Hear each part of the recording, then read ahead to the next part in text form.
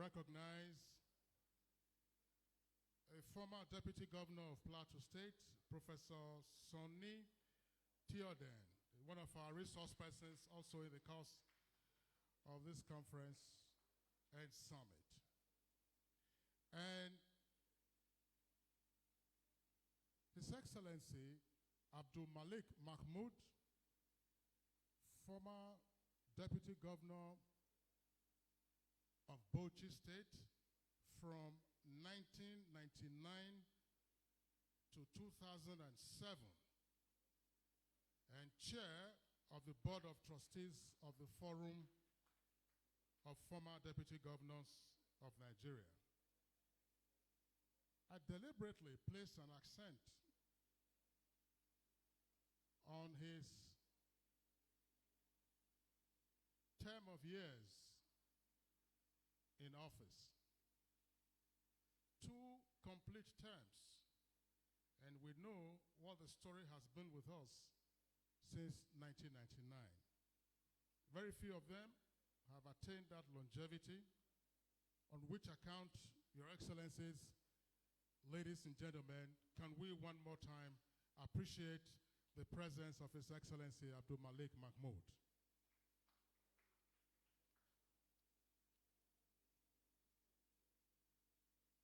As we indicated, we will kick off and others will join us in the course of the formal opening ceremony.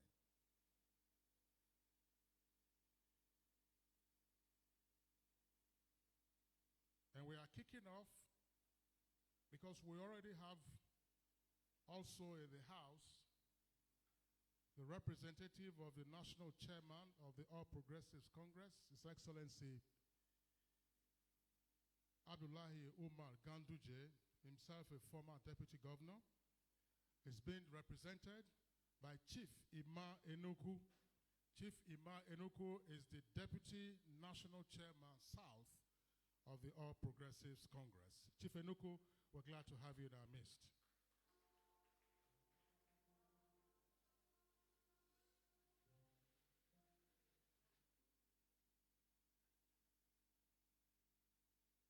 And so, Your Excellency, Chairman, Board of Trustees, Forum of Former Deputy Governors of Nigeria, Your Excellencies, members of the Board of Trustees here present,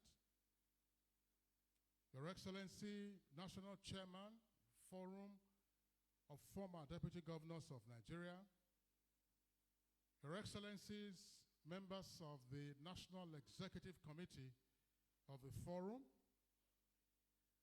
Conference Chairman, Learned Senior Advocate Kanu Agabi, and former Attorney General of the Federation and Minister of Justice. Your Excellencies, current Deputy Governors, Your Excellencies, former Deputy Governors, and esteemed members of the Forum, invited special guests, distinguished guests, ladies and gentlemen, plus members of the Fourth Estate. Let's rise for the national anthem.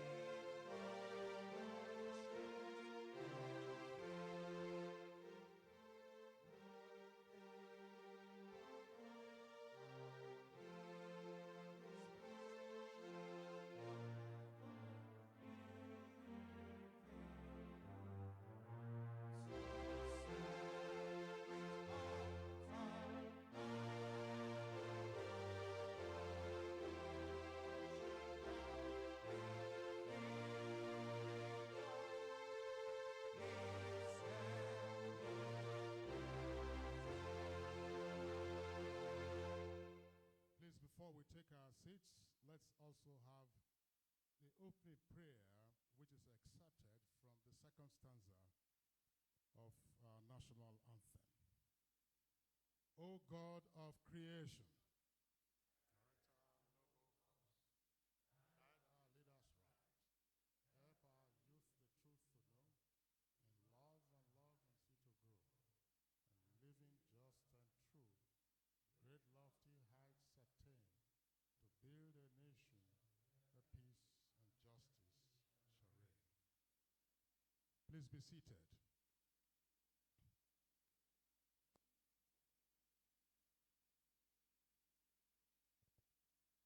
And so, Your Excellencies, we are here today at the opening of the National Conference 2023 of the Forum of Former Deputy Governors and Summit of Deputy Governors over the next 48 hours. But this has been made possible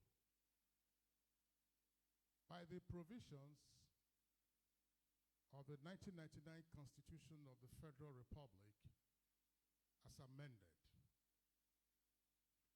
But it's also been our experience, we saw a bit of it in the Second Republic from 1979 to 1983, but most especially in the Fourth Republic from 1999 to date, which is 2023, that so critical a provision of our Constitution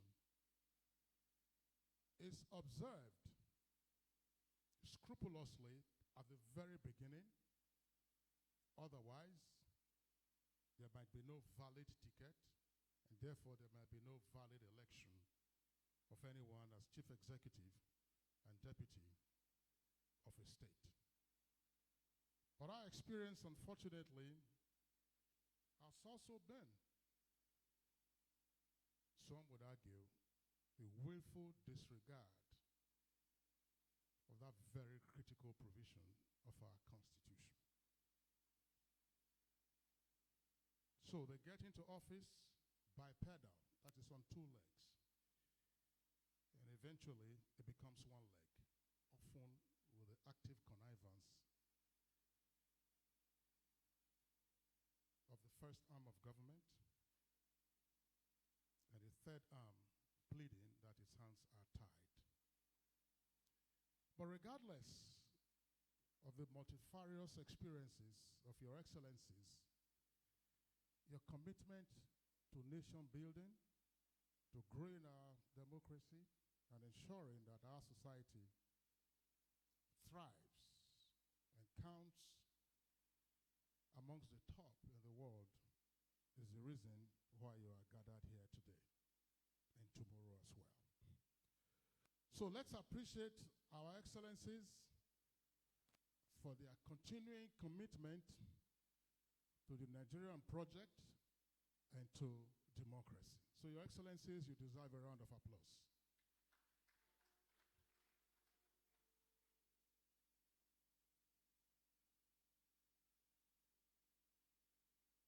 And just now, permit me to recognize His Excellency, the former Deputy Governor of Benue State, Sule Iyaji. Sule Iyaji, His Excellency, former Deputy Governor of Benue State. I'm sure we all have a printed copy of the program, but some flexibility has been introduced to enable us accommodate the unforeseen circumstances to which I earlier referred. And so at this time, it's my honor and privilege to invite the conference chairman to deliver his address at this formal opening ceremony. Learned Senior Advocate of Nigeria, former Attorney General of the Federation, and Honorable Minister of Justice, Chief Kano Agabi. Please, let's welcome him to the microphone.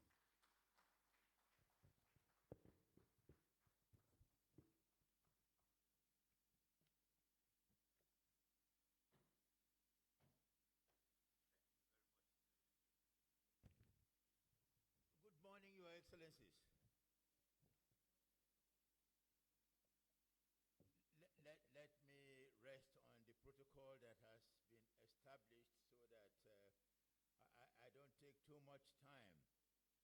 Once more, may I thank you for the honor that you honor me with. May the Lord bless you. I certainly don't deserve it. Please, I know myself better than you do, so I know very clearly that I don't deserve the honor that you give to me. May God bless you. When the MC spoke, he made reference to, shall I call it, our inability to observe the Constitution strictly. And I think he had in mind the relegation of our deputy governors by the governors, so that a constitutional provision which vests power in them is made redundant. Thank you for your continued faith in the country in spite of that.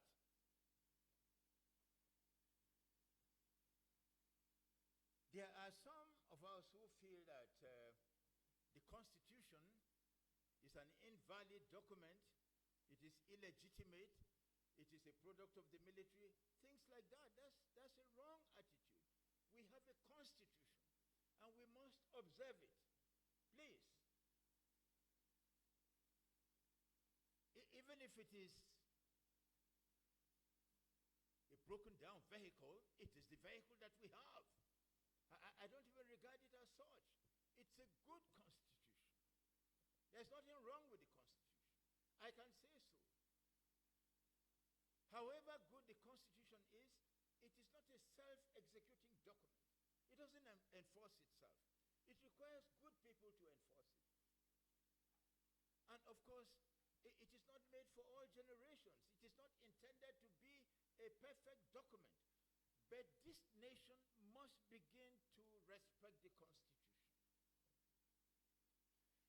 And we must begin to respect the nation itself and not go on describing it as an artificial creation, as you hear some people doing.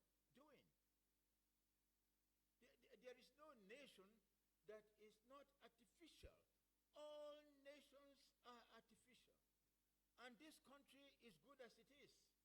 From east to west, from north to south, Christians and Muslims together, that is how it ought to be.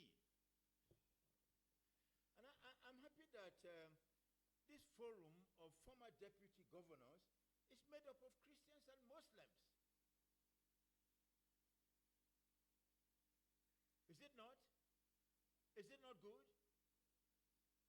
From east to west, from north to south, that is how it is.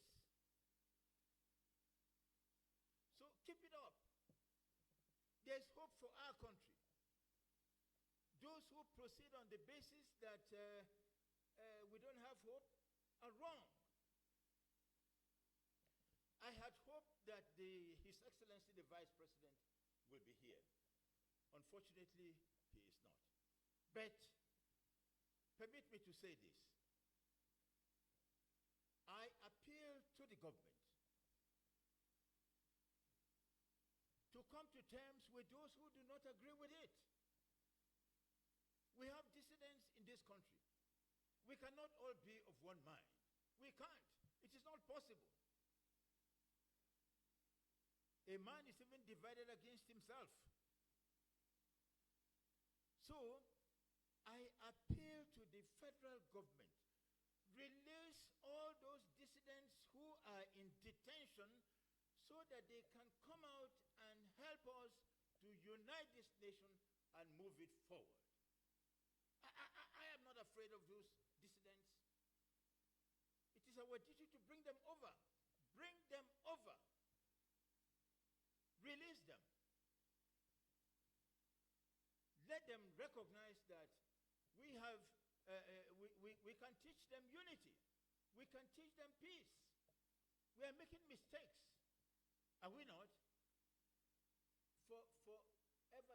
we became an independent nation, we have been making mistakes. We have. That is true. We are guilty of corruption. There's no doubt about that. There was a time that this nation was rated as the second most corrupt nation in the world. This corruption in our offices is responsible for violence on the streets. Let us accept that we are making mistakes. And if we proceed on the basis that we are not making mistakes, and when our young people disagree with us, we just lock them away or kill them, that's not right. We are not giving our young people the right education. The education that we give them does not equip them for life. The nation is not self-reliant, is it? It is not. We must make the nation self-reliant. We must first acknowledge that we are making mistakes. Please.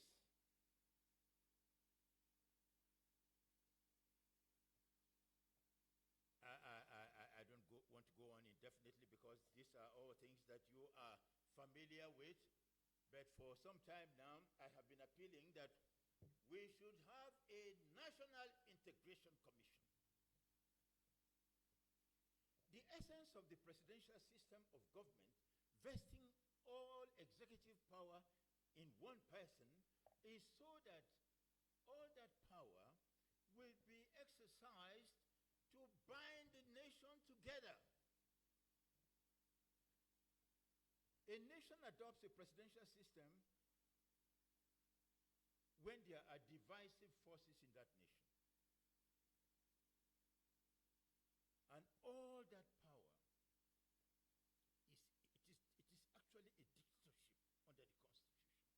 But it is permitted because it is hoped that that power will be used to bind the nation together. And once a nation adopts a presidential system of government, unity is no longer optional. Please, we must come together. So I want to thank you. I'm very happy to be here. Forgive me if I'm saying the wrong things, but these are the things I believe in. Thank you for coming together. Thank you for the sacrifices that you make. Please. And it is what you are doing is the right thing. Continue to make this sacrifice. We have hope. We shall get there. We shall. The nations that we are idolizing are nations that were feudal, nations that colonized us, nations that exploited us and took our resources to build theirs. Today we idolize them. We will also get there. So, Your Excellencies, I can't thank you enough. I wish I could go on my knees and thank you for the sacrifices that you are making. But even as I'm on my feet, please believe me, the knees of my heart are bent to you. May God bless you. Thank you very much.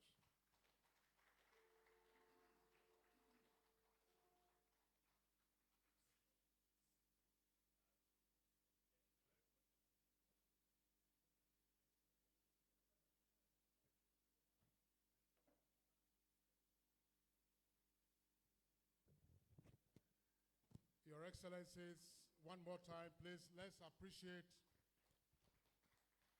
the conference chairman,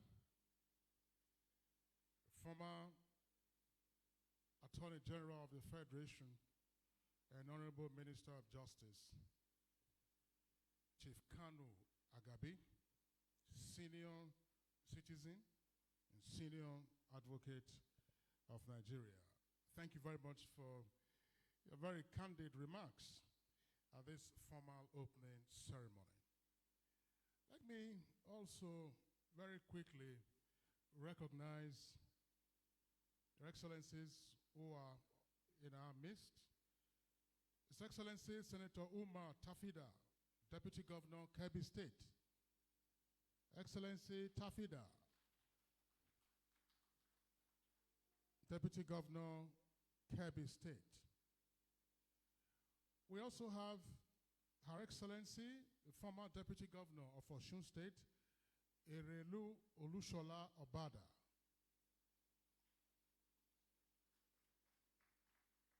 I thought I saw her a moment ago. All right, she will rematerialize in the course of the program. His Excellency, the Deputy Governor of Bauchi State, incumbent Deputy Governor of Bauchi State, just came a while ago while the conference chairman was wrapping up his opening remarks.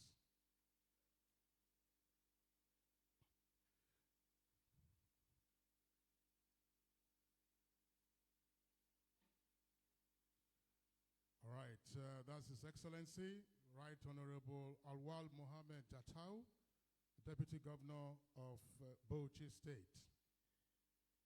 And so we go back again to the program, and I would like at this time to welcome to the microphone to deliver his welcome address the National Chairman of the Forum of Former Deputy Governors, His Excellency Dr. Chris Akomas. Dr. Chris Akomas, please, the microphone.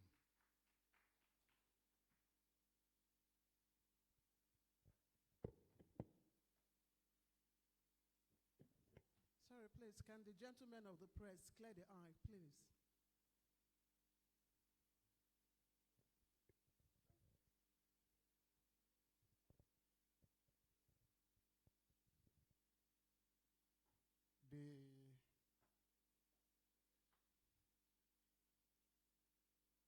His Excellency, the National Chairman of APC, Alhaji Omar Ganduje, who is also one of our patrons, here ably and well represented by the Deputy National Chairman South, my dear brother Chief Emma Enuku,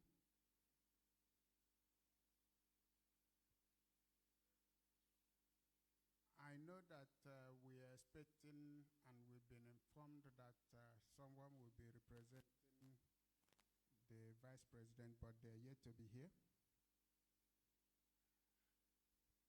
We are very much looking forward to the presence of the Secretary to the Government of the Federation.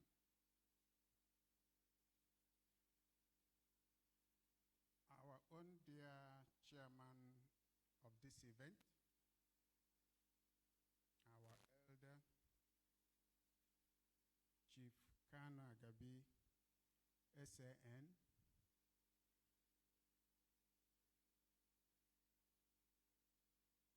we must thank you for your love for the forum and your fatherly advice. I'm sure if there's nothing else we'll take away from your honest from the her speech today, we take away the call for National Integration Commission. It is a worthy call, and we thank you, sir. Thank you, notwithstanding your tight schedule. You had to give this space. Sorry that we couldn't but keep you to this point because of exigencies.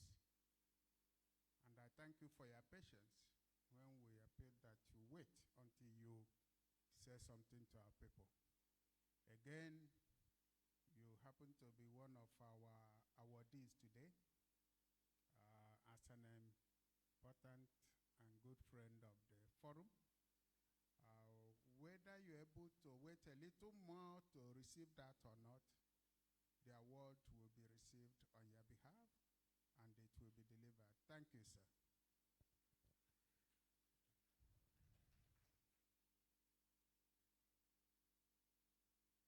The Board of Trustee Chairman of the forum, Alhaji Abdulmalik Mahmood. Many people may not be aware that you were also,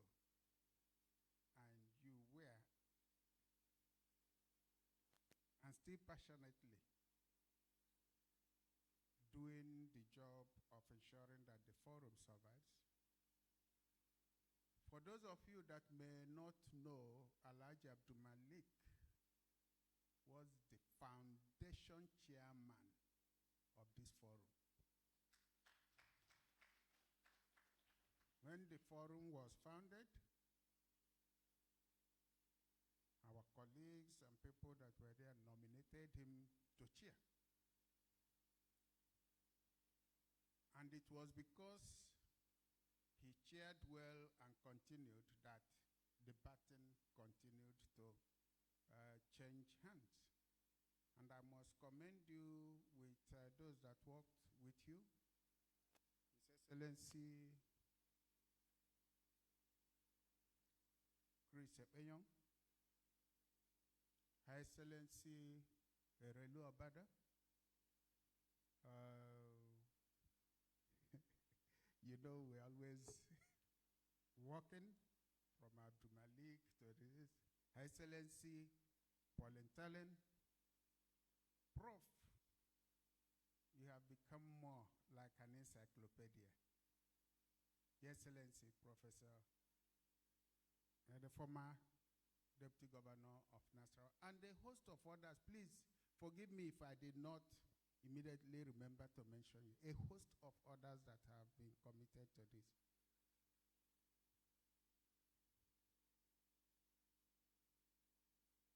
Let me recognize the serving deputy governors that are here, and I reach you through my good friend, the Deputy Governor of Bayelsa State, His Excellency Jatu, powerful intellectual. I know the kind of discussions that we held the last time I was in Bauchi, and he remains that. Now, to my dear colleagues, members of the Executive Council of the Forum, starting with the Deputy National Chairman North, His Excellency Barrister Mokhtar Shehu Shagari, the Deputy National Chairman South, His Excellency Bolarumi Azim,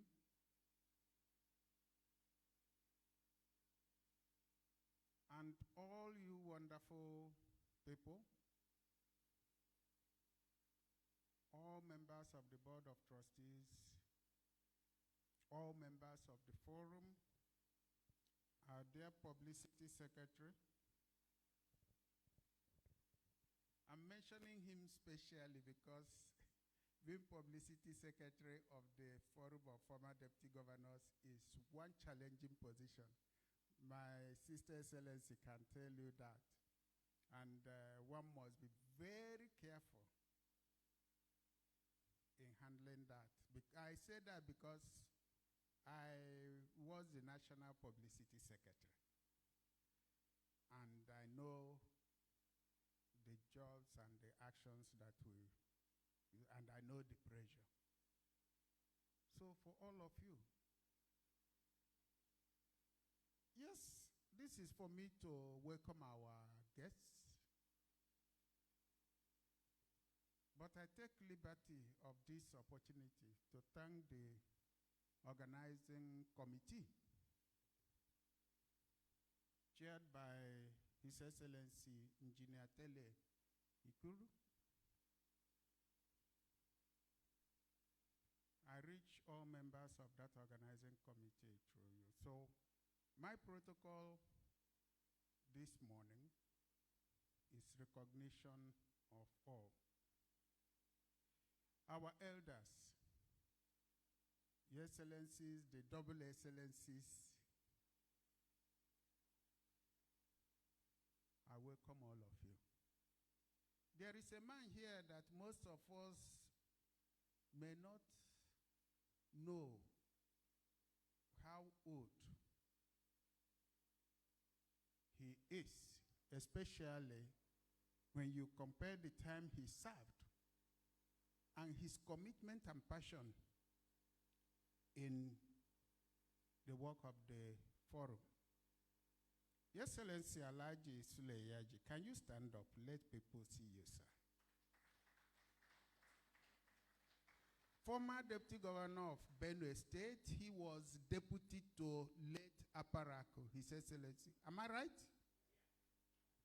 Can you give him a round of applause? I thank you, sir, for being here. And through you, I reach our elders like His Excellency Toby from Rivers, a number of our elders that have kept faith and consistently. The serving deputy governors that are here, we welcome you. We thank you for making our time. We will have good time to interact. We will have good time to talk. We will have good time to speak. And we share experiences. The beauty of life is actually in being alive and healthy. So on that note, permit me to now abridge and say, members of the fourth estate of the realm, the media, the security agencies, distinguished ladies and gentlemen, I'm delighted to have the privilege to welcome you eminent personalities who actually drive our beloved country's democratic process to this epoch-making event. May I also express our profound appreciation to you all, our elders, friends, well-wishers, and colleagues who have in no small way contributed in diverse ways to make this national conference and summit a success. We are indeed happy that your magnanimity, your support has brought us this far, and we can assure you that we will continue to strive harder in the quest for nation building and in the bid to deepen our democratic process.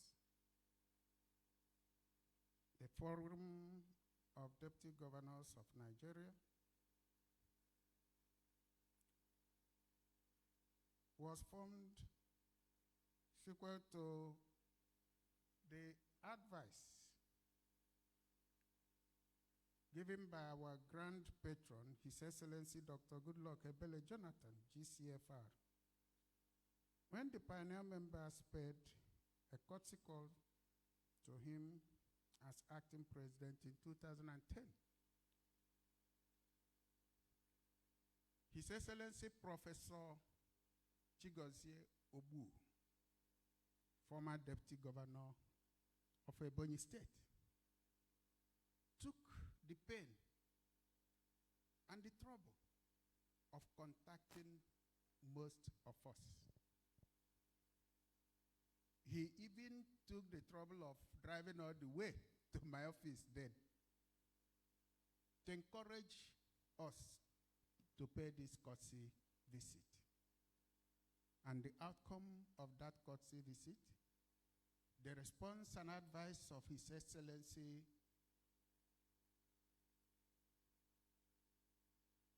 Dr. Goodluck Ebele Jonathan GFR, is what you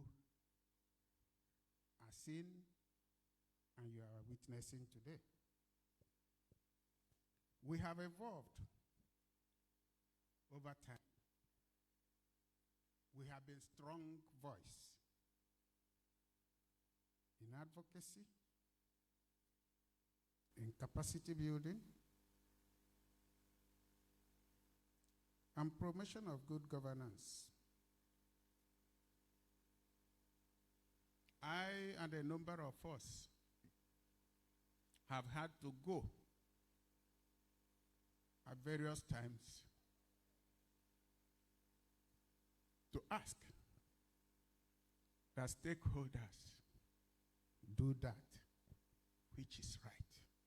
And what we as a forum considers, sees, and takes as right is the bottom line, ensuring good governance, ensuring that the actions of all stakeholders is towards the public good, ensuring respect for each other, emphasizing that respect is reciprocal. And that was why during the national conference, the last national conference, we presented a paper which was passed through some of our members who served in that national conference. Her Excellency Erelu Obada, former Minister of Defense. His Excellency Philip Salau and others. Under the chairmanship of now our BOT chairman, we packaged that document.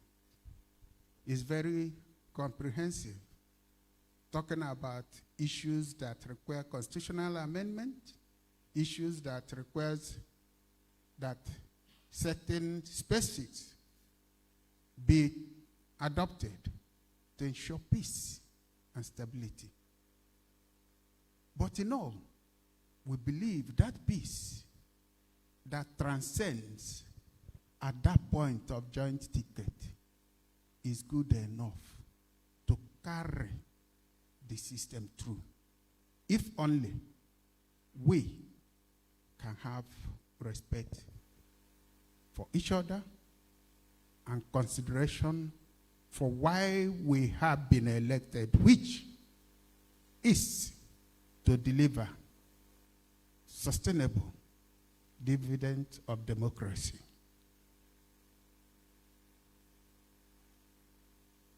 So the need for this summit has been to ensure that in our policy drive, the identification of key issues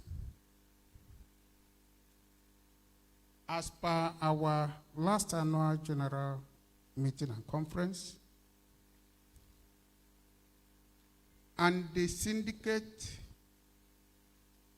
work that we had done in the past will come to the fore, majorly to share our experiences, to look at the options to ensure that all these crises that happen would be eliminated, if not completely, reasonably. And you know, our patron, the former governor of Kaduna State, who is the national chairman of APC, a very strong member of this forum, launched a book last year. It was also in October. And in that book, Dr. Abdullahi Umaru Ganduje rightly posited that citizens of states should not be made to suffer because of disagreements between people they have elected to serve them.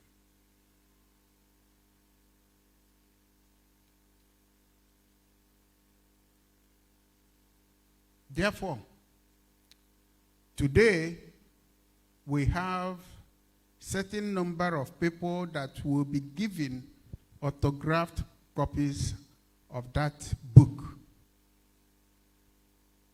And those people are young ones, students, because our focus is to catch them young, change the narrative, change the thinking. And that is why, if you look at the back, you will see some beautiful and handsome students sitting in our midst, so that they can learn, they can also read. So, the other issues bordering on the specifics that it affects the Constitution, will continue to work on them. The issues bordering on the proper recognition and things that should come naturally to members of the forum, will continue to work on them. The other issues bordering on what recognitions that should be given to the forum, will continue to work on them. But majorly, we bring and present to this nation, our country, Nigeria, the reservoir of experience, of expertise, of knowledge, of tolerance, of ability to hold together not just our states, but our nation. We bring to you, distinguished ladies and gentlemen, a people that are determined in contributing to the well-being and progress of our country. And part of that is that we are in the process. We started it after our conference last year. We are producing reference books. It's going to be in series. Members are contributing to that book, giving their experiences. Why it's going to be in series is that no one book, no one edition can contain it. And as we release them, you will have copies. Our focus is to ensure that it will serve as reference materials for politicians, political science scholars, students, and the reading public to get insights into the challenges faced by the governors and our suggestions on the best way to mitigate such towards keeping the ship of state aright in Nigeria. Distinguished ladies and gentlemen, excellencies, we have worked, and part of our programs has to do with a program we are putting together to hold during the first quarter of 2024, and that will be a national rebranding summit. We look forward to your support. We look forward to your cooperation. We hope that it will help all of us, the corporate culture of our nation, and indeed give our country that necessary sense of pride, self-worth, and dignity that we all are yearning for. In conclusion, I want to appeal to all of us as we participate in this summit to please take the thematic papers seriously and imbibe the culture of always protecting, promoting, projecting the shared vision of your states, the stakeholders. That shared vision from the principal and the hand that holds, let us get it working together, irrespective of those who may, as always, work on festering crisis, because there are people who make things for themselves when there are crises. I remember as a deputy governor, I called somebody. At that time, I was even giving him a monthly allowance on our employee. So I saw that he was one of those feeling that my relationship with my governor was too close. And he said he was going to inaugurate a war. I believe in it. So I called him, called his friend, the 5 of them that discussed it. I said, so where are you going to inaugurate this war? If we inaugurate the war, who will be the soldiers? Who will be the villains? Who will be the victors? And who will be the victims? Surprisingly, one of them was very blunt. He said, Your Excellency, I don't know why you called us today to discuss this, but because you have called us, I will not participate again. Do you know why? I said no. He said, just last night, I decided that from today, I'm going to cause some people pain. And you happen to be one of them. So for calling us, it means you heard what I was discussing within the confines of my... So if somebody can stay, think, reason, and decide to cause people pain, what else do you expect? So we must learn how to handle these issues and be ready for it, because it must come. On this note, let me not forget to thank the German Kebi, German Argungu, His Excellency Suleiman Argungu. He was our Deputy National Chairman, and he has remained steadfast. And through him, I thank all of you that have remained steadfast. And on that, too, I welcome all of you that have come. And, I've just cited the former National Secretary of the Forum, His Excellency Alhaji Aramayao. Am I saying correctly? Please give him a round of applause. We have traversed this country, the focus, and we still want us to continue on that, is for the stability and peace of the nation. That is the focus of the Deputy Governor's Forum. A lot of work has to be done. A lot of work is being done. But we need all hands on deck to get it done.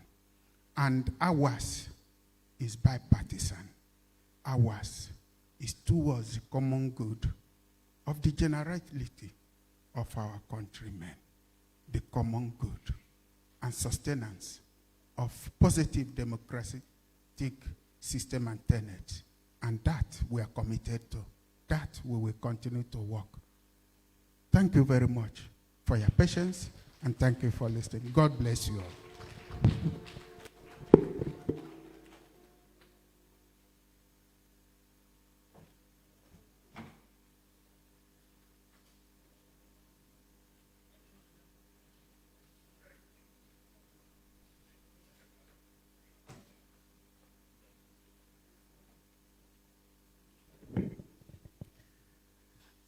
I thought the chairman deserves another round of applause.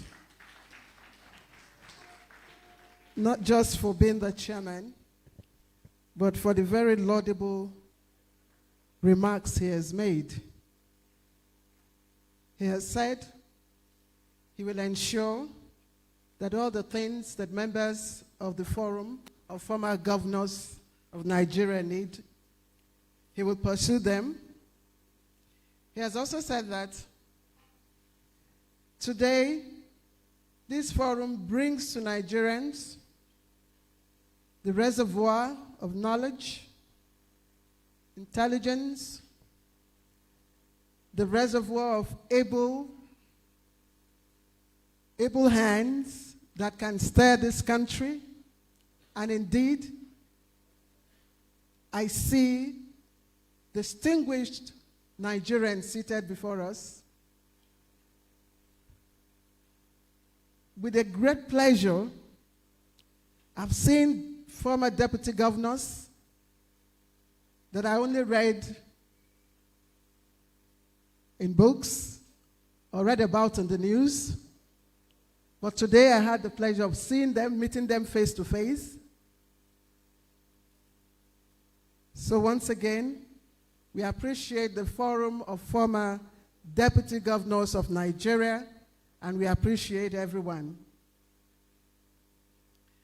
Let me quickly recognize some dignitaries that stepped in just while he was speaking. His Excellency,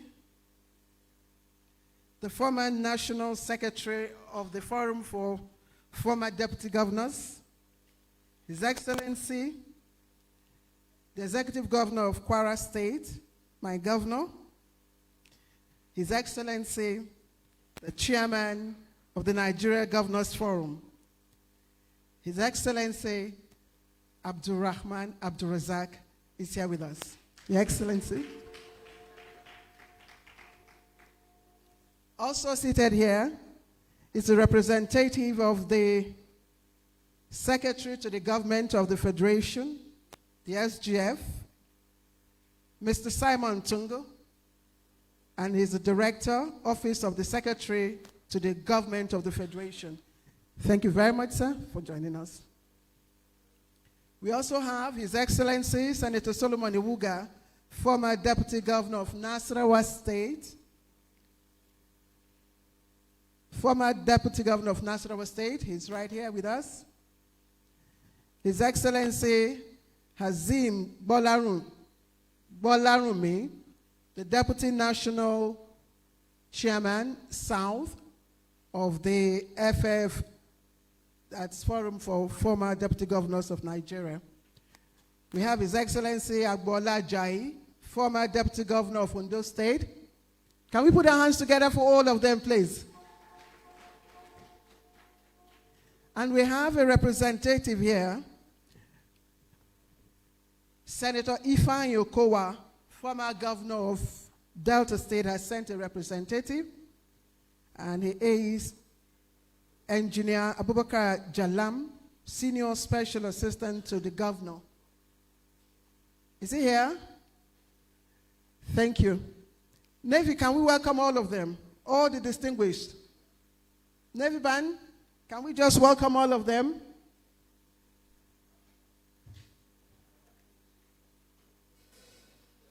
Just...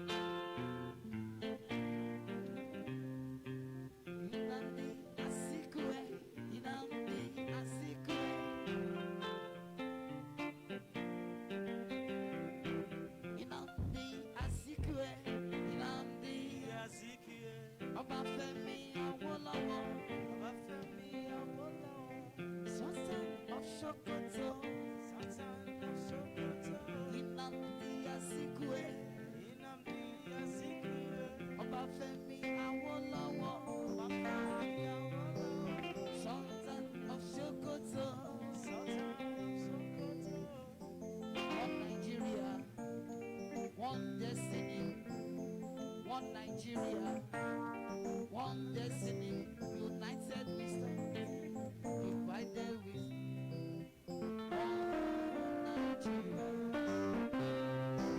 united we stand, divided we fall, one Nigeria.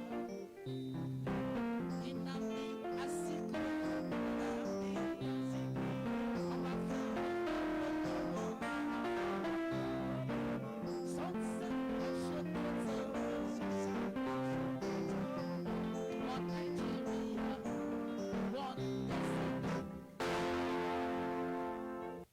Thank you very much. That's Warrant Officer Onikbede leading the Navy Band. And of course, we have Chooks O, JP Bright Usoro, Solomon Edet, Martin Ekong, Alex Sado, Samuel Olayo Kumbo Oguniyi, and Emmanuel Akinola, comprising 9-man team of the Navy Band. Spoken words, it's not my way. I rather write whatever I think. But perhaps the best spoken words that my gender will know is the one that involves our emotion.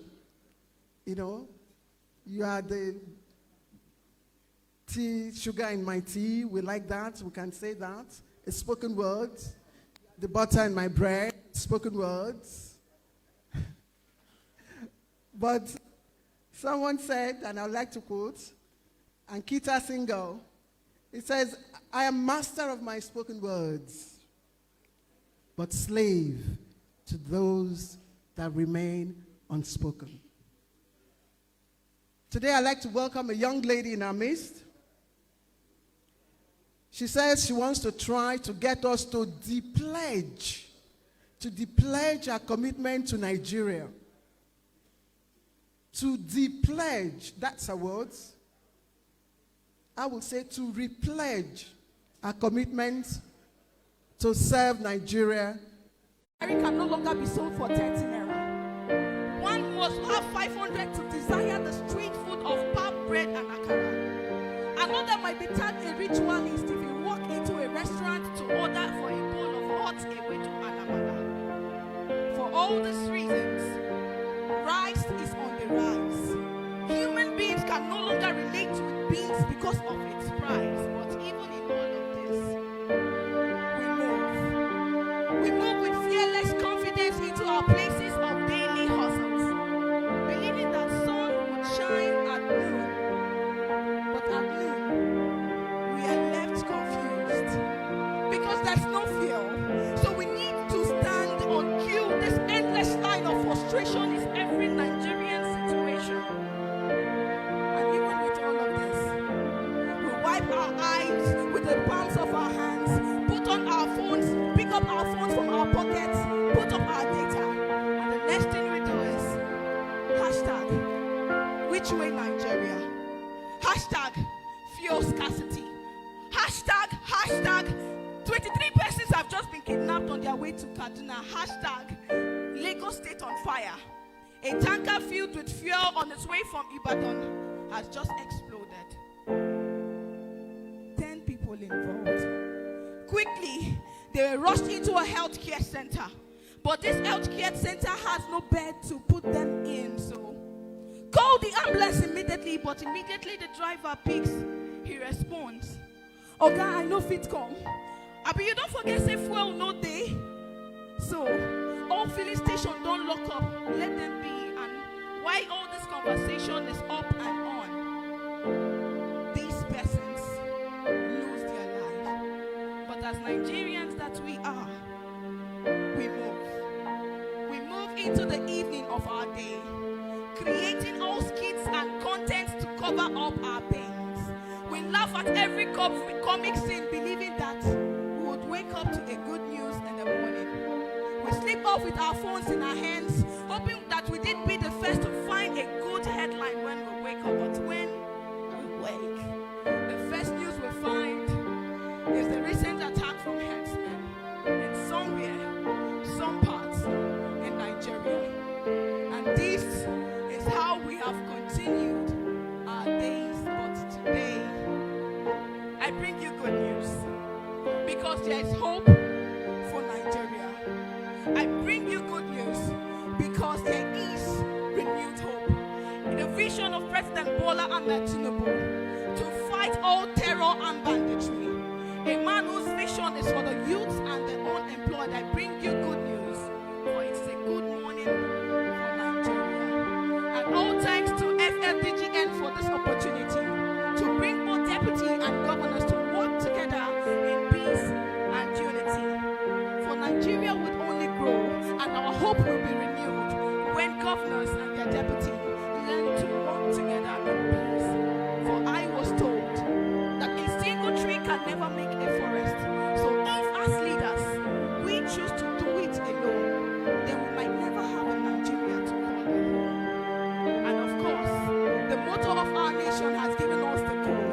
It states unity and faith, peace and progress. Now imagine this. If all leaders choose to work together in peace and harmony, what will become of our society?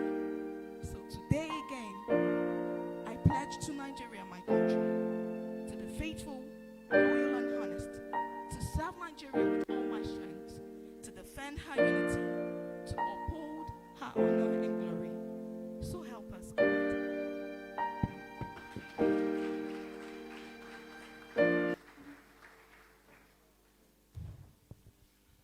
Once again, let's appreciate Catherine Esther Clement for the spoken word.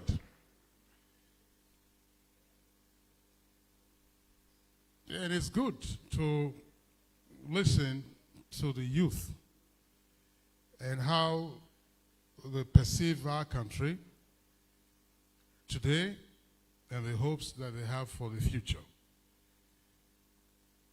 Catherine, thank you very much.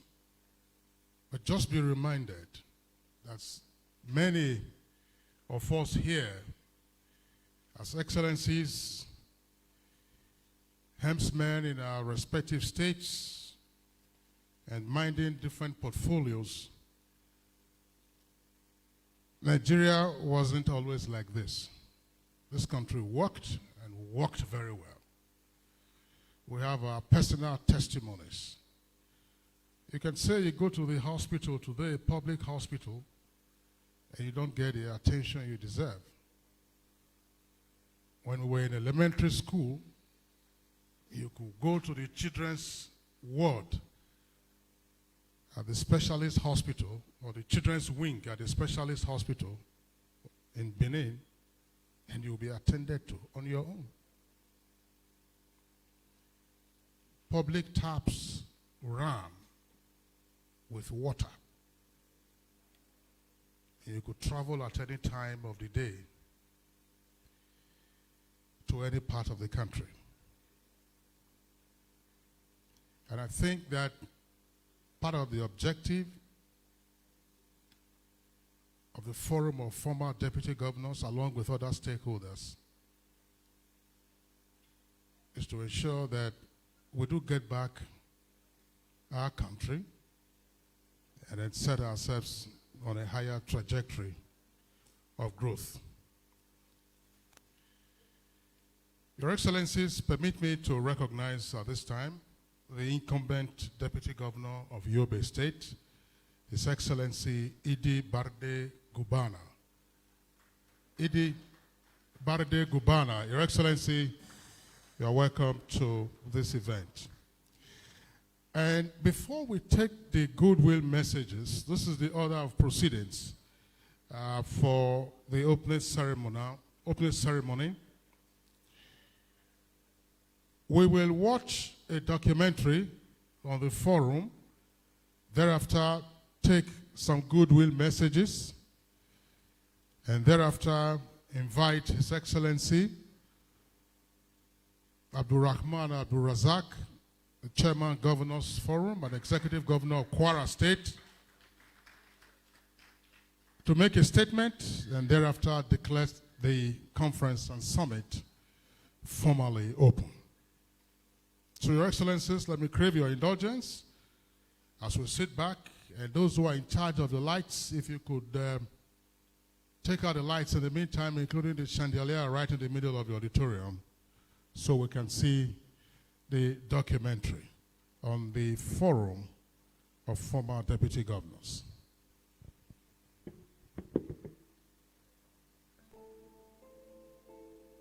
In the heart of our nation's capital lies a formidable institution, beclouded in the scheme of things, veiled from the prying eyes of the media until recently, yet pivotal and critical to the growth and well-being of our great nation, Nigeria.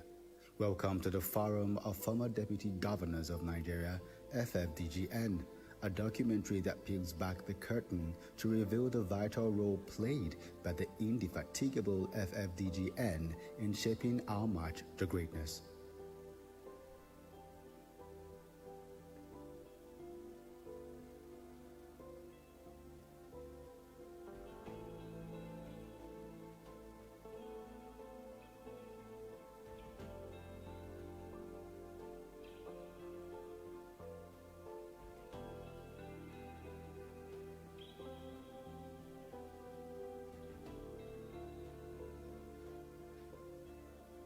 Registered on 25th April 2014 in the heart of Abuja after a courtesy visit to His Excellency President Goodluck Ebele Jonathan, it was unanimously agreed that FFDGN be formed as a platform to promote good governance, national development, and leadership.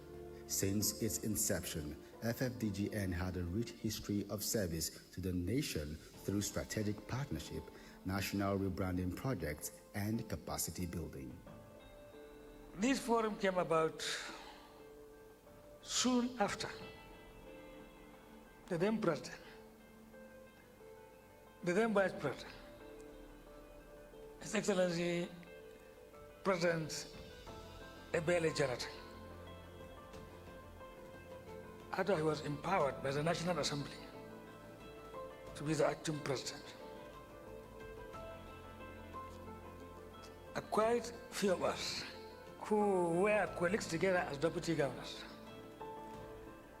decided to call our colleagues. Specifically, many of us turned up. So we came and congratulated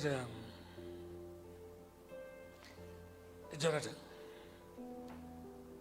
Based on his advice, we decided to go back to our hotel where we met before we came in a bus to form this association.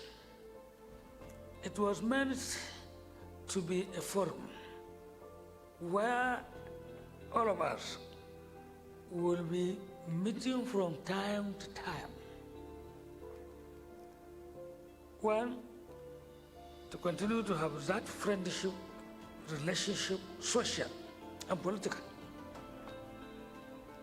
And also to avail ourselves of what's happening around Nigeria, especially political, and see where we can come up with alternative and experienced views on certain major national issues.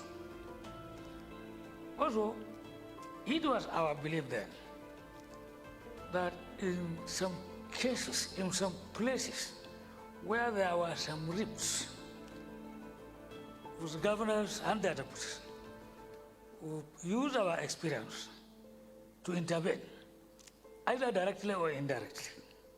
It didn't have to be us, but we could use our contact across the country, especially from within the zone, to intervene.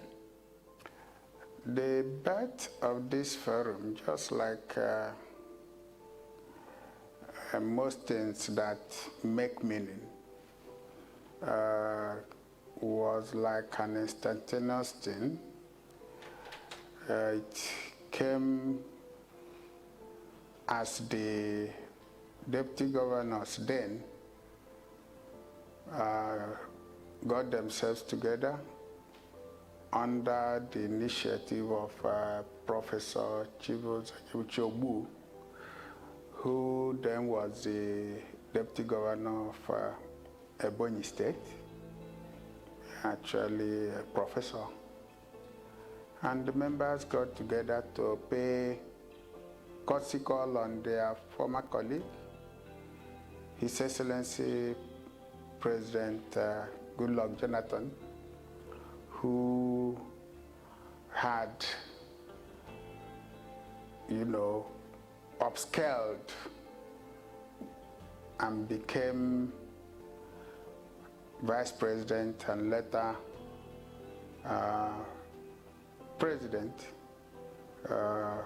at that time in capacity of the Federal Republic of Nigeria.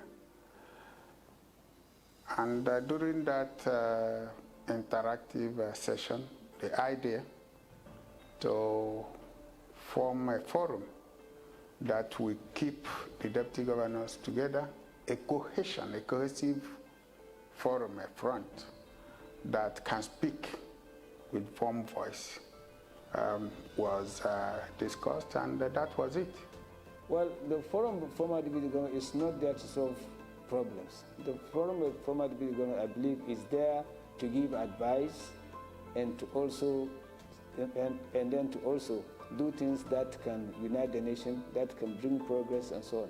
But I think we can do quite a lot in the area of economy. We can do quite a lot in politics by ensuring that our politics is clean, by also bringing synergy and understanding between a governor and his deputy, and even between the president and his vice.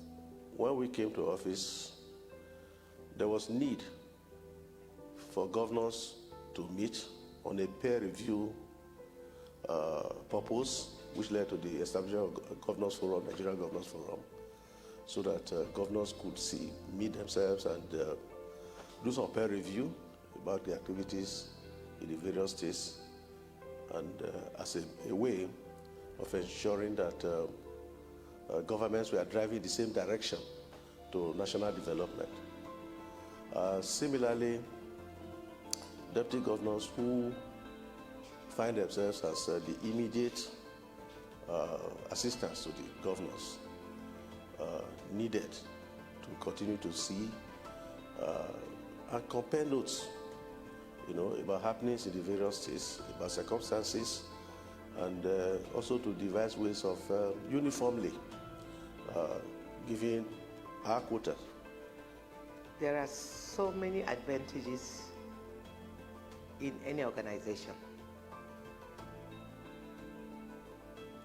A broom sweeps better than you removing just one single strand.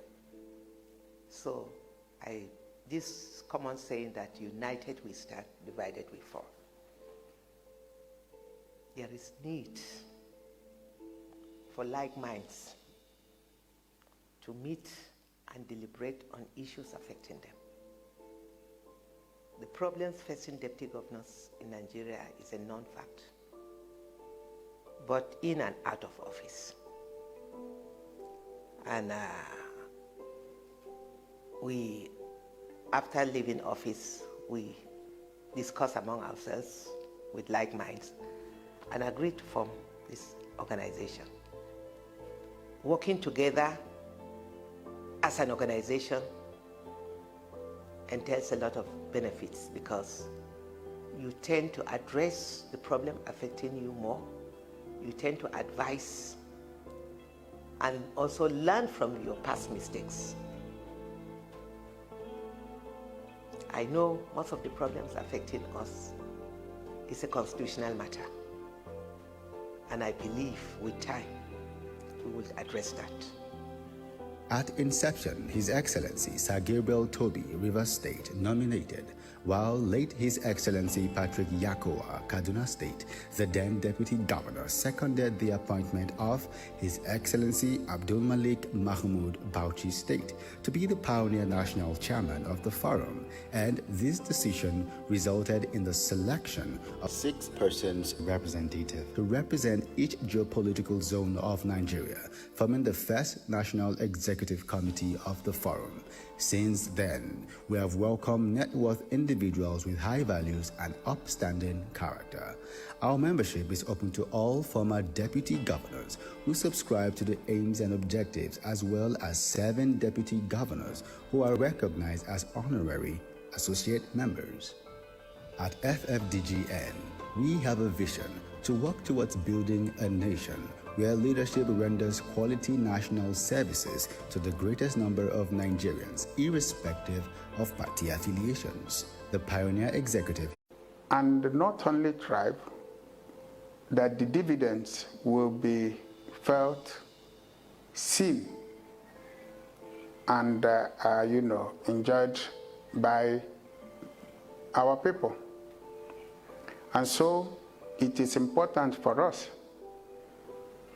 that sustainability of democratic governance is in place, but not just only that. We also work hard to ensure peace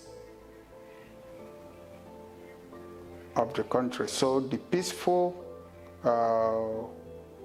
cohabitation, coexistence, and relationship is very important and necessary for us. The forum has also been active and vocal in talking about national issues, and giving a direction of what we believe should be the case in our country. So it's an advocacy from people, I would say, they are knowledgeable, they are equipped, and the forum has also been there as a support to bring out knowledgeable people to serve in the administration of our country. It's a body that has been created before I became a deputy governor, which I appreciate sincerely, because the role of the body is to cater for our members and to stand and encourage deputy governors to play their roles, supporting their governors, and to ensure that in every state there's unity between the governor and the deputy governor. And that alone has been a drive and my appreciation of the forum. Our national conference, which held on the 25th of October 2022 in Akwa Ibom State, saw attendance of dignitaries from all over the country, namely the Deputy Governor of Akwa Ibom State, His Excellency Moses Ekpo, civil society organizations, National Council of Women Societies, National Orientation Agency, to mention but a few. The conference was declared open by the Governor of Akwa Ibom State, His Excellency Dr. Udom Emmanuel. The theme, Nation Building in Challenging Times, was surgically examined and strong points were adduced by academic experts as a way to jumpstart the journey to a new Nigeria. The conference ended with 4 pillar resolutions: that the Forum of Former Deputy Governors of Nigeria is a critical platform of quality managers of human and material resources that must not be allowed to derail; that efforts should be sustained to reposition the forum to offer greater contributions to the quest of nation building; that the forum should, as a matter of necessity, document its experiences for posterity; and that Nigeria should always see its challenges in the context of global realities. I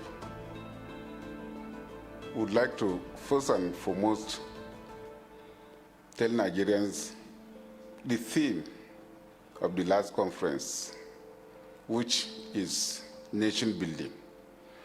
And going by the name, each and everyone will know that it has impacted to the nation and to Nigerians. When we talk of nation building, no nation would claim that it has gotten to a height that it doesn't need to build on. Even the developed countries are looking forward towards building their nations. Even America, they're always thinking of how to build America the more. Talk less of a country like Nigeria. We feel there is the need to find ways of building this country. We can see that we have challenges, and the challenges are not meeting well for the development and building of this country. That was why we suggested that theme, the challenges of nation building. And we really invited some well-to-do Nigerians in terms of academics to give us a way forward. And it was very satisfactory. If what we did could be replayed back, Nigerians will know how it impacted on this nation as a country.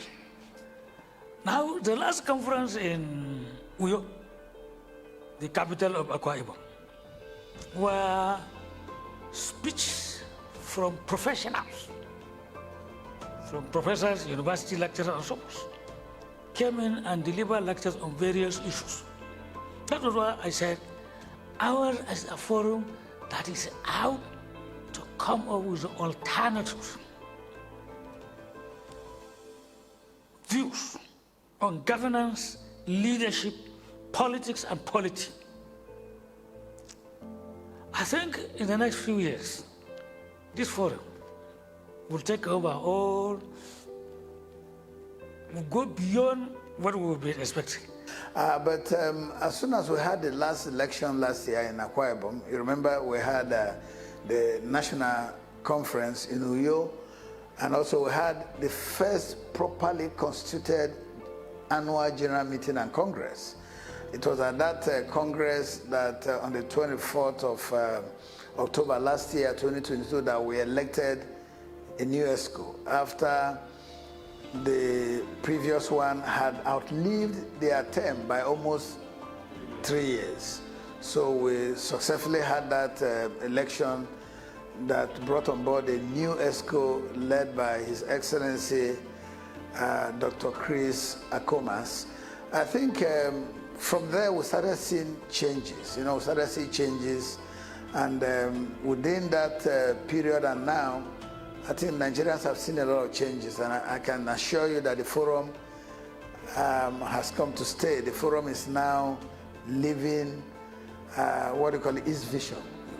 It is a forum that can provide a platform to share valuable experience and knowledge, develop initiative, innovative policies, and address complex challenges. The forum can facilitate networking and collaboration among leaders. A forum can serve as a mentorship forum for emerging politicians, promote unity in a diverse nation such as ours, mediate conflict and promote political stability, ensure accountability and oversight, advocate for regional interests, engage internationally for investments and other global issues. And I think it's one of the best forums I have ever attended. And why? It gave me an opportunity to see some of my colleagues that I have not seen in many years. If not for anything, it is a gathering that you felicitate with your former colleagues. The Forum of Former Deputy Governors of Nigeria is vested with two primary strategic obligations: to organize an annual award for public officers in recognition of their ability to cordially work and relate harmoniously with other political actors and institutions; to organize capacity building, training, summits, conferences, special dinners, special appeals, seminars, and workshops to contribute to the quest of nation building in collaboration with other corporate bodies or institutions. Innovation is at the heart of what we do. Therefore, we are always driving progress in remarkable ways. Our achievements and impact are head-turning. And in 2016, the forum held its first general meeting outside the city of Abuja. The highlights of the meeting was the election of new National Executive Committee members. Well, Director General, that nomenclature supposes that I am leading other directors under me in various departments and units. I direct, the operations of the Secretariat, That's generally my duty. And, the Constitution of the Forum also provided the powers of the Director General. Basically, what do? What we do is we administer the operations of the office, we plan programs as we're empowered by the forum or as we are directed by the National Executive Committee at all times. We supervise various departments, we ensure that communication between the forum and the public is tailored within the framework of the objectives of the forum.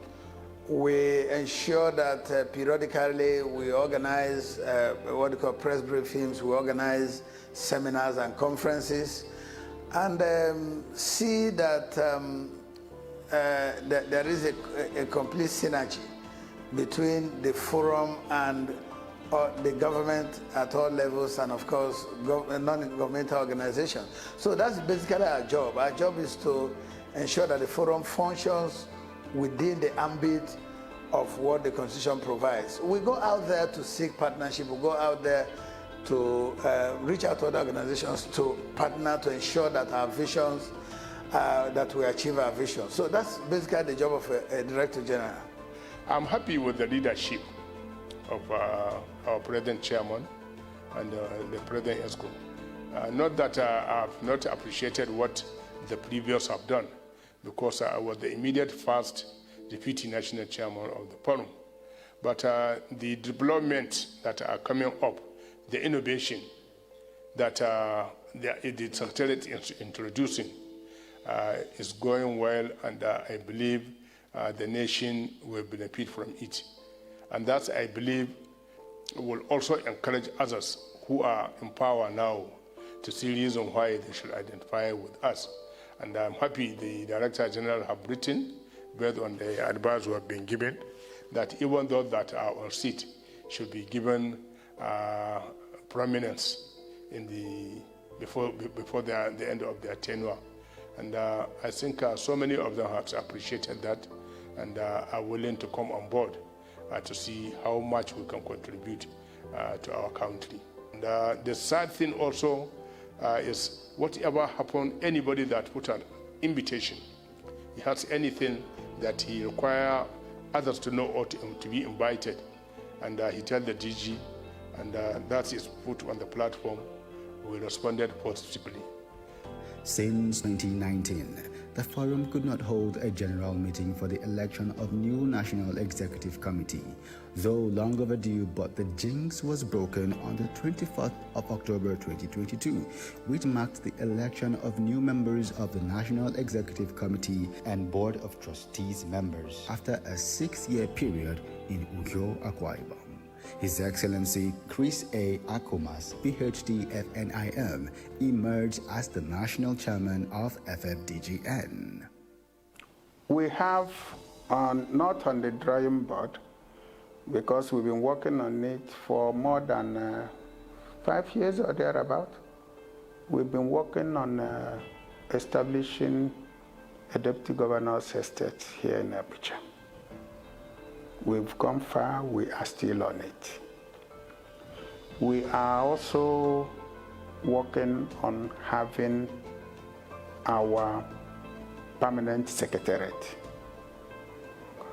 Well, these are actions and things we are doing to concretize and stamp the existence of the forum.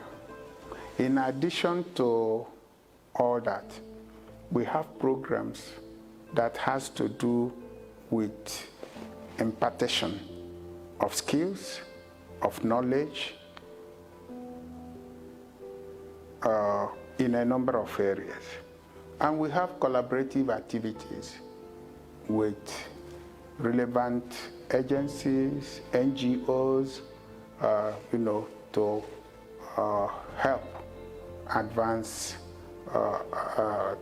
things that will give meaning to our people and also help grow and mentor the young ones. We are planning to have a national conference. What is before us is to address the problem of nation building. Advocacy is key. We will keep advocating the need to remain one united nation.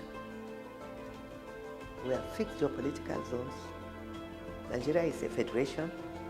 I don't believe that we should be talking about regional politics now. We should talk about issues, problems that will help build Nigeria as a nation.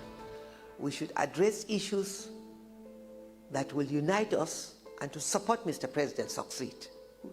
We have a responsibility to pray for our leaders, to support our leaders, and to advocate on programs that will keep us as one united nation. There are so many issues that we should address on nation building, and that is what we're planning to host the national conference. I don't want to let the cat out, but it's going to be a big one, and I call on all members to stand united. As members of this forum, we must keep aside any sentiments that will divide us. Every former deputy governor have a different story to share. Every deputy governor has a different experience. So as we all meet together as a forum, is to start championing that stories. How can we take them and make them to be positive? That is the essence I see that the forum can help in the nation, the Nigerian nation building. There are many things the forum can do, as many as that you can imagine. The forum have an workaholic DG who is willing to go and do all the research. But I believe we have eminent people in the forum and who can do much to help this nation. Whether you are in the forum or you are not in the forum, you stand a former deputy governor. And one day, you will need the support of others. So I will call upon them not to take the path of destruction. They should take the path of building. We should unite and build this forum together so that all of us will be better off. We believe that working together, putting our ideas together and making these suggestions and recommendations helps the leadership of the country take decisions that will augur well for all of us. I believe that our forum of former deputy governors of Nigeria is stronger than forum of former governors. And that was achieved because of our concern and our interest to see that we become one and we speak as one. Do you want to know more?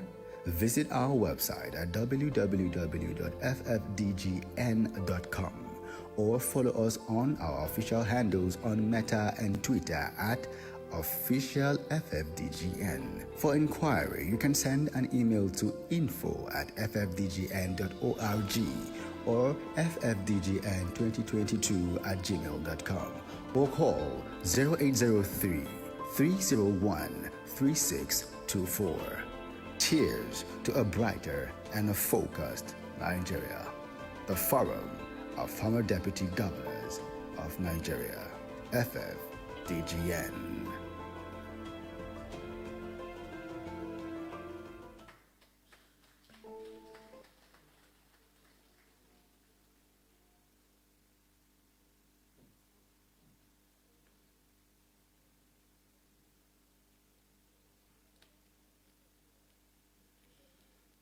Your Excellencies,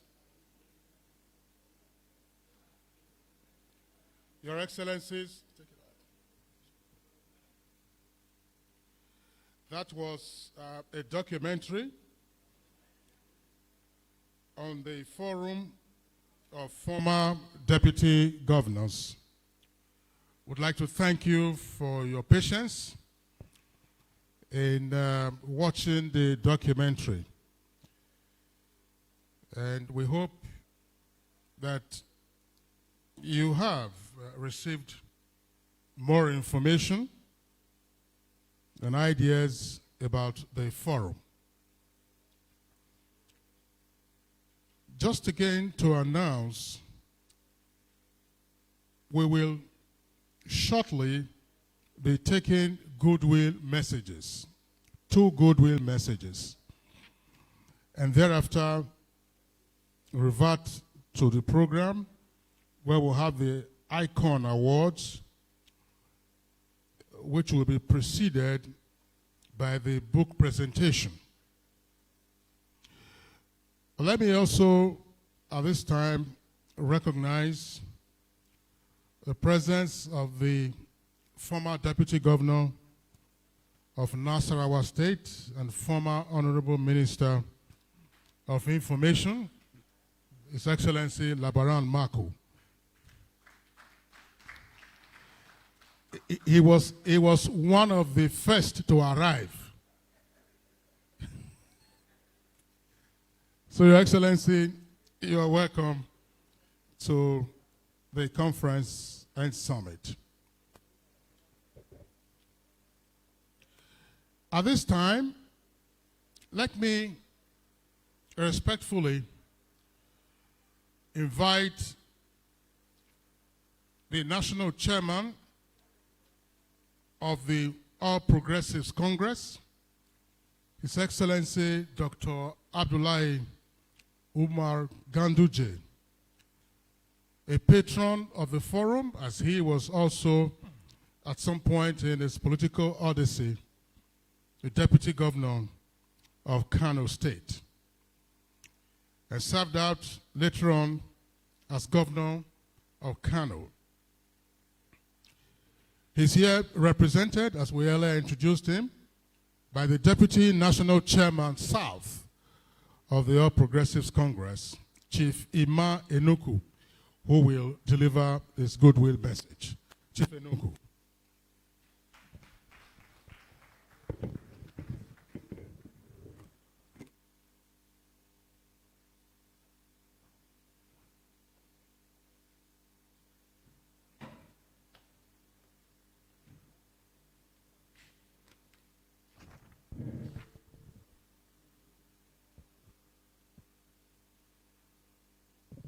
Your Excellency,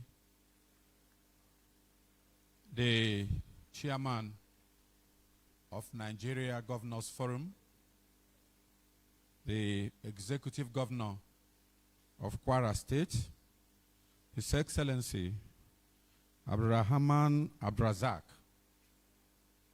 Your Excellency, the Chairman of Conference of Deputy Governors, Comrade Chris Akomas, Your Excellency, the present Governor of Nasarawa State, my friend, His Excellency Emma Akabe, Your Excellency, the present Governor, or Deputy Governor,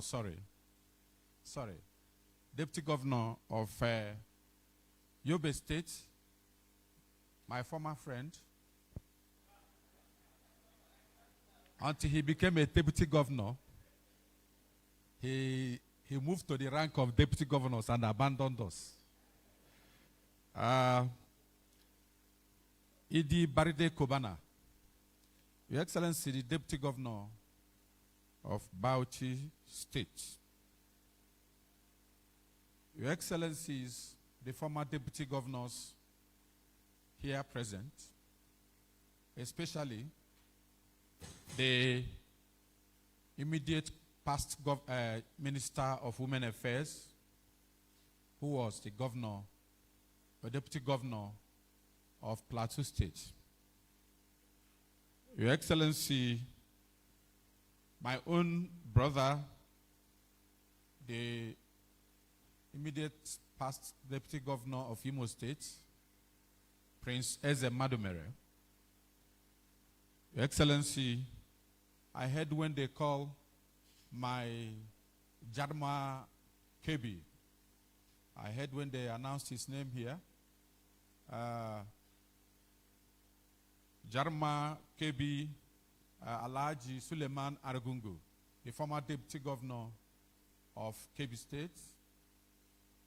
Your Excellencies, the former Deputy Governors, ladies and gentlemen, please, I recognize everybody here. I am here at the instance of the national chairman of our great party,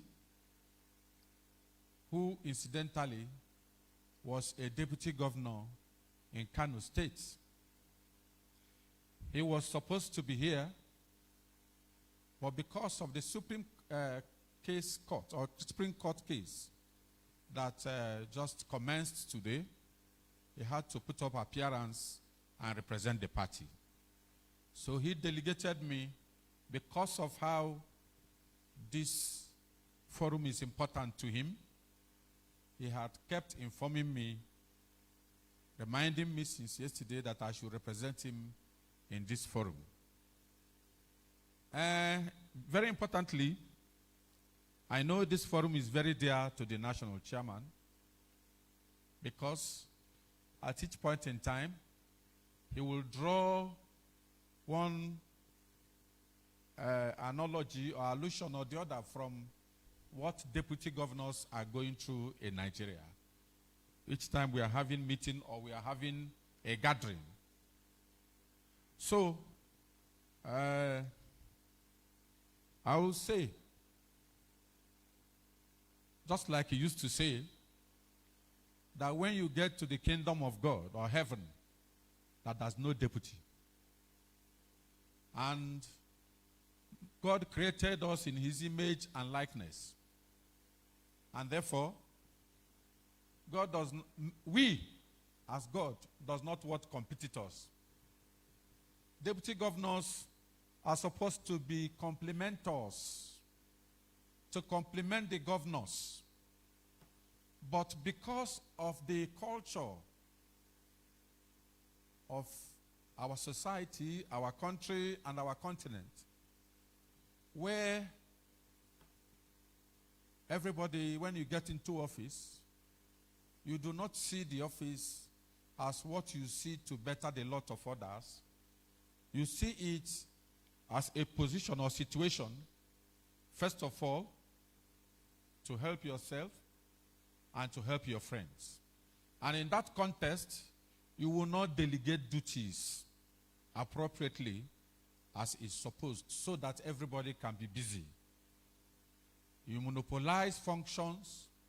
All constitutional duties are on you alone, and therefore leaving the office of the deputy redundant.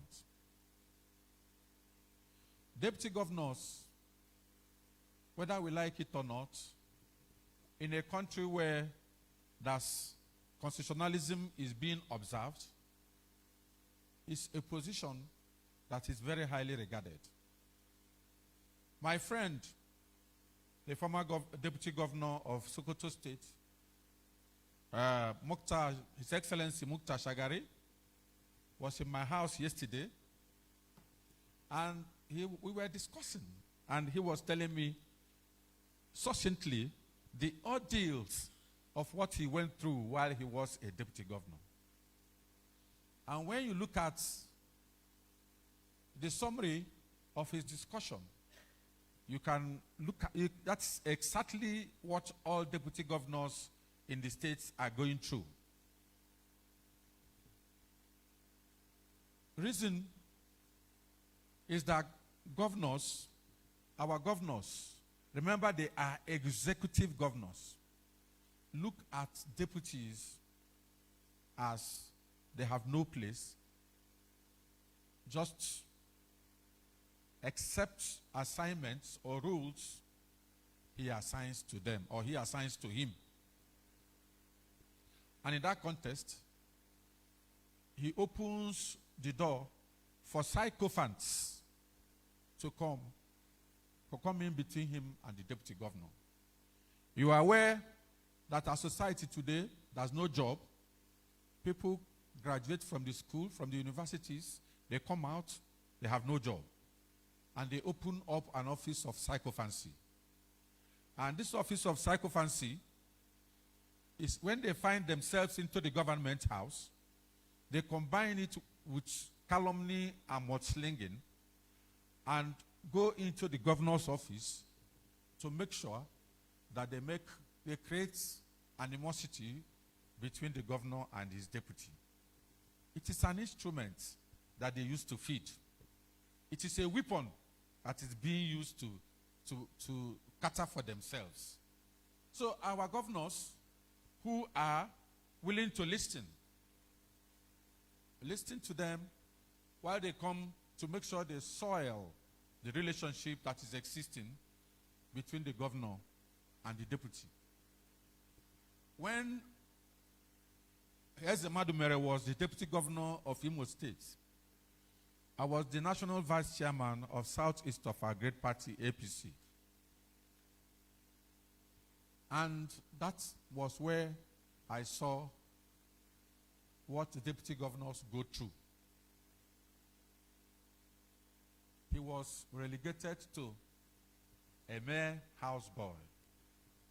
And I salute his loyalty. He was not part of the governance except on cases when they send him on errands. And he willingly go. Apart from, notwithstanding rather, what the Constitution has ascribed to him as his constitutional rules. But those were not there. And this happens in most of the states. And it is because there's a lot of suspicion between the governor and the deputy. The governor suspects the deputy, just as our national chairman rightly puts it, that if the governor and his deputy are going for a function, if the deputy works faster than the governor, they say the man is now pretending to be the governor. If the deputy walks behind the governor, they say he's planning on how to assassinate the governor.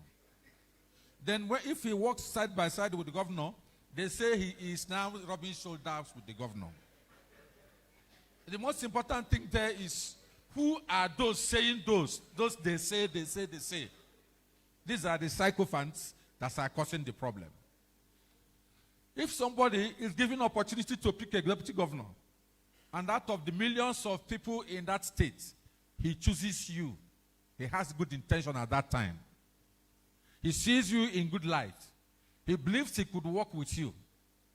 But as soon as both of you are sworn in, and people who has no duty, who has no daily bread, who are looking for ways to feed themselves, they will creep in and become advisors, devilish advisors to the governor, to feed him with lies about the deputy governor, make sure he soil their relationship. When the chairman of the forum was giving his keynote address, he pointed it out that some people just came together and said, let them make sure that they make some people feel unhappy. Let them make sure that they soil the relationship between him and his governor. That was not the intention of this governor. The governor never proposes or never wanted that. But as they go and they keep harping that into his ears, he will become suspicious of his deputy. And that is what is the scenario that is playing in this country. And whether I like it or not, there's so much hunger in this country now. There's so much hunger. People must find themselves jobs to do, no matter the job. And the job of talking to a governor is a big job. If governor can give you a listening ear, it's a very big job. And if you don't tell governor what he wants to hear, he will not even allow you to come tomorrow. So it's a good business when you tell him that his deputy is trying to kill him, that his deputy wants to take over from him, that the deputy is doing this, that the deputy is doing that. He would want to hear that, and you come with that every day, and you'll be always finding money in your pocket. And that is the situation we find ourselves. In advanced country, it may not be like that. Because the Constitution had given everybody roles. And therefore, I am happy that you, the deputy governors, had decided to come together and form yourself into a forum and embark on this advocacy. As you create awareness, as you meet people and talk to leaders of our country, there is need to constitutionally give roles to the deputy governors.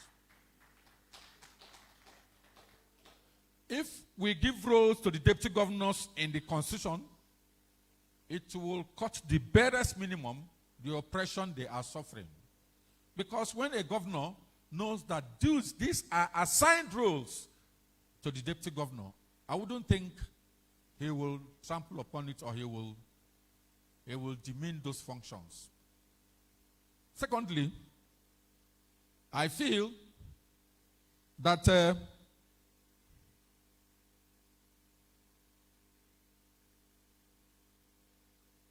deputy governors, most of the time, if you are picked as a deputy governor, you make yourself indispensable. How can you be indispensable? By making sure that you churn out ideas that can help the state move forward. There are some ideas you bring before your principal, which he will know that you are a viable material and he cannot do without you. You just don't be a deputy governor that you sit down until when you are given instruction. The office of deputy governor is an exalted office. And whoever that should occupy that office must be able to churn out ideas that can move a state forward. If a deputy governor cannot be able to churn ideas and is depending on roles that will be assigned to him, there are so many functions, there are so many things that are left undone that the deputy governor can look at and write memos and introduce to the governor. If you do it 1, 2, 3, 4 times, you become very indispensable to the governor, whether he likes it or not. So I encourage the deputy governors to make sure you make yourself useful. Don't wait until they give you functions. Create one. Create some functions which you know that are very beneficial to the state where you are governing. In Ondo State, now, we have a case at hand. We just had a meeting the other day with the legislators, and that is where the issue of deputy governor is being played out, or rather, what the deputy governors are going through, where it's being played out. His principal is not feeling very well. He's not feeling very fine.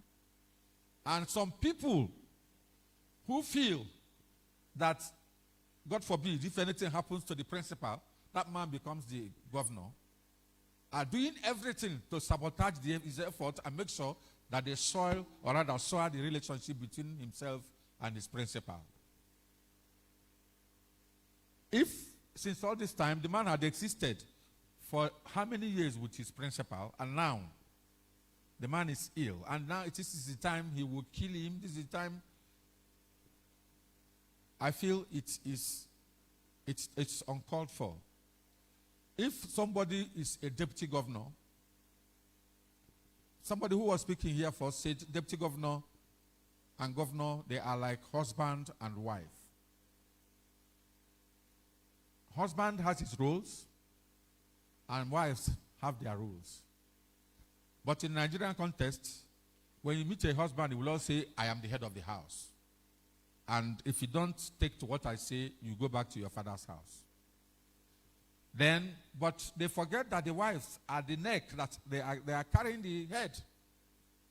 If you remove the neck from the head cannot stand. So therefore, I see the office of governor and deputy as very complementary. They are complementary offices. They should understand themselves. They should know that, peradventure, if the principal has a little challenge that will make him not be in the office, he should trust the ability of the man he has chosen to deputize for him to deliver the dividends of democracy both of them had agreed and which they sold to the electorate when they were campaigning.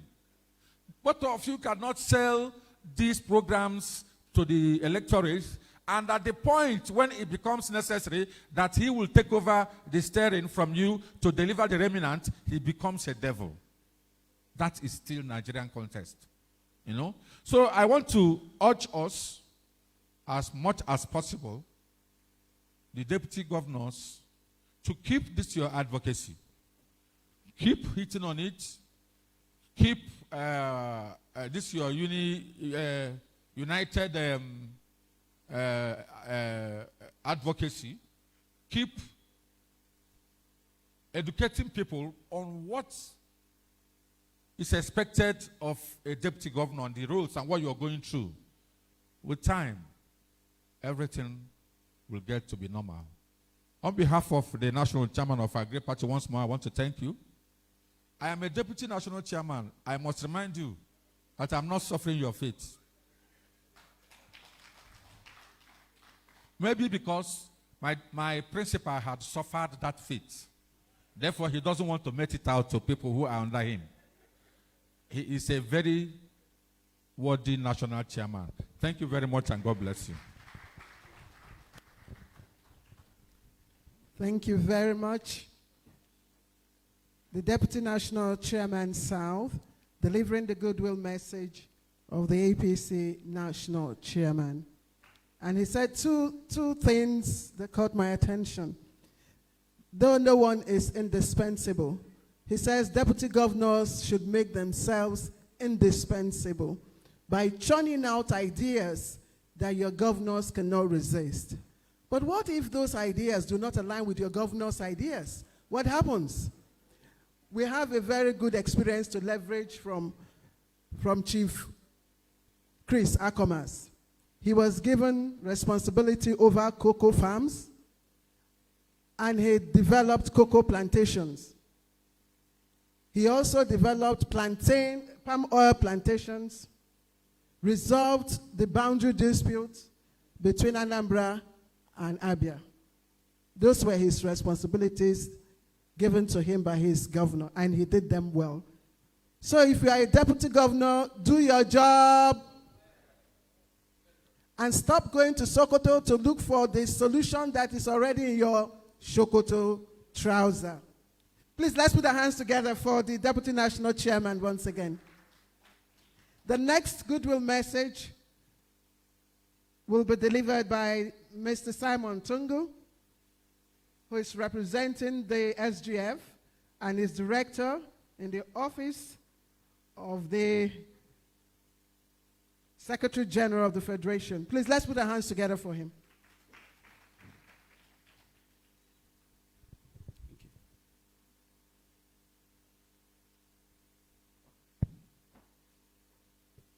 Your Excellency, the Chairman Board of Trustees, Your Excellency, members of the BOT, Your Excellency, the National Chairman, Federation of Former Deputy Governors of Nigeria, members of the National Executive Committee, the Conference Chairman, distinguished guests, gentlemen of the press, ladies and gentlemen, please permit me to stand on the already established protocols. I send you warm felicitations from the Secretary to the Government of the Federation, Senator George Akume, CON. As you are aware, today is Monday and it is the Federal Executive Council. Apart from being a member of the FEC, he houses the Secretariat of the Federal Executive Council. He has therefore directed that I represent him at this event. Ladies and gentlemen, permit me to deliver the few remarks by the Secretary to the Government of the Federation, Senator George Akume, fellow Nigerian Institute of Management, CON. I am delighted to have this great honor of addressing these eminent leaders who are saddled with defining the pace of development in Nigeria. May I first of all thank the organizers for the foresight of coming up with this very important summit aimed at oiling the wheel of governance at the state level and local government areas, thus engendering a better understanding between our governors and their deputies. Your Excellencies, ladies and gentlemen, the theme of this summit is quite captivating and timely. Its importance is therefore not debatable, as it is an essential ingredient of democracy and good governance. As we are all aware, the prime duty of every government is to guarantee the security of lives and properties of its citizens. It therefore follows that this government is keen, in spite of the huge challenges, to proactively safeguard the lives of all Nigerians and their properties. Cognizance of this, government is ensuring that square pegs are put in square holes in the appointment of heads of armed forces, ministers, as well as other appointments so far made to realistically address the situation on ground. To further cushion the fallout of the inevitable fuel subsidy removal, Mr. President has extended a window of opportunity through the allocation of 700 billion naira infrastructure development fund, where states are to execute people-centered projects with direct impact to arrest the current food difficulties, skill acquisition gap needs, health facility shortages, myriads of concerns in order to allow Nigerians feel the real impacts of governance. Ladies and gentlemen, as a former governor, I feel I can give this August gathering a piece of my mind on how I think a robust, cordial, and harmonious relationship can be established and be sustained in governance at the state level, which will significantly raise the pace of growth in our democratic journey. It is pertinent to note that one of the core issues underpinning the misunderstanding between governors and the deputies relates to the overlooking the fact that, as contained in the Constitution, the governor is the chief accounting officer, hence is to be held responsible for any lapses in the government of the state. Once our participants of this summit can imbibe this huge responsibility placed on the governors, they will have no problem with accepting their own roles as co-pilots to realize that the success of governance vision, Kumajanda, has direct bearing on their success, and that is capable of propelling them to greater heights, either politically or otherwise. Ladies and gentlemen, I sincerely wish to urge the participants to be agents of change and key into Mr. President's bold initiatives to put Nigeria on the path of irreversible growth and development. It is my firm conviction that if our deputy governors truly understand the stark reality of the quantum of challenges of the governors, they will not hesitate to do all they can to ensure that the right ambience for the cultivation of a harmonious, rancor-free, and mutual relationship within them is there, which will be very healthy for the development of their states. I would also like to appeal to the governors to find it expedient to delegate some relevant and key roles to their deputies, as this will give them a good sense of belonging. Nigeria is presently facing a lot of very demanding challenges, and this is because the effects of governance is not being felt by by the majority of Nigerians as it should be. To this end, I want to use this platform to advocate for a shared national vision between the federal government, state governments, and local government to be implemented within 4 years. This will be in form of the 3 tiers, agreeing on very critical projects that is people and development centered, that can be implemented in each geopolitical zones of the Federation by the federal government, a medium version to be implemented by all states, and a micro version to be implemented by the local government, having a standard template with completion timelines and to be commissioned respectively. This will be a legacy project of the government, and it will become indelible in the minds of all Nigerians. This summit is therefore very germane and coming at a very auspicious time of our national life. Hence, should come up with very far-reaching proposals that will add value to governance in Nigeria. Ladies and gentlemen, I look forward to seeing more of your contributions towards our quest for nation building. I therefore wish to convey my hearty goodwill and sincerely urge you to work assiduously to take Nigeria to an enviable height.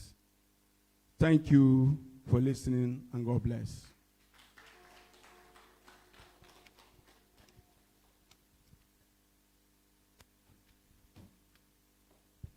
Thank you very much. Please, once again, let's appreciate the Secretary to the Government of the Federation, here represented by a director in the Office of the Secretary to the Government of the Federation.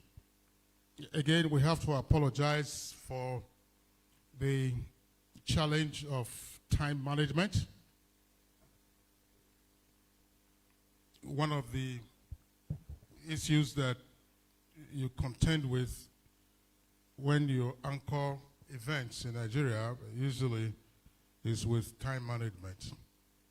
So deliberately, we didn't allot the time for the goodwill messages, because sometimes you say 3 minutes and then it turns into a keynote address of 30 minutes.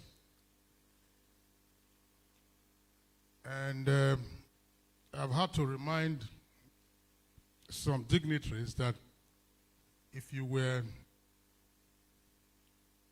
to pay for airtime, realize that 1 minute, that is 60 seconds on television, will cost you 1.2 million naira. 60 seconds. So if you multiply that by 30 minutes, you know how much it will be. So maybe organizers will learn to assign some cost to this, so that the longer your goodwill message, the more donations you bring in. But regardless, Your Excellencies would like to appreciate the goodwill messages that have come in for the event. We will now, as I said, have the presentation of Icon Awards. Presentation of Icon Awards by the Forum of Former Deputy Governors of Nigeria. We have about 12, 13 of them, 14 actually, of the Icon Awards. May I, therefore, at this time, respectfully invite His Excellency Abdul Rahman Abdul Razak, Chairman, Nigeria Governors Forum, to help with the presentation of the awards on the platform. He will be assisted by the National Chairman of the Forum of Former Deputy Governors, Dr. Chris Akumas. Your Excellencies, if you could come here, and then we'll call out the names, and then the awardees. The awardees, if you are in the hall or representing the awardees, kindly speed up your pace so that we save time.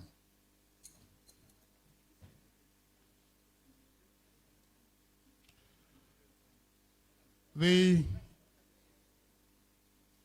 first on the list, that's in no particular order, but what is written out here is Her Excellency, former Deputy Governor of Osun State, Erelu Olushola Obada.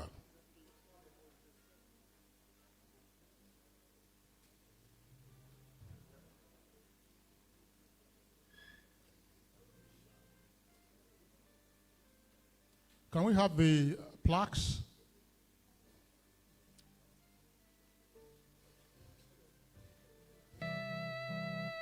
DG Forum, please kindly also facilitate that.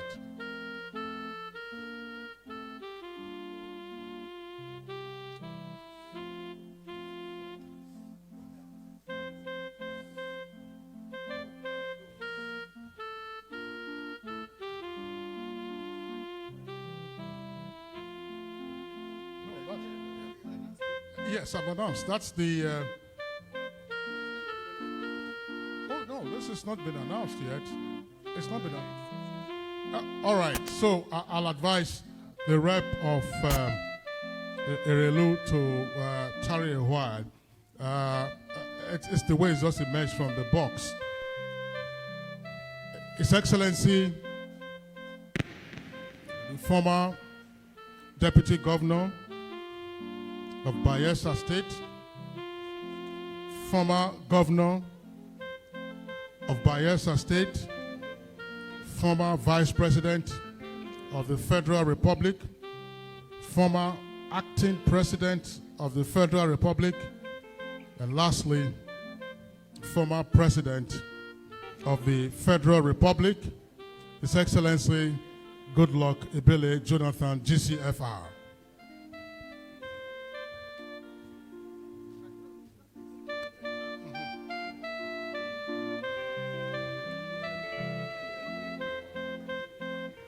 Sorry, we apologize. There's some house clearing exercise we need to do.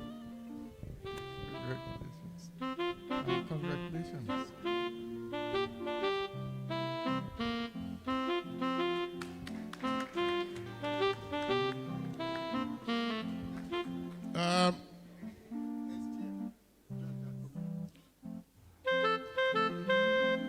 His Excellency, the former Governor of Benue State, and Senator of the Federal Republic, and currently Secretary to the Government of the Federation, Senator George Akume.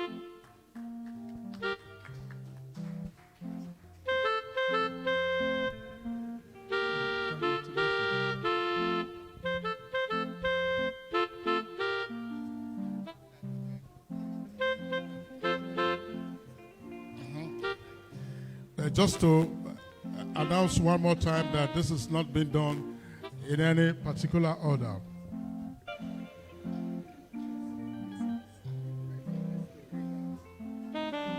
All right, and then His Excellency Professor Chigozie Ogbu, His Excellency Professor Chigozie Ogbu, the founder member of the forum. His Excellency Professor Chigozie Ogbu, anyone representing him? Okay, the DG of the forum, well, I will collect that on his behalf.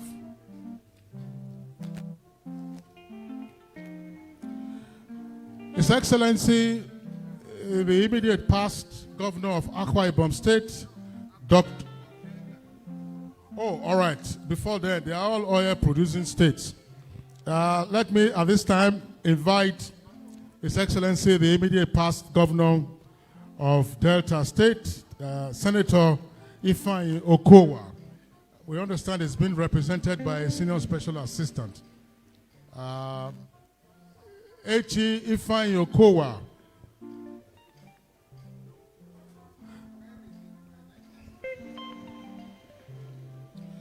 Now, while that is being done, let me also invite the representative of His Excellency, the former Governor of Akwa Ibom State, Udom Emmanuel.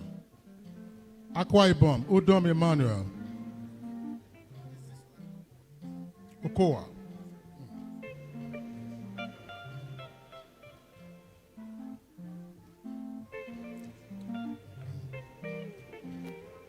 the representative of the former governor of Akwa Ibom State, Udom Emmanuel.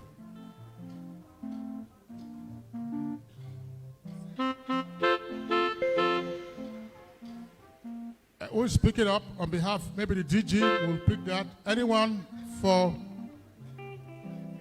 His Excellency Udom Emmanuel? All right, the DG, you can please collect that in the meantime.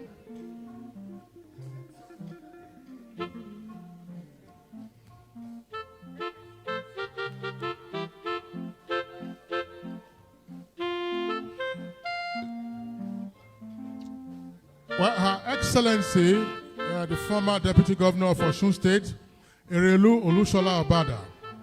See?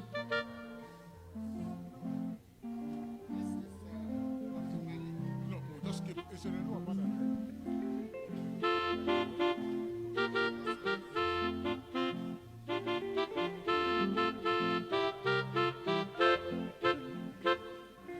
And next to be His Excellency Abdul Malik Mahmoud, Deputy Governor of Bauchi State, 1999 to 2007, and current Chairman, Board of Trustees of the Forum.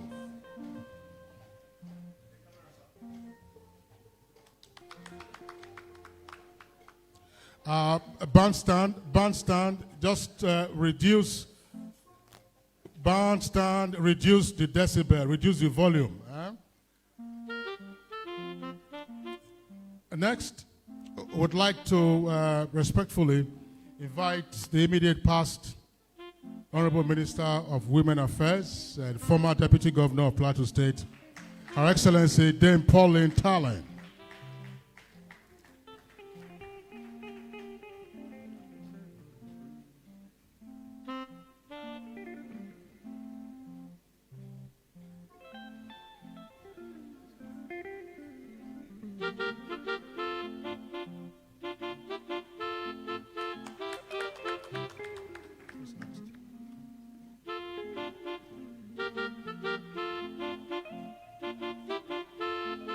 All right, next will be His Excellency, the former Deputy Governor of Kebbi State, a founding icon of the Forum, Dr. Suleiman Mohammed Argungu.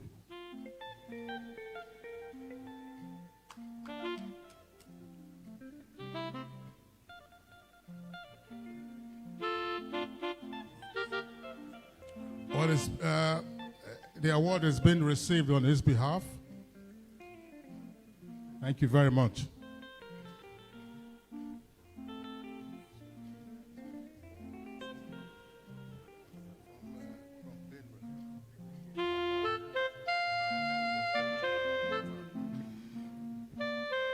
The next recipient,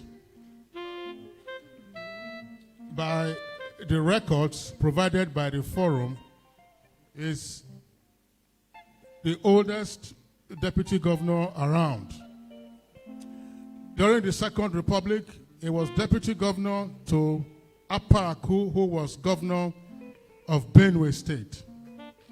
And is here in our midst today, attending personally, His Excellency Sule Iyaji from Benue. Let's appreciate him, please.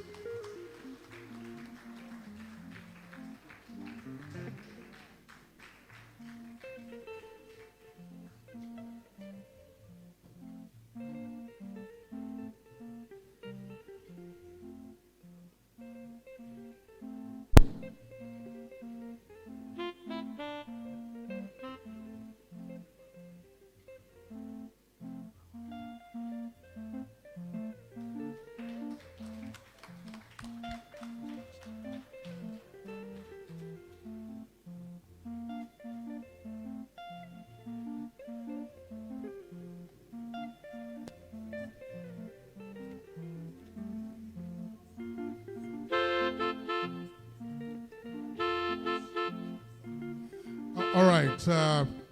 The next recipient is His Excellency, the former Deputy Governor of Akwa Ibom State, and he was also secretary of the board of trustees. He had a very interesting relationship with his principal. And I'm sure some of that you will read in his memoirs.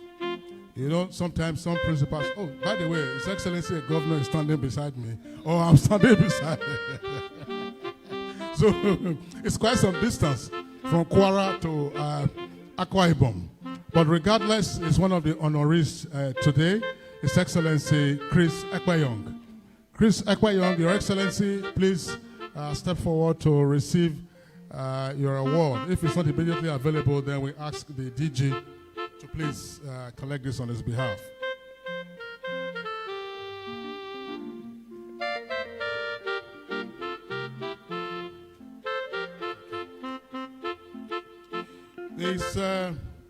The next recipient, I haven't cited him in the hall, is the former Deputy Governor, Edo State, His Excellency Chief Mike Ogiadome, who later became Chief of Staff to President Goodluck Jonathan. Chief Mike Ogiadome, if he's in the hall or is represented, DG will do that. Thank you.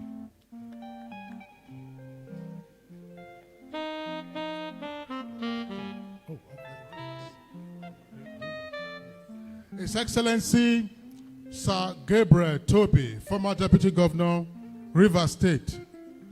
Sir Gabriel Toby, former Deputy Governor, Rivers. Oh, okay. We understand that his son is here to receive the award on his behalf. So congratulations. Congratulations.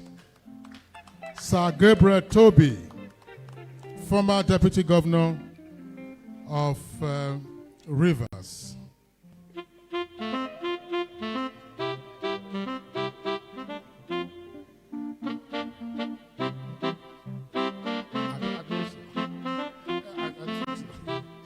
Thank you very much, Your Excellency.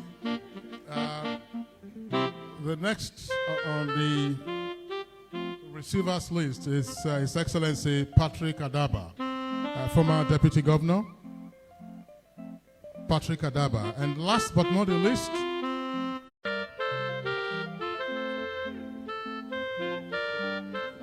right, sir. Your Excellencies, now this is a special announcement to say that the other awardees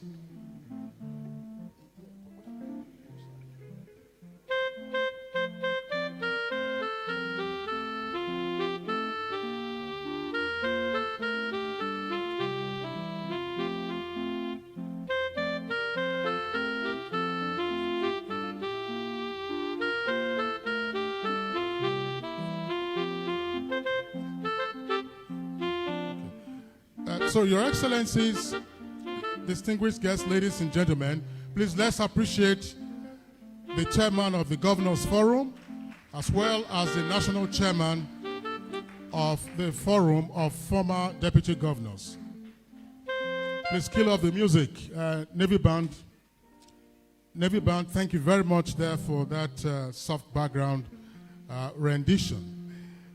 Distinguished guests, ladies and gentlemen, let us specially recognize and welcome to this event, and a special award is going to be presented at a later date to the wife of a former deputy governor who later became governor, but unfortunately passed away in a helicopter crash a little over 10 years ago. Please, let's welcome Her Excellency, the wife of the late Patrick Yakowa, who was Deputy Governor and Governor of Kaduna State. Her Excellency, right there, if you could just step up so that we can see your face.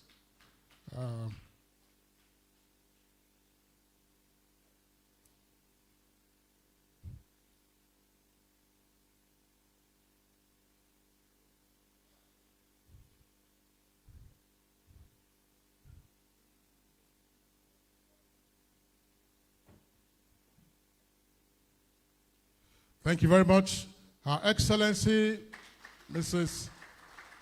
Patrick Yakowa, specially invited to this function, and I believe, Your Excellency, a word just might be enough.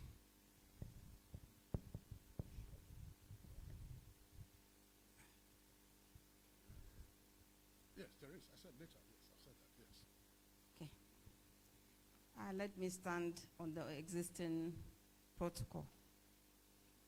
I want to sincerely thank this special forum that I understand my husband was one of those that actually started the forum. When I told the children about my invitation to be here, we all agreed that Yakowa is not forgotten. And this particular award is just one of many that I have been called to receive, which means he's still alive, and I'm grateful to God.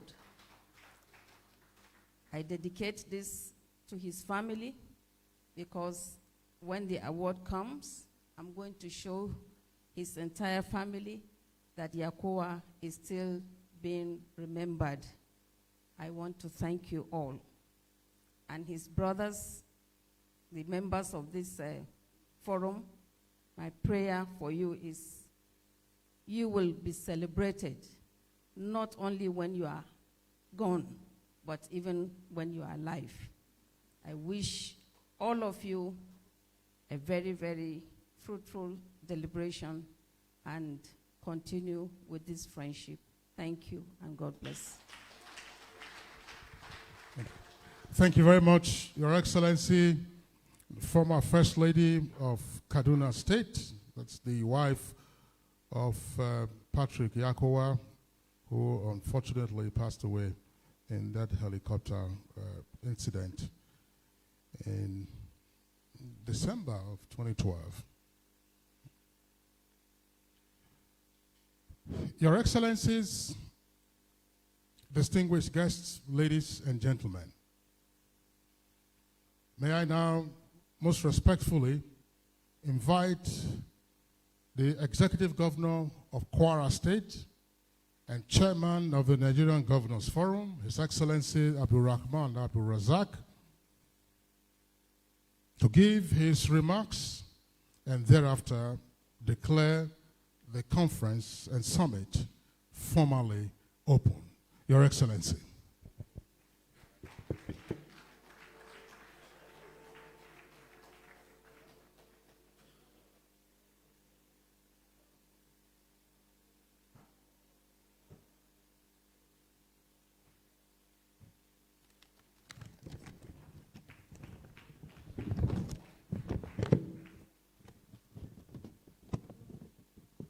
National Chairman of the Forum of Former Deputy Governors, Mr. Chris Akomas, Your Excellencies, serving and former Deputy Governors here present, the Chairman of this summit, Chief Kanu Agabi, SAN, the APC National Chairman, Dr. Abdullah Umar Ganduje, ably represented by the Deputy National Chairman, South, Honorable Emma Eneku, top government functionaries, gentlemen of the press, ladies and gentlemen. I'm delighted to be here today to attend this robust gathering of high caliber ladies and gentlemen. One recognizes your contribution to nation building and engagement in national and subnational discourse. Your experiences and institutional memories and knowledge must not be allowed to go to waste. I urge us all to work together, governors, deputy governors, former deputy governors, to work together in nation building. The NGF looks forward to a greater and robust collaboration and engagement with this forum. On this note, I declare the summit open. Thank you.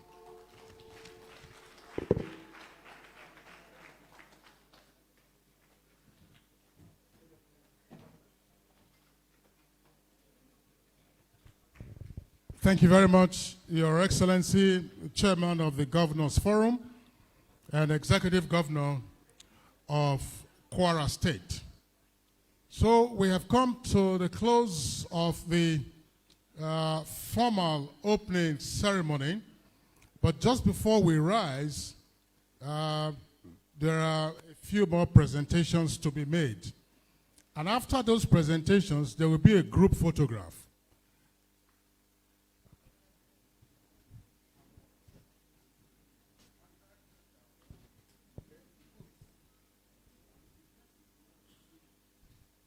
After the presentation of the set of awards we're about to witness, copies of the book by the former Deputy Governor of Kano State will also be presented to the students who are from, I understand, Anglican Girls Grammar School, Akbo.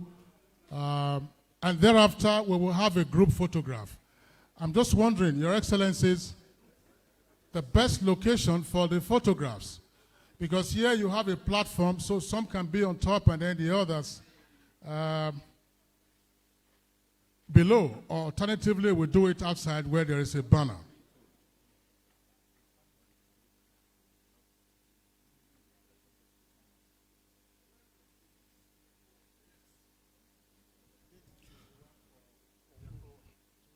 Your Excellency, the former First Lady of Kaduna State, please step forward to receive the award.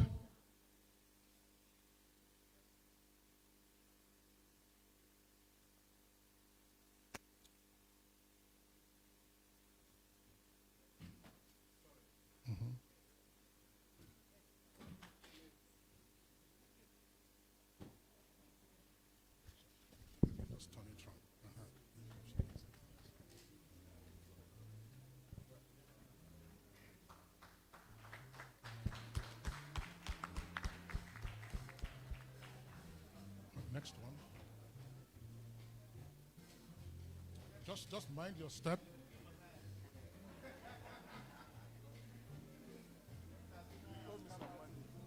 Sir?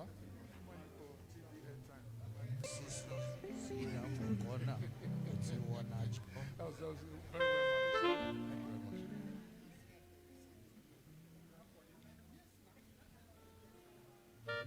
There is also an award for the former Deputy Governor of Kano State, later became Governor of Kano, and now National Chairman of the All Progressives Congress, His Excellency Abdullahi Umar Ganduje.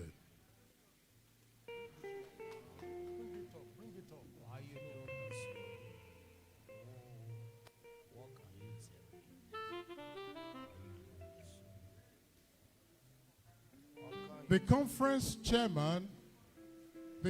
chairman, you listen to his soul-stirring speech at the beginning, the former Attorney General of the Federation, Senior Advocate of Nigeria, Chief Kanu Agapi.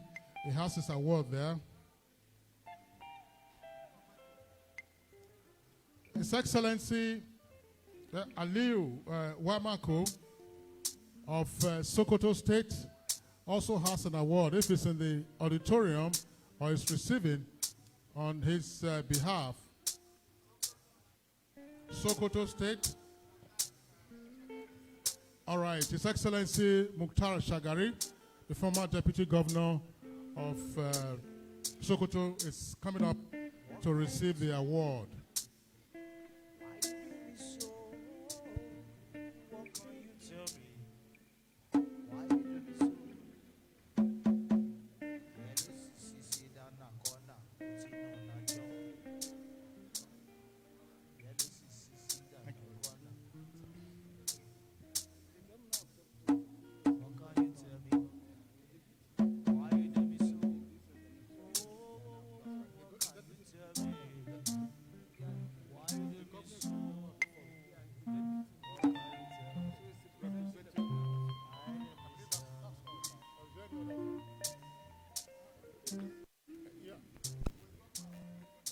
Yeah, the the books will be presented to the pupils.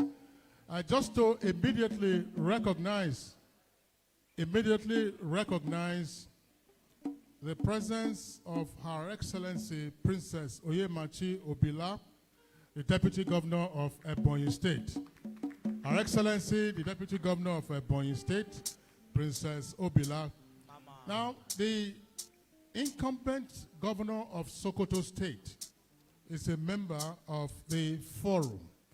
But he's here being represented by the incumbent Deputy Governor of Sokoto State, His Excellency Idris Mohammed Gobri, who is here in our midst. Sokoto Deputy Governor, that's right, Your Excellency, you are welcome.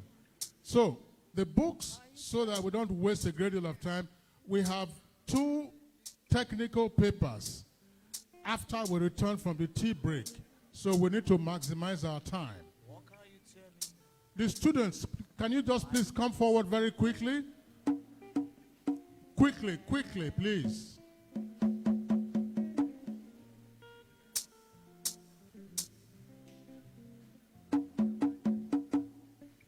I think you make way for them there, yes.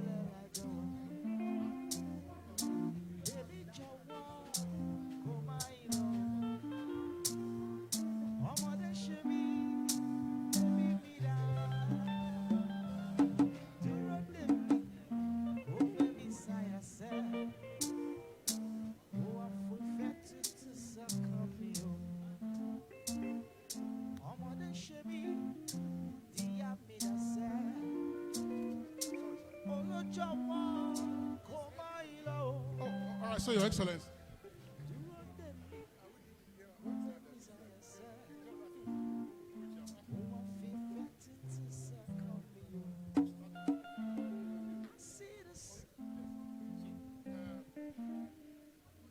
No, sir. Is it the photograph that was taken here on the presentation? Yes. It's a presentation that we are having with students from Anglican Girls Grammar School, Akpo, here in Abuja.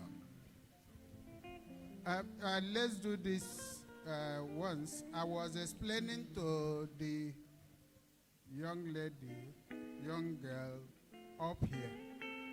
I said hello, I want you all to listen. When you come up, you'll be having a handshake with the Deputy National Chairman of APC, Sir Emma Enuku, who is representing the Chairman of APC, His Excellency Alhaji Umaru Ganduje, the author of this book. So when you shake him, you are having a handshake from the author. You come over, you'll be receiving a copy of the book from not just a governor. The executive governor of Kwara State is the chairman of all the governors in Nigeria. So as you go home with the copy of this book, remember the people that you have shaked their hands today, and also begin to think and work towards those coming after you, shaking your hands in future. And on that note, I can see my sister Excellency. You must be saying, why only men when there are girls? Come and join us so that they can also shake your hand. So that is it. As you come, yes, you take it, and then, so you do it again. Shake. Okay, it's Ibrahim Christabel. She'll be receiving her own book now. First of all, she takes a handshake from the Deputy National Chairman and then moves to His Excellency, the Executive Governor of Kwara State, and gets a copy of her own deputizing and governance in Nigeria. And hopefully she too will be taking. So let's clap for Christabel. Next is Olive. Olive gets a handshake, moves to His Excellency, gets her own copy, and she smiles to the cameras. Thank you very much, Olive. Chiamaka comes next. Chiamaka takes a handshake, moves to His Excellency, gets her own copy, and it all smiles to the camera. Thank you, Chiamaka. Thank you. Grace and Graceful Grace takes a handshake and gets a congratulations. She goes to His Excellency, gets a book, and yeah. And the next one is Treasure. Treasure takes a handshake and gets a copy of Deputizing and Governance in Nigeria, gives a big smile to His Excellency, and she goes. Som Tochukwu is next, and she takes a handshake, gets a copy. Som Tochukwu. Favor, and today she's a favored child, and she gets her copy. Chamu comes next.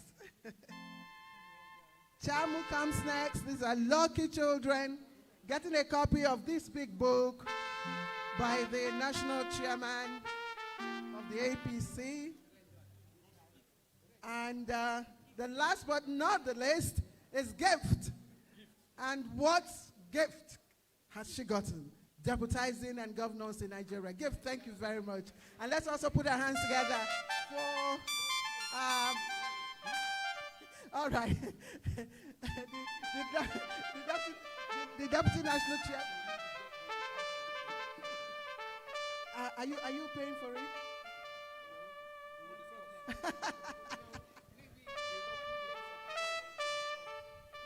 You know, there is something else. Your Excellency, thank you very much for your time and all this. There is something else we should learn. His Excellency, Dr. Umaru Ganduje, did not only give these books free, he encouraged that these books be given so that people can learn. It is a sacrifice. It is worthy of emulation to say what God have given you ability to do or to have. Be free. Feel happy to share so that people can learn. So, we thank you all for the opportunity and congratulations, because this is not something that comes all the time. Maybe, Your Excellency, today that they've shaked your hand and that of my sister Excellency and the author. Kingsley, should they wash their hands? When they go home, should they wash their hands?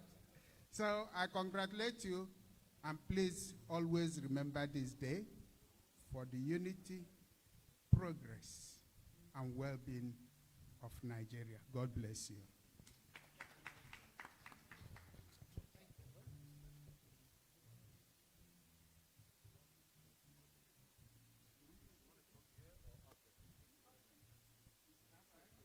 Outside is better. I don't know, but it's space. So, Your Excellencies, we've come to the end of the formal opening ceremony. We will be taking a tea break to reconvene at 2:30 for the technical sessions. There will be two papers that will be presented, and we'll be reconvening at 2:30. But before then, there will be a group photograph. All the dignitaries invited on the front row, as well as Your Excellencies, Governor and Deputy Governors, past and present. Please, if the platform here cannot accommodate all, some could also be at the lower level. No, that place outside is smaller. That's the point. All right, so let's do it two ways. We take here, if the photographers are not satisfied, we also go outside. That's why we had the backdrop. Yeah, we'll shift this one, sir.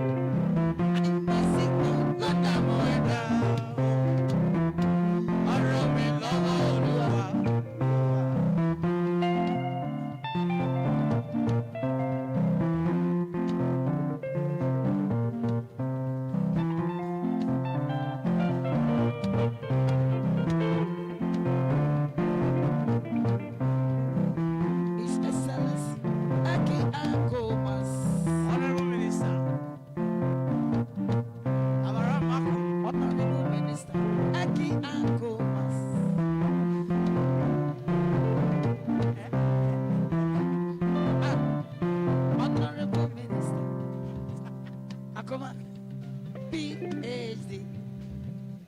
Akoma, PhD.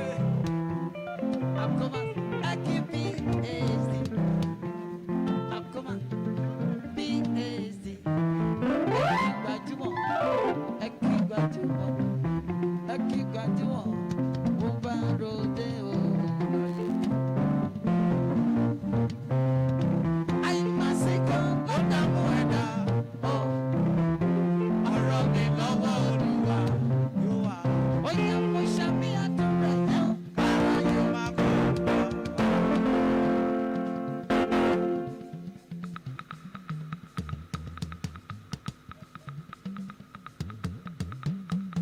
Former Governor, Abia State. Chris. Yeah. Deputy Governor. Eva Mikiro ni Semi Azazi. His Excellency. Akomas Azazi. Awara bu kamari Azazi.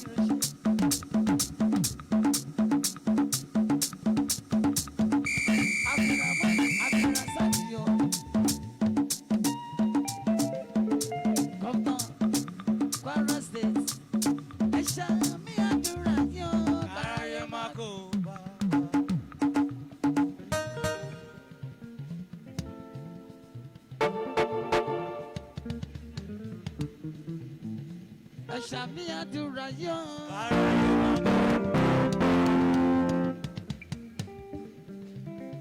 Shami àdúrà yó. Shami àdúrà yó. Napoli. Only Sana Suru Shomoduba. Our priest go back to Shomoduba. Eze.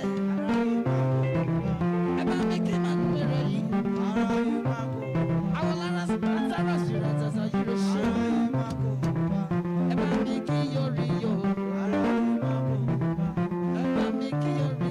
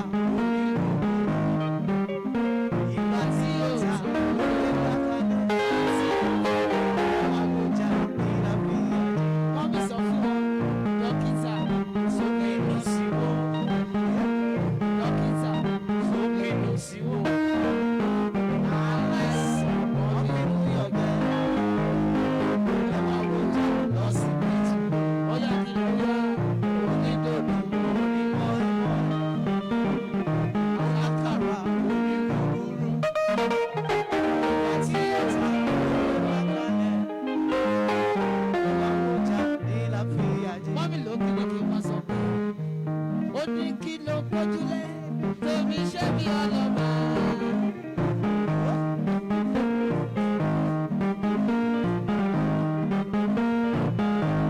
Bóyá kí ló gbójúlé torí iṣẹ́ mi ọlọ́ba. Ẹ̀ṣẹ̀ ò wá ní ọdún kí lè rí. Ẹ̀ṣẹ̀ ò wá ní ọdún kí lè rí.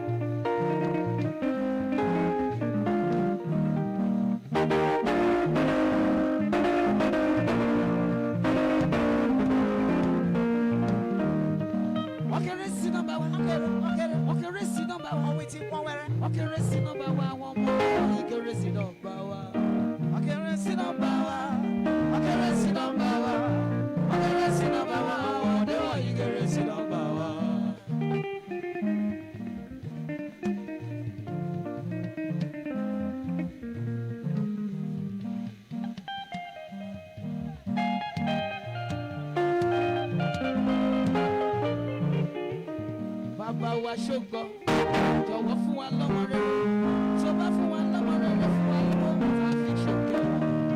Bàbá wa ṣógbọ́, jọ̀wọ́ fún wa lọ́mọ rere, tó bá fún wa lọ́mọ rere fún wa lọ́wọ́ tá a fi ṣòkè. Bóyá kí lẹ wí, ọkùnrin sí nọ́mbà wa, ọkùnrin sí nọ́mbà wa, ọkùnrin sí nọ́mbà wa, ọdẹ́wọ̀ yìí kéré sí nọ́mbà wa.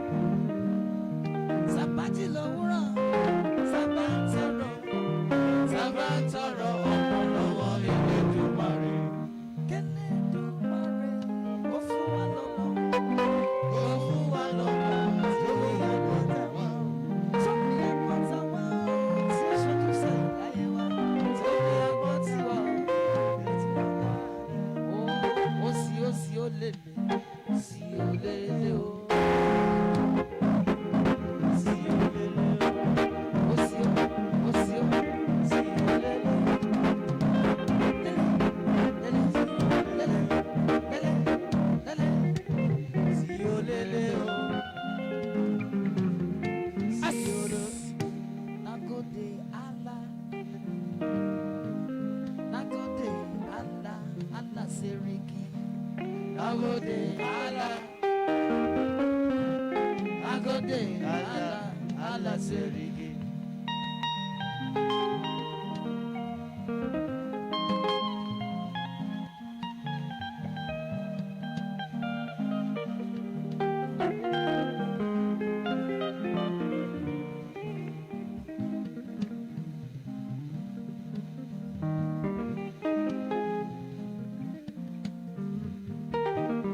Nagode Yesu. Nagode Allah. Allah desiri. Nagode Allah. Nagode Allah. Allah serigi.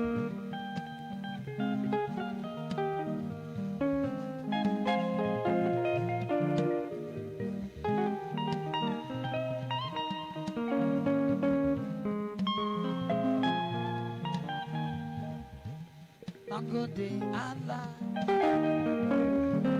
Nagode Allah. Allah serigi. Nagode Allah. Nagode Allah. Allah serigi.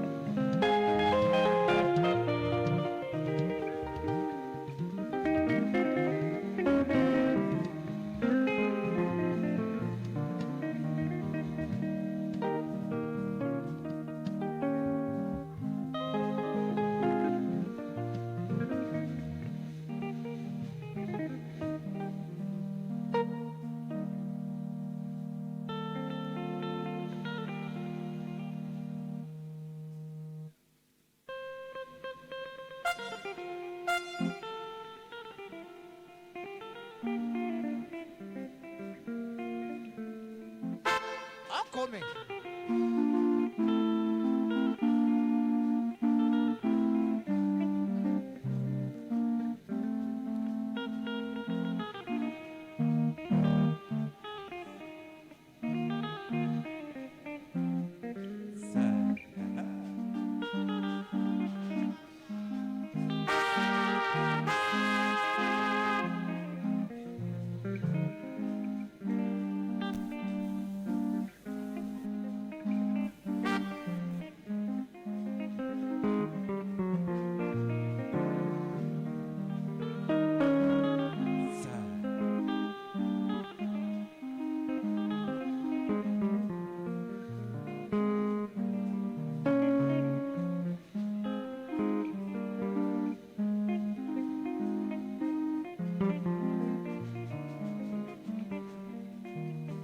Yedi kwanza, bio bio.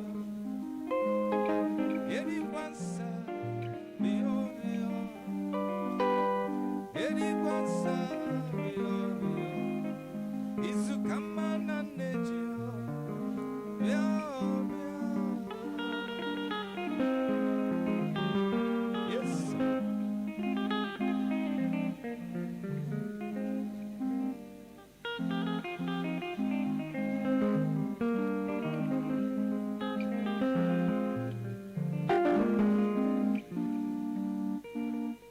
Yedi kwanza, yedi kwanza, bio bio. Yedi kwanza, bio bio. Isu kama na nejio, bio bio.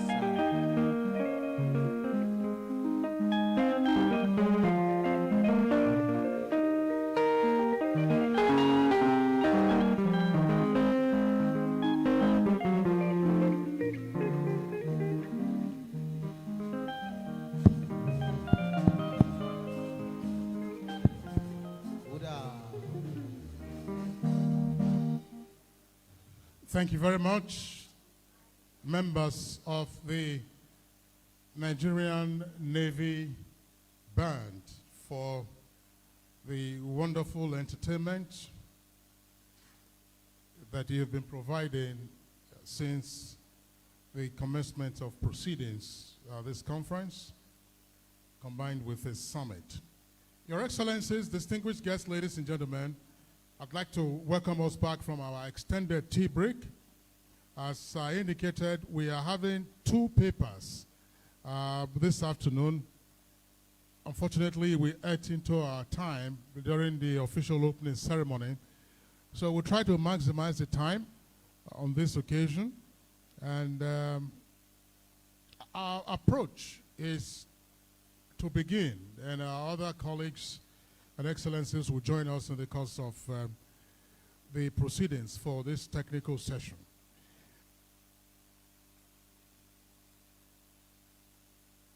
Our first paper will be presented by a distinguished member of this forum, very well known and respected academic, former Vice Chancellor of the University of Jos, and most recently, former Deputy Governor of Plateau State, His Excellency Professor Sonny Tioeden. And his paper will be on resilience, a positive mindset, and indefatigability as essential tools for the Deputy Governor. Once again, our first paper will be on resilience, a positive mindset, and indefatigability as essential tools for the Deputy Governor.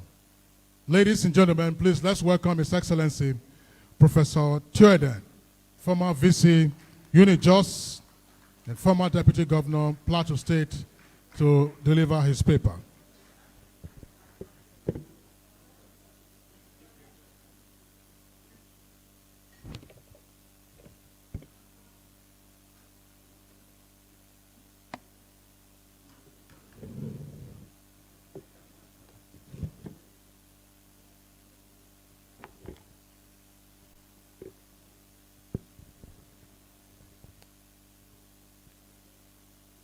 The chairman of the forum, members of the forum, distinguished ladies and gentlemen, good evening, good afternoon. The MC has announced the title of my paper, but as you can see from the title of the folder, the paper in your folder, there's a difference. I deliberately changed the title of the paper I'm presenting from what the organizer said I should do to what it is now. And I did it deliberately. If you look at the title given, it assumes that the problem between the deputy governor and the governor is attitudinal. And the attitudinal deficit lies with the deputy governor. Having been a deputy governor for 8 years, I dispute that. And that's why I decided to change it. I think before we delve into the attitudinal deficit that has led to the disharmony between the governor and the deputy, not because they are the only ones, but there are other perils we know. But I deliberately chose these 2. So we'll start with the judiciary. But before I go into the paper, let me use this occasion to congratulate my colleagues who took the initiative to put this structure in place. It may interest you to ask the question, is there a governors forum outside governors that are in office? There's a governors forum for all governors that are in office. But is there anything like former governors forum? Is there anything like that? That's one. Second, is there any forum for acting for deputy governors that are on seat? Incumbent deputy governors, do they have a forum? So you see, while on the one hand, governors have a forum when they are in office, outside office, they don't. Deputy governors, on the other hand, have a forum when they leave office. When they are in office, there is no forum. I think this is something that we need to ask ourselves why. I remember in 2018, one of my colleagues, I don't know whether it's Borno or Yobe, contacted me and said, shouldn't we form, since there's a governors forum, shouldn't we have a deputy governors forum in existence while we're in office? We were toying with that idea. Then in one of our small meetings, one of us said, what do we think the governors would say? They would think that we are hatching a plan for a coup. So that was where the idea ended. But I want to congratulate the deputy governors that have gone ahead to set this forum, although outside the office. It shows your patriotism, it shows your desire to contribute to the growth of democracy and to contribute to the resilience and health of Nigeria, even outside the office. And I'm happy and proud to be associated with this effort. Mr. Chairman, well done. Having said that, let's look at the issue I have raised. The first issue I deal with is the issue of the role of the judiciary in our current democracy. If you look at what has been going on, since 1999, we have tried to put in place a democracy that is functional and that serves the interests of Nigeria well. Unfortunately, we are having problems, particularly with the role of the judiciary. The framers of the Constitution felt that the judiciary should perform a credible role as an arbiter. But the question is the judiciary doing that? If we look at what is happening, particularly the intervention of the judiciary in the political process, we are having some problems. Ideally, the judiciary is supposed to clean up the stable. Let's have a clean slate in terms of the declaration of victors and the vanquished. But unfortunately, that doesn't seem to be the case. The first problem with the role of the judiciary is the involvement of the judiciary itself in our political process, the workload on the judiciary. It looks as if once we finish elections, the judiciary doesn't seem to have anything to do other than handling litigations that have to do with elections. And this has led to a situation where a former president of the NBA said, and I quote him, "There is no Supreme Court in the world that is half as involved in the murky and volatile electoral cases as in Nigeria." He has sat and looked at it. There is no Supreme Council in the world that is as involved in electoral cases as that of Nigeria. And I think this is cause for concern.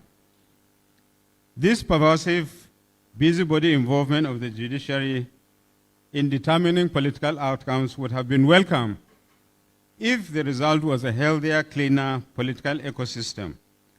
However, as I will show you later, this ubiquitous involvement has done little to add to the quality or integrity of our political process. In fact, this has led to one of the foremost lawyers in Nigeria to tag our democracy judocracy. And what does he mean by judocracy? Let me quote him. He said, judocracy is a system of government where the people go to vote, but their votes may never be counted. And when they are counted, they do not count. The votes are never counted, but once they are counted, they do not count. We end up conceiving, midwifing, and delivering our presidents, governors, legislators in the bowels of our courtroom instead of through the ballot box. In other words, the courtroom seems to have substituted our ballot box, and that is serious cause for concern. The political atmosphere is further fouled by the attitude of the winners. You ask a winner in a political contest to justify his victory. He stares back at you and growls, "Go to court." If he knew that you are going to get justice and the justice is going to be against him, he wouldn't tell you to go to court. So by telling you to go to court, it is as if, go and waste your time. I have won. Again, I'll quote from Barrister Yakowa. He said, what the politicians are saying, cheek in tongue, in effect, when they tell you go to court, shorn of all affection and braggadocio, is that they believe you cannot get justice in the court. So they taunt you, go to court. Thus the challenge of go to court, rather than give the loser the hope of justice, ends up dampening his faith in the judicial process and by extension, the political process and the democratic system. This is more so when the courts give rulings that are not only contradictory, inconsistent, or are deliberately submerged and our democracy out of this judicial quagmire. I have 3 suggestions. The first is that the judiciary itself needs to handle the issue of the quality of judgments given by their judges. Where judges deliberately impugn and distort the course of justice and give judgments that can be proven to be distortive of the course of justice, such judges should be subjected to the most vicious sanction by the Nigerian Judicial Commission and the Nigerian Bar Association. My second suggestion is that it is high time we created a constitutional court which shall handle all electoral cases. And this constitutional court must declare you winner and swear you in before you take office. And I suggest that the constitutional court should not go beyond 3 months. I believe this will go a long way in clearing the stable politically from what it is now.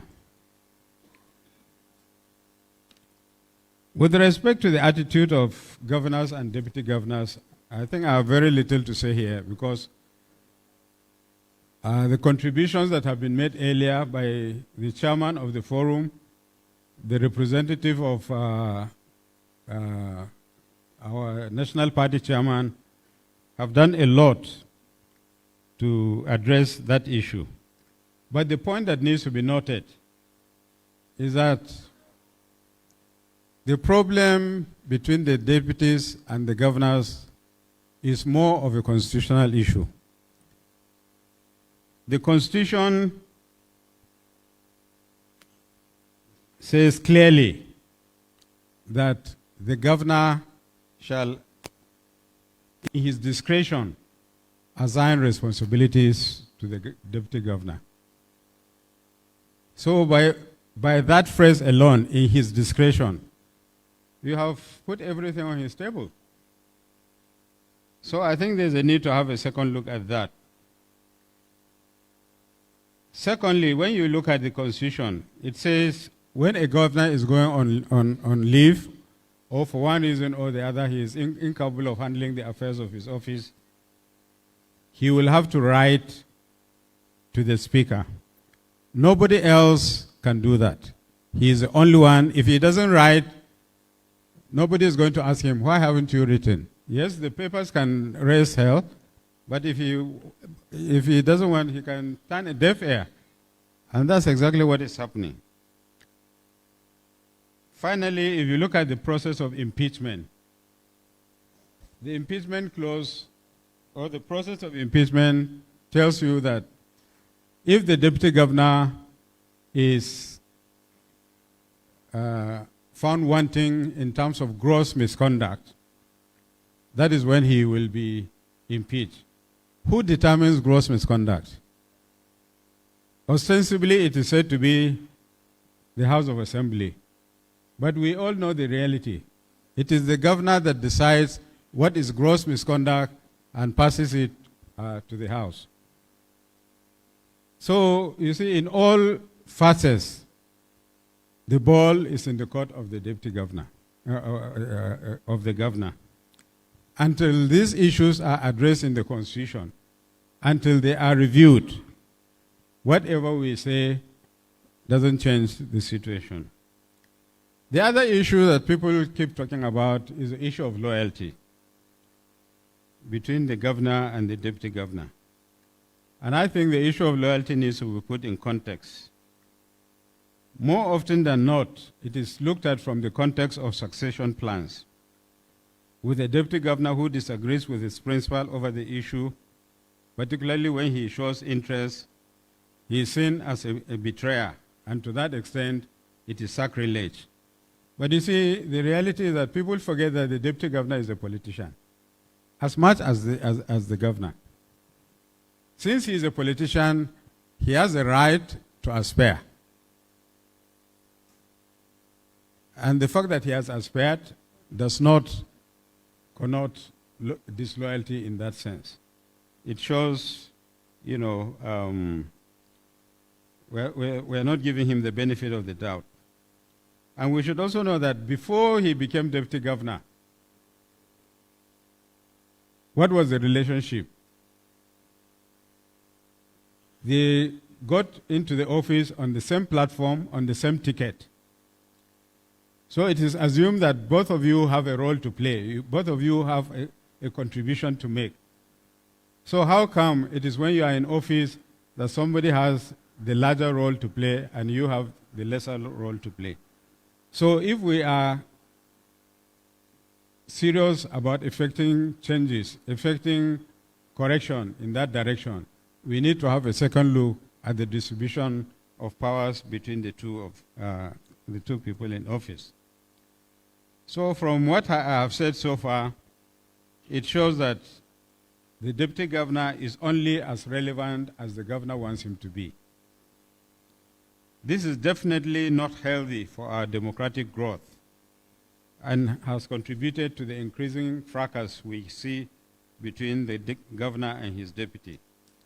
So I have 3 suggestions on how we can handle this issue. The first is that there needs to be a clearly specified constitutional roles and functions for the deputy governor independent of the office of the governor. As it is now, there's nothing the deputy governor can do without the approval of the governor. That supposed equality, that supposed partnership has been rendered a nullity without mentioning things in the Constitution. So I'm suggesting that the Constitution needs to be reviewed. Roles and functions need to be clearly specified. The issue of succession should be handled in a more democratic and transparent manner. Once aspirants are given a transparent, a level playing field by the governor, as it is now, deputy governors are likely to cooperate and work with the governor. If the deputy governor is taken into confidence, when you are discussing the issue of succession, I don't think any governor, once you sit and discuss and agree, I don't think a deputy governor will then go out of his way to oppose what you have done. But when you do it behind his back, or you do it without involving him or her, you create problems. Because the deputy governor, like I said earlier, is a politician like you. You came on the same ticket with him. He has contributed to the success of the regime. So why decide a successor without him or her? Thirdly, governors should continually bear in mind that they entered the office on the same platform, like I said earlier, and on a joint ticket with their deputies. So they should therefore cooperate and take each other into confidence. Once the confidence between you is tampered with, everything goes haywire. Mr. Chairman, Your Excellencies, distinguished ladies and gentlemen, as indicated earlier, the perils facing our march on the democratic march are multifaceted, and if left unchecked, could derail the minimum successes achieved so far. And one of the successes we have achieved, whether we agree or we disagree, is in terms of the quality of the electoral process. INEC has done quite a lot, although they still have a lot to do. And one of the unfortunate areas that INEC still has to handle is the issue of voter turnout. If you look at the voter turnout for all presidential elections, it has been on the decline. In 1999, the voter turnout, 2015, sorry, the voter turnout was 43.65. By 2019, it came down to 34.7. This last election we had, it was 25%. So we have moved from 43.6 to 25%. It means that less and less Nigerians are participating in the electoral process. And that means we should be more conscious about the health of our democracy. As I have argued, we need to have a second look also at the role of the judiciary in our political process. Much as the judiciary is quite adequately placed to play a positive role, its current preoccupation, rather than add to our democratic process, is drawing us back. With respect to the struggle between governors and their deputies, while I have made a case for a constitutional look at the issue, the ultimate solution lies with the governors, because whatever constitutional provisions are made for the deputy governors, it will depend on the governors for implementation. But it is better to have it in the Constitution, because if it is in the Constitution it is not implemented, you have a case of going to court. Even if you don't, somebody else. Finally, Mr. Chairman, despite the challenges and perils on the democratic path, we are better identified as Democrats rather than otherwise. And I think the setting up of this forum, the having of conferences like this, is a step in the right direction. Congratulations.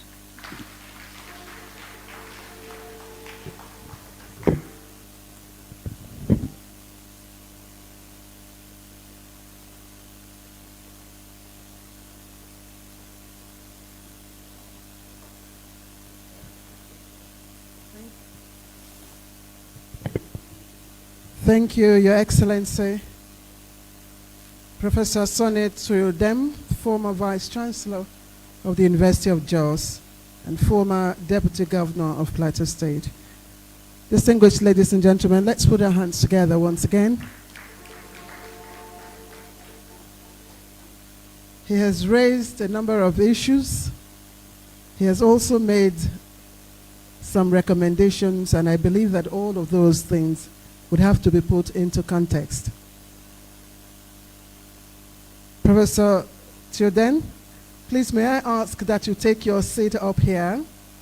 And our next paper will be delivered by another professor.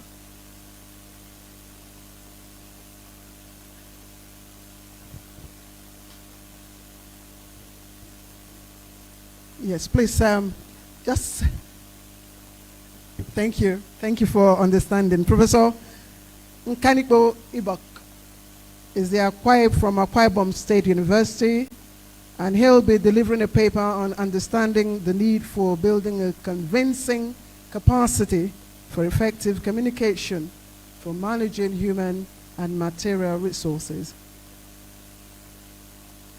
Can we put our hands together for Professor Nkanikbo Ibok? Thank you.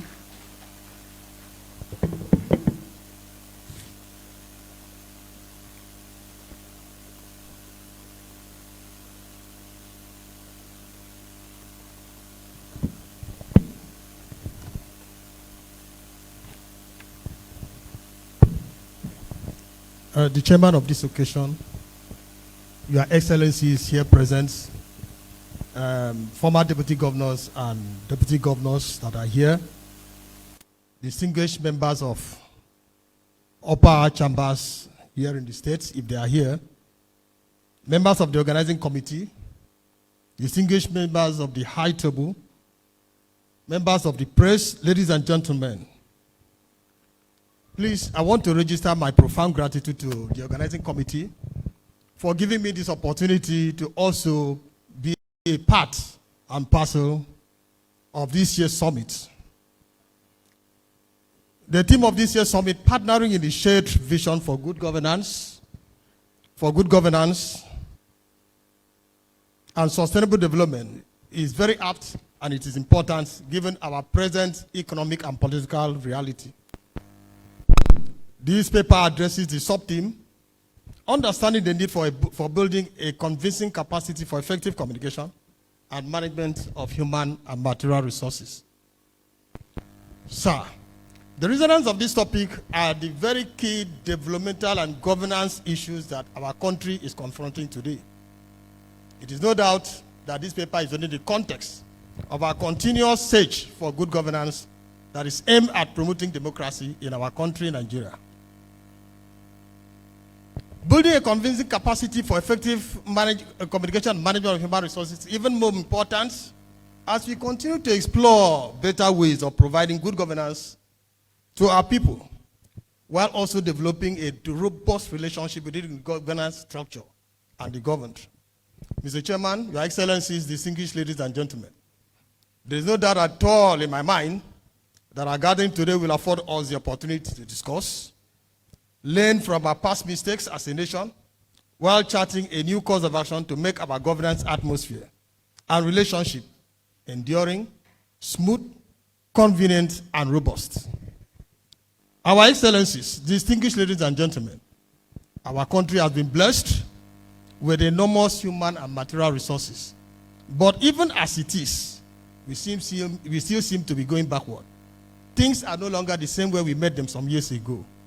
There is alarming incidents of insecurity. There is political recklessness everywhere. There is disloyalty in governance structure. Impeachments are arising from deceptions of political game players, distrust, and even unhealthy rivalry, among others. Surprisingly too, our political landscape is today littered with skirmishes of failed promises by government. Government will promise one thing today and tomorrow they are doing another thing. These and many more issues are hitting up the polity that we are tempted to ask, where did we go wrong and how can we come out from this? Mr. Chairman, distinguished ladies and gentlemen, several reasons, arguments, counter-arguments have been advanced, but the summary of it all is bad governance, or leadership ineptitude, or political or poor leadership. SAS and MAS. Let me put on record here that the position of a deputy governor or of a governor is essentially a position for service, suggesting that you are a servant to the people whom you represent, and therefore requires accountability and responsibility. Now, let's look at the nitty-gritty of this particular lecture. Your Excellencies, being from the sub-team that you would agree with me that the central issues here are, one, effective communication, and secondly, effective management of human and material resources. Communication permeates all functions and facets of our life, and it is a major determinant of our success or strategic advantage that we have. Distinguished ladies and gentlemen, the ability to communicate and to communicate effectively has long been recognized by many scholars as a prime attribute of a successful leader. This you can see in one of my publications, eBook 2023, Edwin 2021, Strong 2023, Krizan et al. 2002. The governor and the deputy are servants whom they represent, are servants to the people whom they represent. They both must work together as a bonded team. They must work together as a bonded team on their mandate of good governance.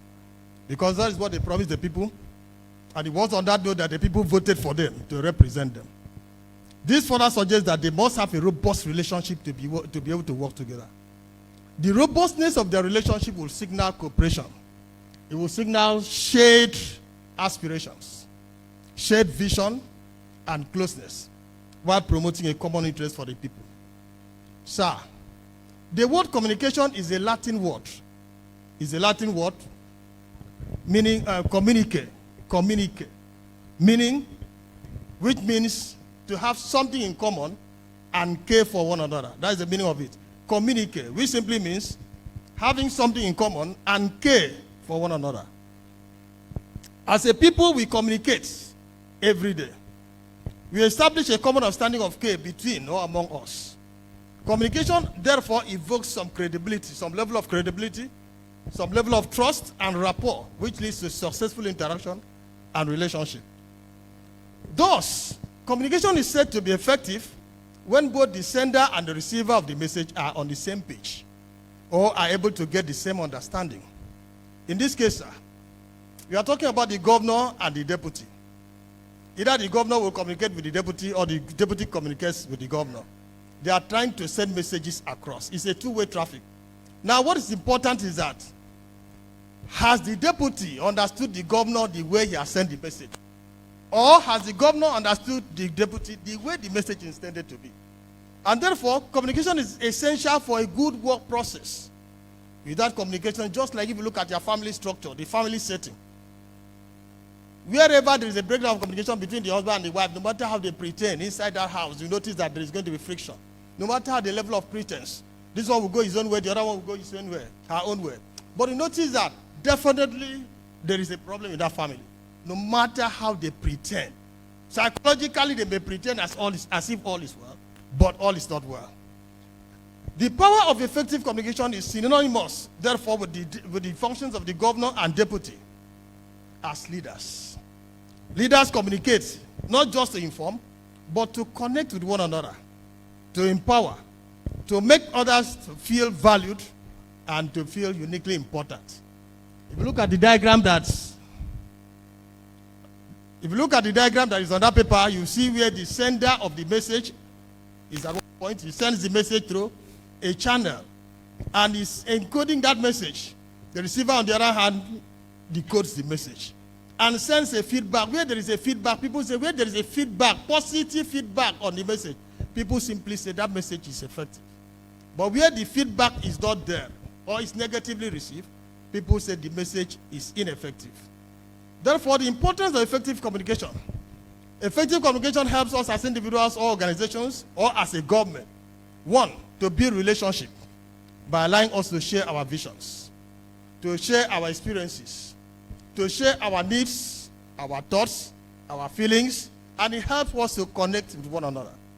Secondly, effective communication helps to strengthen effective relationship with other people while also helping us to have a good social standing with others. Thirdly, effective communication can help us to reduce conflict or tension at work situation. It increases boss-subordinate engagement. Where there is effective communication, we notice that boss and the subordinate, they can relate to any level.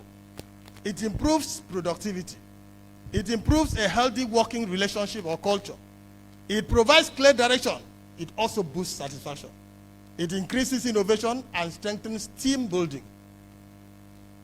Thus, for you to be an effective communicator, there are certain skills that you must possess as an effective communicator. You are a deputy governor, you are a governor, you are people who are working in government or anywhere, you must possess certain skills to be able to communicate effectively. One of such skills, which a lot of people abandon it, they don't even consider it as necessary, is to be an active listener. There is no way you can communicate effectively without being an active listener at all times. Good listening skills support the sharing of information in an effective way and also boost overall communication. The second one is that you must provide positive feedback, which simply means once you get a message, there must always be a positive feedback. Where there is no positive feedback, simply suggests that something is missing, something is wrong. That communication is not effective. And so, one of the ways you can improve on the communication, on your communication, is to always provide a positive feedback, so that your recipients will know that at least I communicated wisely. Then the third thing is that the third quality that you must possess is that you must always have a face-to-face interaction with your boss. Please, as a deputy governor, whatever you are, look, there is no point to avoid your boss in this situation. Just like a husband and wife, no matter whatever is the problem, level of problem, please, face-to-face engagement is very important. This will provide an opportunity for clarification and encourage one to communicate with others in a more effective way. Don't avoid having face-to-face interaction. Then number 4, be mindful of the gap between you and your boss. So you honor that gap and respect that gap. What that simply means is that your boss is there, who is the governor, you are the deputy. Recognize that both of you are not at the same level. Recognize that both of you are not from the same culture. Recognize that both of you did not attend the same university. You may not have the same institutional training. Recognize that definitely two of you can never act the same way. That gap must be recognized. And always keep to that. Don't want to abuse that. Don't want to say because this man, I'm very intelligent, I have master's degree, I have a PhD, and I'm the deputy. Look, my boss is just a first degree. Look, you must recognize that gap of difference and honor it. Then, number 5, put your message in the right perspective, using the right language, the right word, the right tone, etc. The way messages come at times can be very offensive. It can make somebody not even understand what you are saying. The tone of the message you use, the right body language, your body language is something else that can make somebody not even listen to you. In fact, to even talk of the right word. You know, somebody was saying, if you tell somebody, don't be stupid, that you are not abusing the person, but you are simply doing what? You are simply advising. But don't be stupid will suggest another thing, where your body language at that point is simply saying, don't be stupid, you are insulting. So what that simply means is that use the right word at the right time, so that somebody can know that at least you are communicating. Then finally, be empathetic. Empathy simply means put yourself in the shoes of another person. Assuming I am at this point, how would I behave? How would I have done, assuming I'm in that person's shoes? The moment you can do that, then definitely you will be able to communicate effectively. Now, there are characteristics of ineffective communication. When you communicate, how do you know when your communication is not effective? How do you know that? Number 1, the moment communication is not effective, number 1 thing you are going to be is going to be distorted meaning or distorted interpretation or misinterpretation. That's the first thing that is going to happen. The moment you send a message, that message is not correctly received, definitely there is a tendency for the misinterpretation of that particular message. Number 2 is lack of listening. You are talking, somebody is busy doing as if he's very busy. He's pretending as if he's hearing you, but he's not hearing you. Eyes and everything around him is giving attention somewhere else. Lack of listening. The moment you see somebody getting too busy, even when you are talking to your wife in your house, your wife is busy preparing something else. In fact, there is a problem. Because at the point of communication today should be attention. Number 3, interrupting while in conversation. Two of us, we are chatting, we are talking, and you notice that somebody is interrupting. Is either pacing the floor, lifting the leg, carrying one thing or the other, moving things around, and know that something is wrong. That man is not ready to listen to you. Or even though he pretends that he's listening, definitely is not listening. Then offer of unsolicited advice. See, there is how somebody will give you advice. You simply know, look, this advice is unacceptable. This advice is not useful. because he's simply giving the advice out of either jealousy or out of bias or out of so many things. And you notice that, look, that way, in fact, he's communicating nothing at that point. Unsolicited advice from a presumed enemy. Because at that point, he's presumed to be an enemy, even if it is your wife. Somebody that doesn't want to hear from you, and yet is offering nonsense advice. At that point, you know that, look, that advice cannot work. Then constant distraction. You are talking with somebody is carrying phone, checking what's up, sending messages, doing things like that. You simply know something is wrong. It can never be the same. Appearance of wrong words, abusive and aggressive language. These are all symptoms of ineffective communication. Then, apart from that, you always see somebody being defensive, always defending his or her position. You tell him, you are doing this, he will defend. Why do you do this? He's defending. 3 days now, you have not attended our meeting. He's defending. For some time now, you have not been attending our this. He's defending himself or herself and all of that. Simply know that something is wrong. Just like some of us who are teachers in the university, and maybe you are a dean or a head of department, you call faculty board or departmental board. Somebody will not attend the board since you are started as a dean of the faculty for 3 years. Somebody doesn't attend your board meeting even one day. You don't need somebody to tell you that there is a problem. These are qualities of ineffective communication. You need to check. And if you ask him, why have you been not, why is it that you have not been attending faculty board meeting or department, he will always give you excuses. As Prof, you know, I've been very busy. Yesterday, my wife put to bed. Even my grandfather died along the line and all of that. And when you notice all of this, simply know that it's a breakdown of relationship which may arise out of ineffective communication. Then improper tone or inflection. Languages that you use in communication is very powerful. You want somebody to accept your idea. You want somebody to accept your knowledge. You want somebody to share in your vision. But the way you put the message can cause somebody to say, no, I don't want it. I don't listen to you. I don't accept these kind of things. Now, when messages are sent across, when you are trying to communicate, and the messages is ineffective, there are dangers. You are communicating with your boss, and the way your boss takes the message is something else. There are dangers of ineffective communication. Number one is resentment towards one another. The first thing that is going to happen is that you are talking to somebody, the person pretends as if you are not talking to him. The next thing is that he will resent. He will not want to stay close to you. He will not want to be closer to you. He will try to avoid you in every way. He will avoid chatting with you. Even when you talk to him, you notice that he's avoiding chatting or communicating with you. That's the first thing that is going to happen. Resentment towards one another. Even when it is between you and your wife, you notice that she will avoid you by all means. You are in the room, she will be in the parlor. You are in the parlor, she will enter toilet. Just like that. Just to avoid resentment. In fact, just to avoid you by all means. Now, the next thing that is going to happen is lack of relational growth. You know, in a typical relationship, they're supposed to grow. A typical relationship is supposed to move from one level to another. A typical relationship is supposed to move from where it is to where it ought to be. But the moment there is a disconnection between two in terms of communication, a breach in communication, the next thing is going to be, you notice that the relationship cannot even grow. It cannot move to anywhere. It may be stunted. There may even be no relationship. Same thing happens even between you, between a governor and his deputy, or between the deputy and the governor, where there is a breakdown in communication. There is stagnation in relationship. Number three, which is very common, is infighting will start. This one will sponsor House of Assembly against you. The deputy will also sponsor some teams against you. Infighting starts between these two people because there is a breakdown of communication, or because there is a miscommunication somewhere. Blackmail, gossiping, etc. A lot of things will happen. If it is between husband and wife, they start inciting children against the father. The father can incite the children against the mother, and things like that. They incite brothers against their brother, and all of that. These are problems. The next one is always focusing on one's weakness point. Always focusing on one weakness point.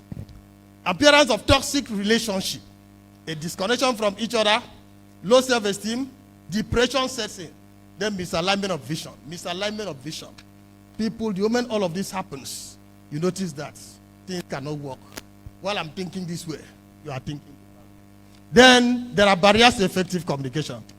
Please, you see all of that: linguistic barriers, psychological, emotional, personal, and all of that. Let's also look at resources management. Resources management has to do with the process of 1, planning, 2, acquiring, 3, allocating and managing resources of business, of governance. Now, resources management has to do with individual and their skills, the finances, the technology, the materials, the machines, and other resources that are necessary to achieving government purpose or government objectives. 3 basic resources are needed to manage government business. These include 1, the human resources, material resources, and the financial resources. Human resources management has to do with all the practices and procedures that is aimed at acquiring personnel, human personnel, managing that human personnel, motivating that human personnel, and controlling them to make sure that you get what you want from them.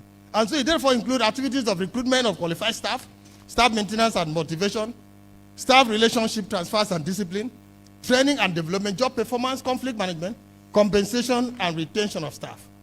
Materials management, on the other hand, is an integrated approach to planning, acquisition, and control of the flow of materials in government. The very purpose of material resource management is to have an uninterrupted flow of materials. January to December, we won't complain.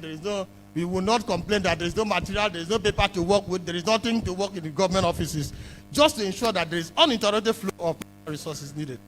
The important function of material management is to minimize inventory costs. The third one is to operate effectively and efficiently by achieving targets using minimal cost of operations. Therefore, functions of material management include planning and forecasting, procurement of quality materials, storage of the materials, maintenance and repairs of equipment and other assets. Now, the third one is the financial resources. Financial resources refers to the management of activities that are concerned with decisions on how to, 1, procure funds for government, disburse the funds, and account for the funds provided for implementation of government projects. These are the 3 things: procure funds, 2, disburse the fund, and 3, account for the funds. One thing you don't know in Nigeria is that every public fund that enters your hand, you must account for it. It is necessary, you tell members of your territory, look, so amount of money was given. That money is given in trust. Must account for that money that you receive. Accountability is very important in democracy. Finally, distinguished ladies and gentlemen, let me conclude because they say I have less than 3 minutes. Effective communication is key to sustainable, successful governance.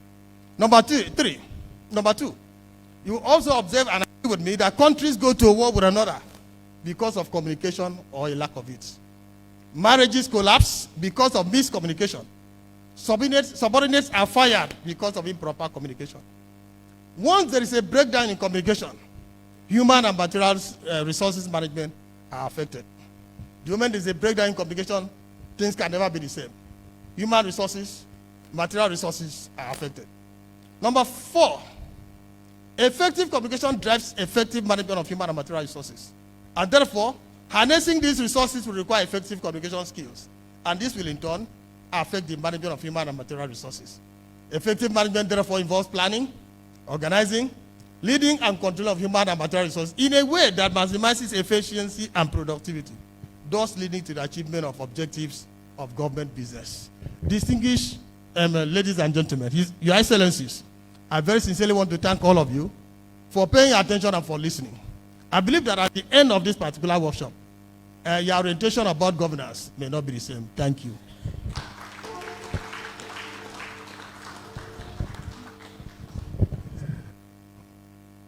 Once again, Your Excellencies, please let's appreciate Professor Ibok of Akwa Ibom University for his very well received paper on understanding the need for building a convincing capacity for effective communication for managing human and material resources. So, Your Excellencies, one more time, an appreciation of his paper. We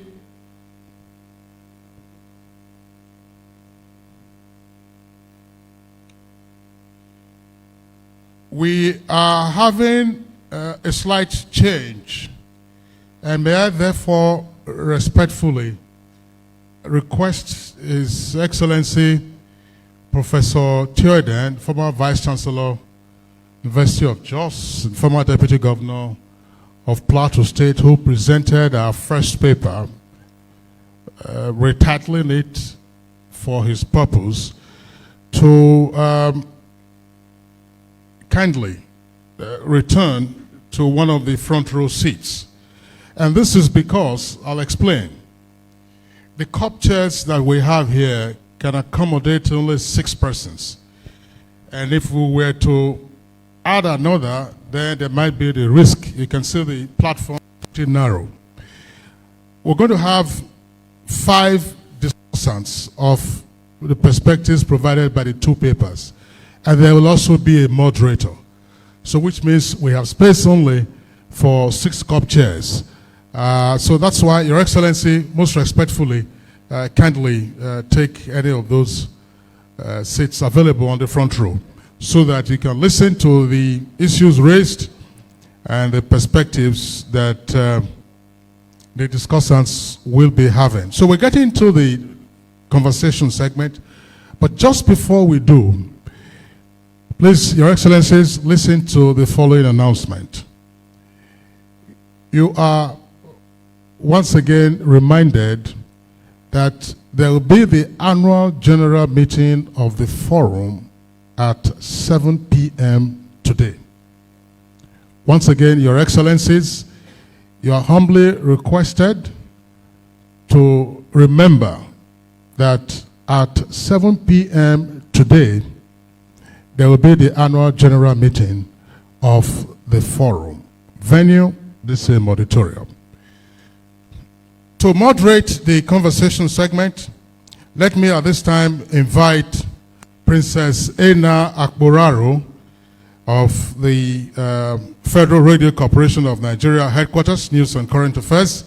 Ena Akboraro, please, you moderate the session.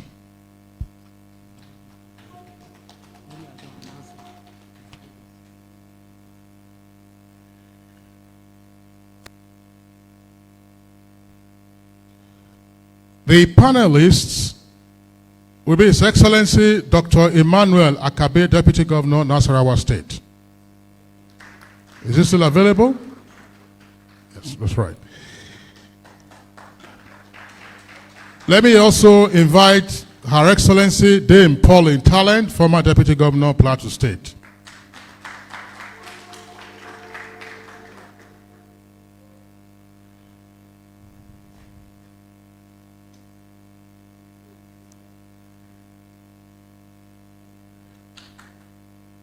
Professor Audu Gambo, Vice Chancellor, Kalkum University, VOM, Plateau State.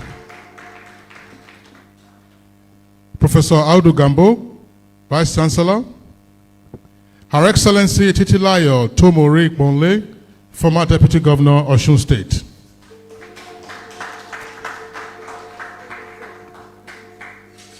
His Excellency Prince Eze Madumere, former Deputy Governor, Imo State.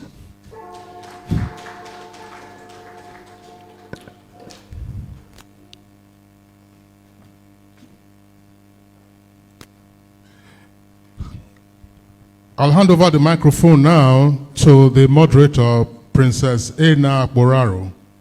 And our target is to do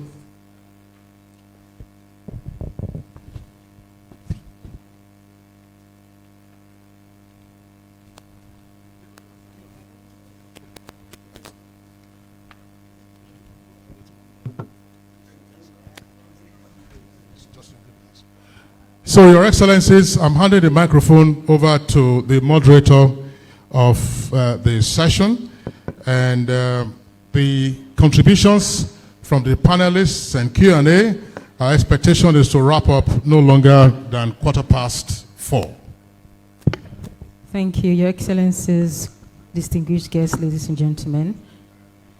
My name is Princess Akboraro, Federal Radio Corporation of Nigeria.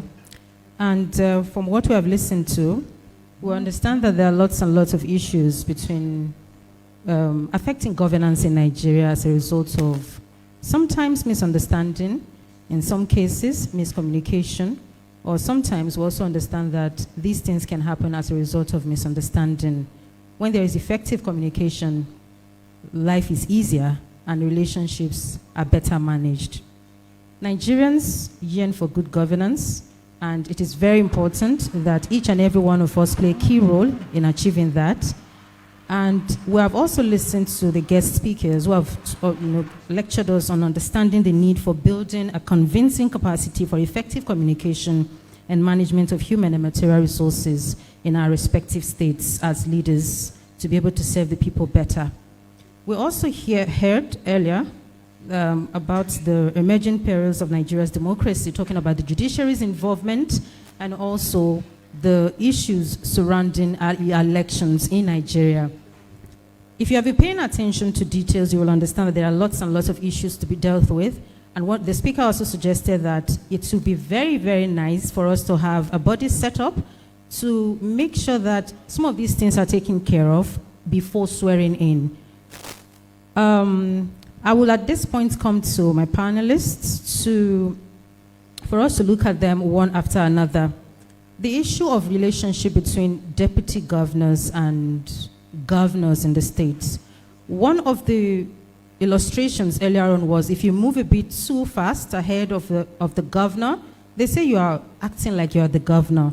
If you move alongside the governor, they say you are acting like you are the governor. And if you move behind the governor, they say you are trying to do some harm to the governor.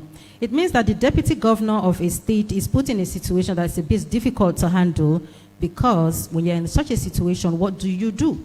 It means that the position is sometimes given to somebody who is extremely sensitive, somebody who understands what it means to serve the people even while being as loyal as possible. So we need to have these conversations so that we know exactly what to do and how to manage. And I'm very happy that we have former deputy governors and present deputy governors here. And I also understand that we have sitting governors here as well, so that they understand what it means for this to happen. So straight to my panelists now. I'll come to the former Honorable Minister of Women Affairs. Madam, what do you think the role of effective communication is when it comes to being the deputy governor of a state? Because you were there. Thank you very much, my dear sister, chairman of the forum, your excellencies, serving deputy governors and former deputy governors, distinguished ladies and gentlemen. I'm happy. Hello, can you hear me? I'm happy to say that from the papers presented in the morning, you will agree with me that the deputy governor's role is simply, one can describe it as an endangered species. Whatever you do is always misinterpreted. So my first advice is, being a deputy governor, you must first of all put God first. Because in everything you do, apart from God that will lead and guide you, there's no way you can ever do the right thing, because everything is always misinterpreted. There is the need for us, if we are to have effective working relationship between the governors and deputy governors, governors should realize and recall the need of having the deputy to run with him. I would say him because in Nigeria today, all are men. There is no woman as a governor. So the best they can give a woman is the deputy. And for that, in every election, the governor needs the deputy to win the election. And that's why you were carefully picked to complement his effort. Unfortunately, once the victory is done and they get into office, they forget that strategic and critical role you have played. our prayer is that our leaders, if we want this, thank you. I'd like to harp on the use of the word picked. Professor Audu Gambo, I'm coming to you now. The use of the word picked, from some of the things that we know and hear, there seems to be a problem with the selection process at the party level, where it is believed that deputy governorship candidates are forced on the governors, and that's why sometimes they experience conflict. If true, what do you think can be done to ensure that at that party level, at that stage of selection, the governors and their deputies can come together and effectively work for the good of the people? Thank you very much, the moderator. Your Excellencies, please, for one of time, let me just go straight to respond to the question posed by the moderator. I have always asked myself this question. Whenever there is going to be an election to fill vacancy, a candidate emerges through primaries and will then now begin to hunt for a credible running mate, because that's the constitutional requirement. You must have a running mate. You look for someone that will help you to win election. It's not just anybody. So sometimes the party, in its wisdom, may think that, look, a particular candidate that may be proposed by the candidate may not help in winning the election for the party. And so the party will then now come in to say, look, instead of X, why not B? And I think for some obvious strategic reasons. And so the question is, you are running on a joint ticket. I see this crisis between the governor and the deputy governor as nothing but poverty of emotional intelligence on the part of the governors, actually. Because even when a deputy governor is loyal to a governor, the governor still harbors, the belief that, look, this man, if I should allow him, give him free hands to help in the governance process, he's marketing himself.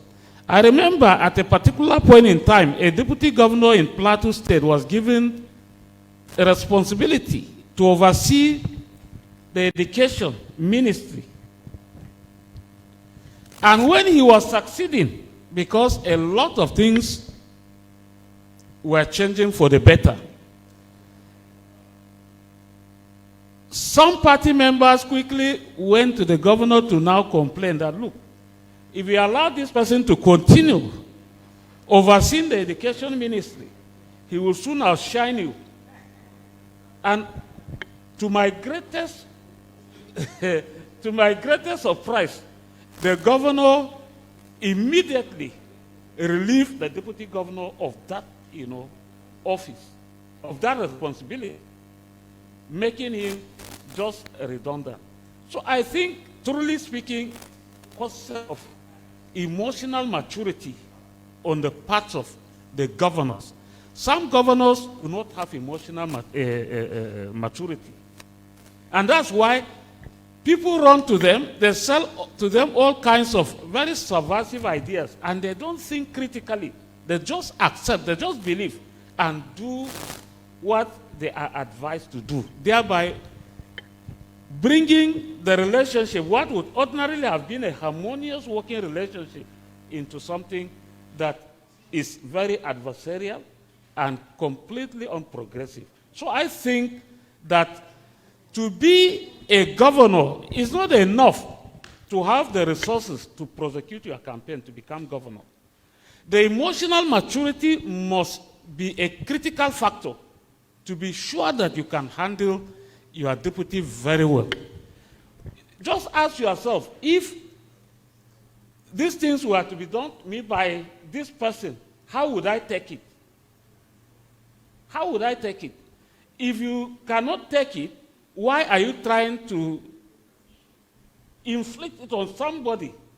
Somebody that is there to help you to succeed. Because at the end of it all, you collectively be judged. So my point, the point I have always been raising is that if you want to be the governor of a state, do not accept the position of a deputy governor. Because at the end of it all, he will not allow you to succeed him. That's the Nigeria. It's very rare where deputies have succeeded their principals in Nigeria. I think a good example, the case of Kano State, where the current APC national chairman succeeded his boss. But again, shortly, Sokoto, again, shortly after that, the relationship went sour at the end of the. So you ask the question, what really is there? What is there? Nobody wants to be outdone by the deputy. That's the point. And so I think if we must overcome this challenge, just like Professor Theoden has suggested in his presentation, that you need to amend the Constitution to really make it very clear what the deputy governor should be doing in that office. Just like at the federal level, sorry, just a minute, president and vice president. Vice president is constitutionally empowered to preside over National Economic Council meeting, and I think some other statute, national boundary, whatever. I think that kind of constitutional provision will go a long way in narrowing the range of vociferous tendencies between the governor and deputies. That would be a good place to leave it, and it would be really nice to move at this point to a former deputy governor of Imo State, His Excellency Prince Eze Madumere. I understand that you had some personal issues that you had to deal with as a deputy governor of Imo State, and I would like to know, he talked about it being a constitutional matter, and the fact that if something is done constitutionally, the deputy governors will be able to do better at serving their people. Do you think that is something that should be done based on your personal experience? And do you think if you had constitutional powers, it would have been easier to manage your relationship with the governor? Thank you, Madam Moderator.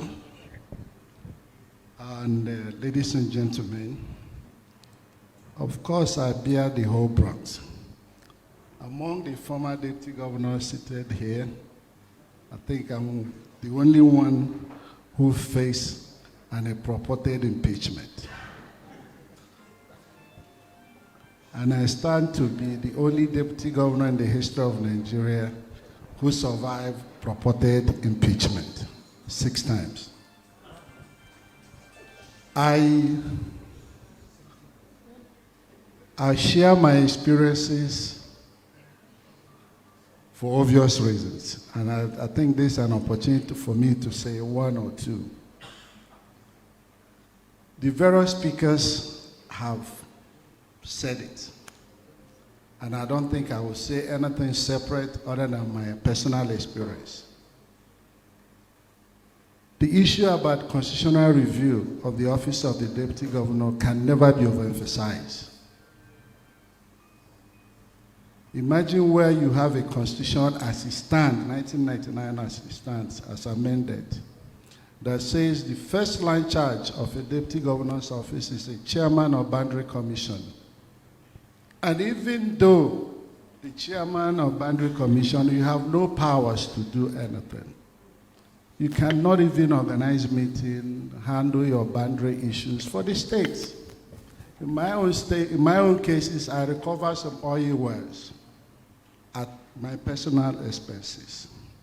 I even have an opportunity to compromise my state, because when you're talking about oil well and boundary issues, the rich state has the ability to find a way to compromise you, but it takes guts and understanding to stay away and remain focused.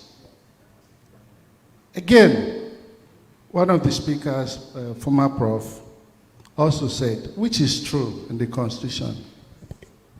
The second line, it says, at the discretion of the governor as he may wish to.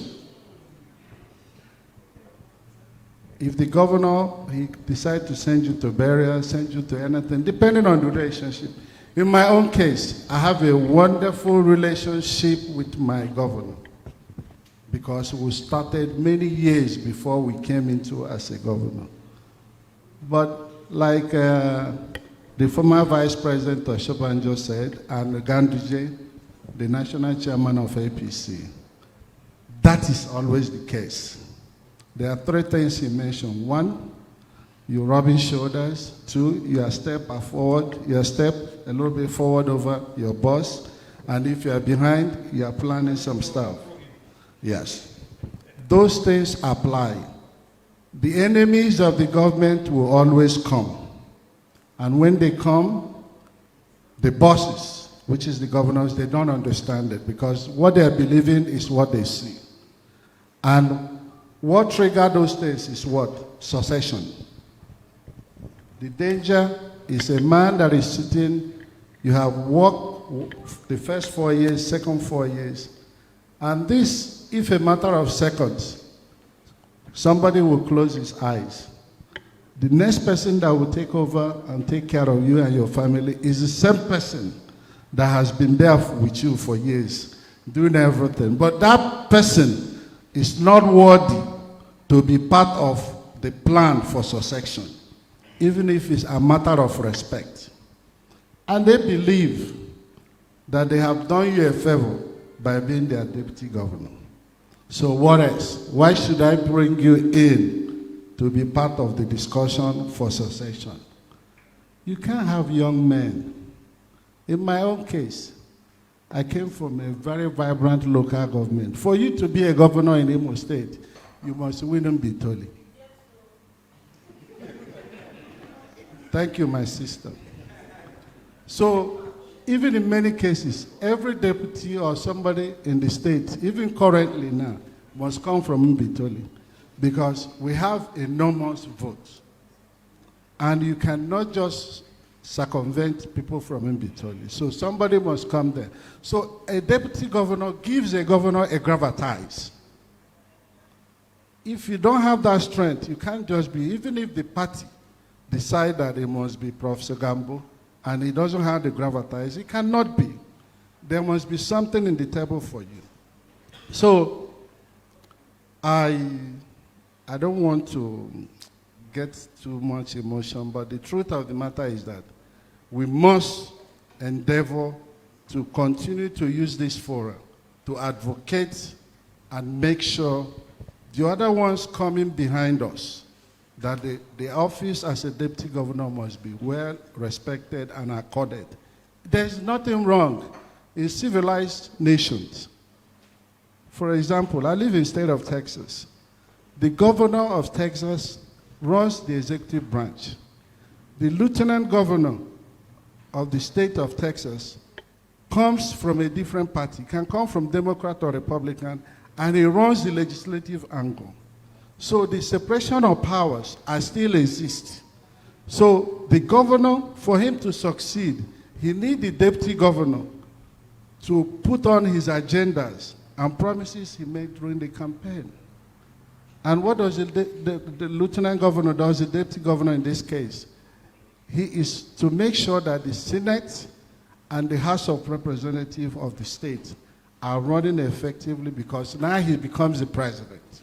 So if you have a line charges assigned to a deputy governor of this country, the friction would not be there.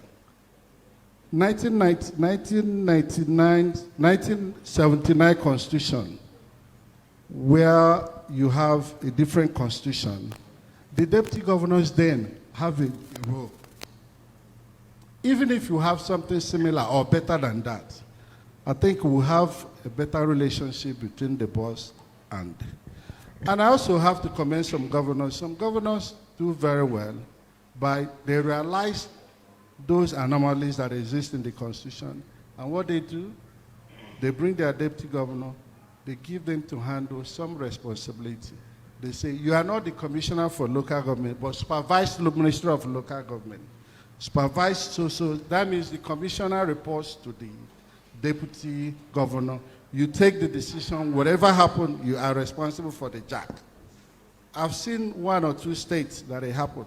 But above all, I commend most governors in the north take care of their deputy governor to an extent. I know it might sound funny, but I see. But those of us from the southeast, it's a different ball game, because what you agree to get in there and what you see is not what you get. So I will rest my case. The rest will be more detail on my book that is coming out. All right, thank you for sharing your experience with us and answering the question excellently. Thank you. Let me move on to Her Excellency Titilayo Tsomori Ponle, a former Deputy Governor of Osun State. Madam, we would like to know, at this point, we have 2 former Deputy Governors who are women sitting on this panel. And I'd like to know what your experiences were as a female Deputy Governor of a state, considering the fact that we are culturally a people who believe that a woman's role should be restricted to certain places. When a woman arises to that position of a Deputy Governor, and you served as the Deputy Governor of Osun State, what were your experiences? Did you have to deal with that situation at any point in time? And if yes, how did you maneuver it? Thank you very much, Lady Moderator. My experience when I was Deputy Governor of the state of Osun, I would say it was slightly different from most of what I've been listening to. I had a very good working relationship with the governor. Number one, just as a minister said earlier, if you put God first to be in charge of whatever you will do, it will be easier for you. The position of a deputy governor in Nigeria is a very challenging position that I knew before I took up that offer, because I wasn't a politician when I joined as a deputy governor candidate.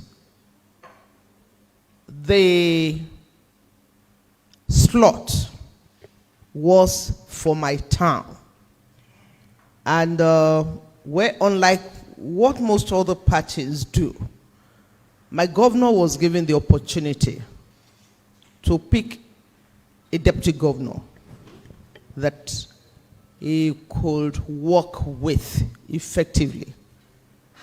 So he gave them the part of the state he would want a deputy governor to come from, the gender of the deputy governor, the educational qualification, and the religion of the deputy governor. So I fell into that slot. I come from Oshogbo town, and Oshogbo Federal Constituency has the largest number of voters in the state. And my governor, then, being a Muslim, requested for a Christian, and not a converted Christian, somebody that was born into Christianity. He made it clear. So when I took up that position, I knew I was in for a tough job. I had to ask the Holy Spirit to take over.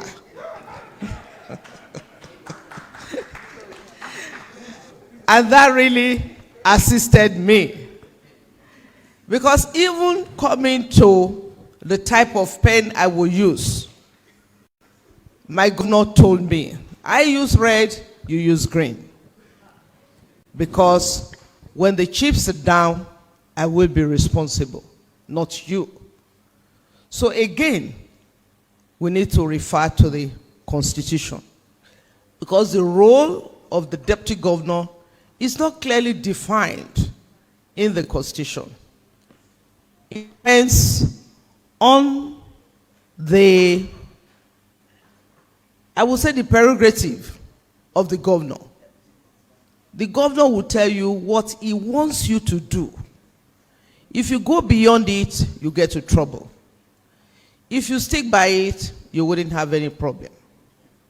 So, but the moment the Constitution defines the role of the deputy governor, there wouldn't be any clash.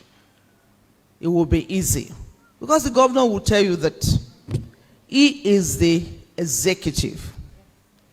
If there are lapses, EFCC will hold him responsible. DSS will not leave him in peace. And if you practically look at the way things are done in Nigeria, I've never heard of any deputy governor being challenged for corruption. Because he or she never had any input. So, and that is why they ensure that their deputy governors are like spare tires. When you need the spare tire, you use it. The moment you don't need your spare tire, you keep it there. And that needs to be corrected. It needs to be corrected. Thank you very much, Thank ma'am. you very Now, much. well, while awaiting that to happen, we have a constitution that we're currently working with as a nation. Let me come to His Excellency Dr. Emmanuel Akabe, who is the Deputy Governor of Nasarawa State. Sir, shared vision and aspiration for the purpose of serving the people was one of the things that our speakers talked about, one of our speakers talked about. The vision that the Deputy Governor and the Governor can have together for the purpose of serving the people of the state and making sure that they deliver their promises and make the state a better place and leave it at that is something that is very key here. As the Deputy Governor of Nasarawa State, from what you have seen so far and the experiences that your colleagues have shared here, how can we ensure that the Deputy Governors and the Governors have shared vision?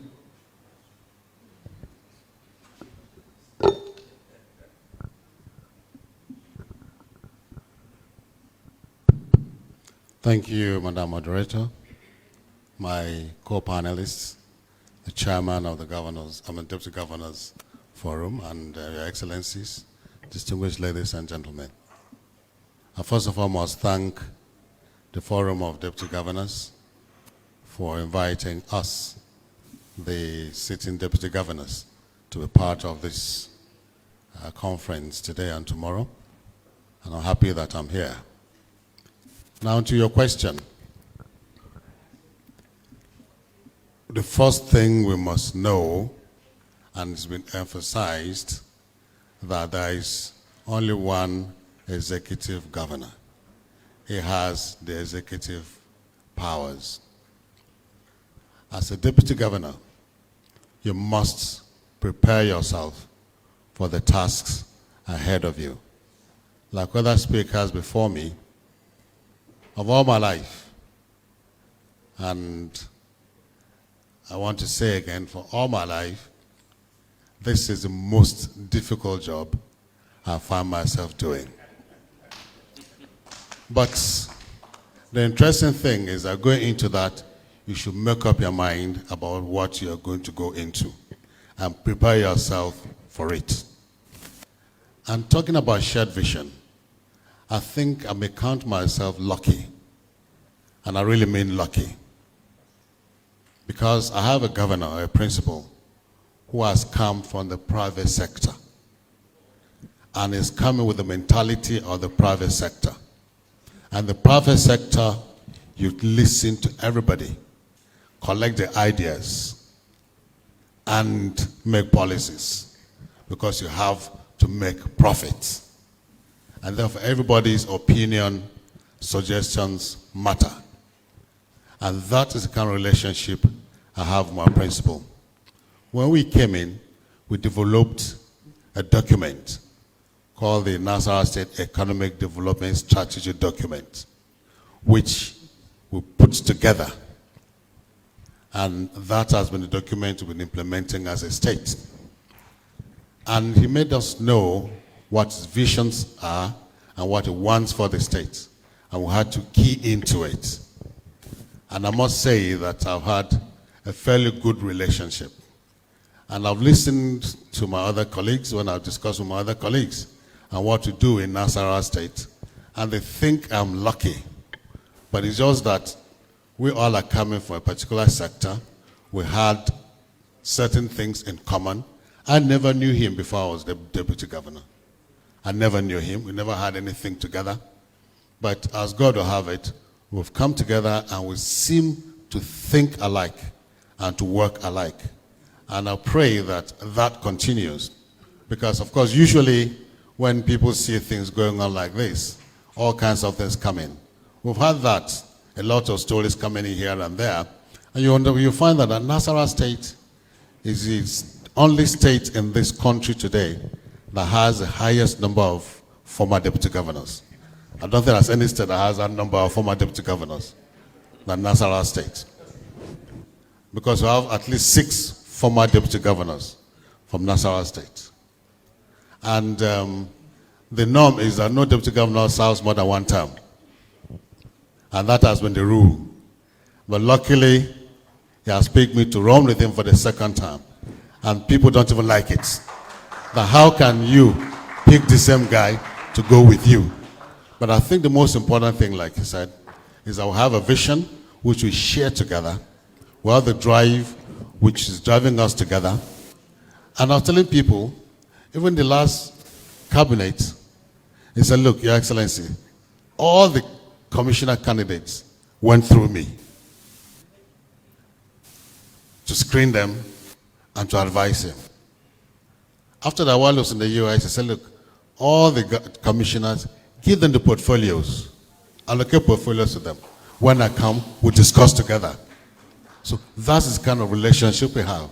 And I hope and I pray that, like I said, the relationship continues and others probably learn from it, because coming from where he was coming from, and for the kind of antecedents he's had, having worked in the US, worked with Dangote and Co., he's a corporate person, and everything about him is corporate governance.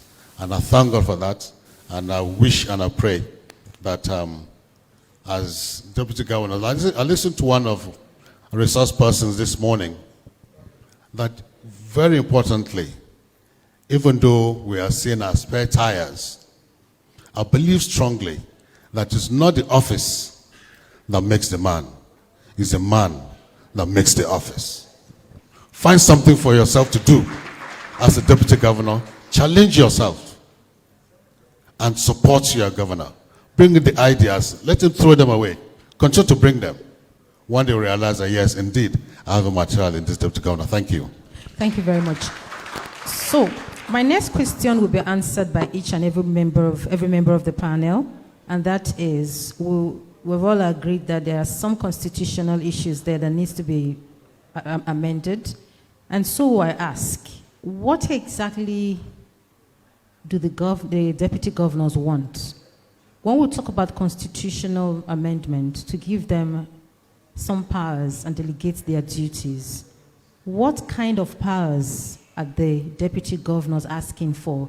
I'll start with you, Her Excellency, the former deputy governor of Osun State, the state of Osun. State of Osun. Thank you very much. What we want is simple. Define the roles of the deputy governors and hold them responsible for whatever they do.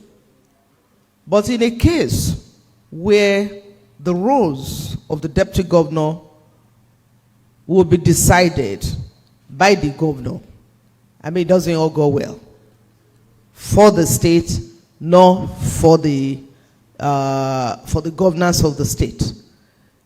The Constitution should define the roles of the deputy governor and also that of the governor, just as it's been done for the president and the vice president. To the glory of God, we don't have frictions between the president and the vice president as often as we do have with the governors and the deputy governors. If that is done, there wouldn't be any problem. They're supposed to work together for the development of the state, and there shouldn't be any friction. Thank you very much. I'll move on to the next. Dr. Emmanuel Akabi. Okay, let me come to Dr. Emmanuel Akabi now. Go ahead. Well, it's the same thing as we said, and I'm going to say the same thing. For the deputy governors, what I think will need to be done will be, again, like Her Excellency mentioned, there should be a little amendment in the Constitution, definitely. And the deputy governors must and should be given specific roles to play in the corporate governance of their state and contributing to the national development. Anything less than that will not really go well for democracy in this country, in our states. Thank you. Professor Audu Gambo. Yes, thank you very much. Although I've not been one, I believe that what the deputy governors want specifically is a good sense of inclusion and belonging in the affairs of the state, because both the governor and the deputy run on the same ticket. And to begin to treat the deputy governor as if it's an imposition, honestly, I think we are missing the point. Democracy is all about provision of basic social services for the people. And when you operate as a divided team, I wonder how you can achieve that actually. So they need to operate as a unit. They need to operate as a team so that collectively they can drive, governance project in the state to achieve the desired objectives. Thank you.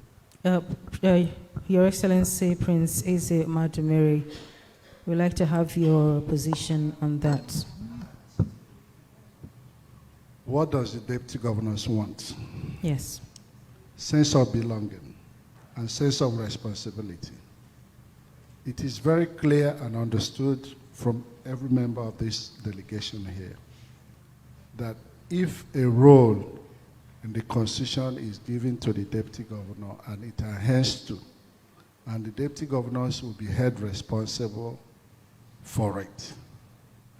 Give them responsibility and leave it to them. And let that responsibility has a first-line charge to the office of the deputy governor. It is not only having responsibility, but a deputy governor cannot approve 20 naira in any circumstance. It does not make sense. So when you give a responsibility, give him authority to be able to do that. This is all part of experience. Everybody, no matter how we would say it, every one of us have one experience or the other. Thank you. Thank you very much. Now let's come to the issue of, one of the speakers earlier talked about the fact that there is an office created by a set of jobless persons who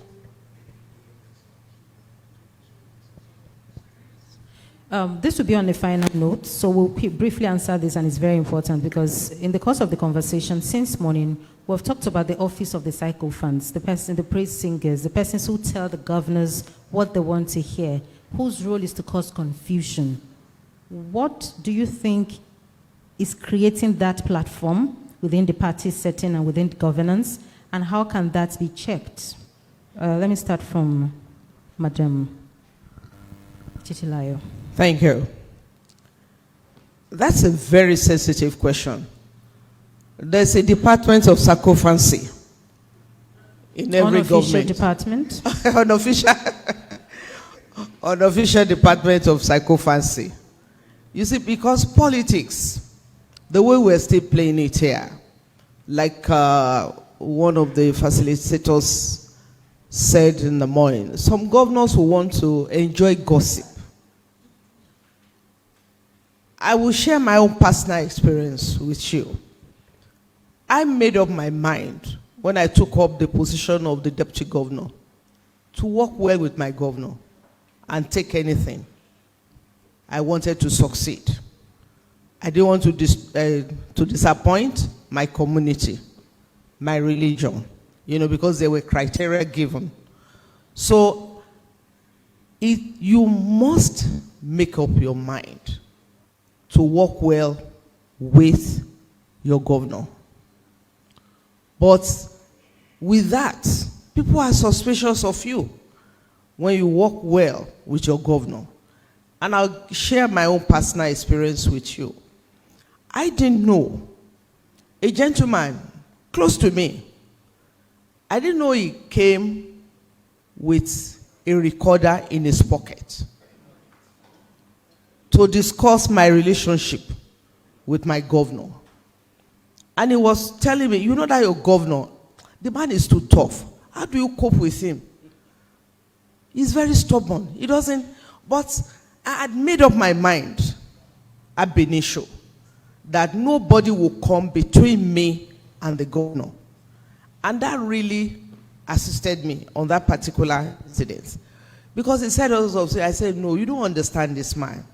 He's a very good man. There are challenges in our state.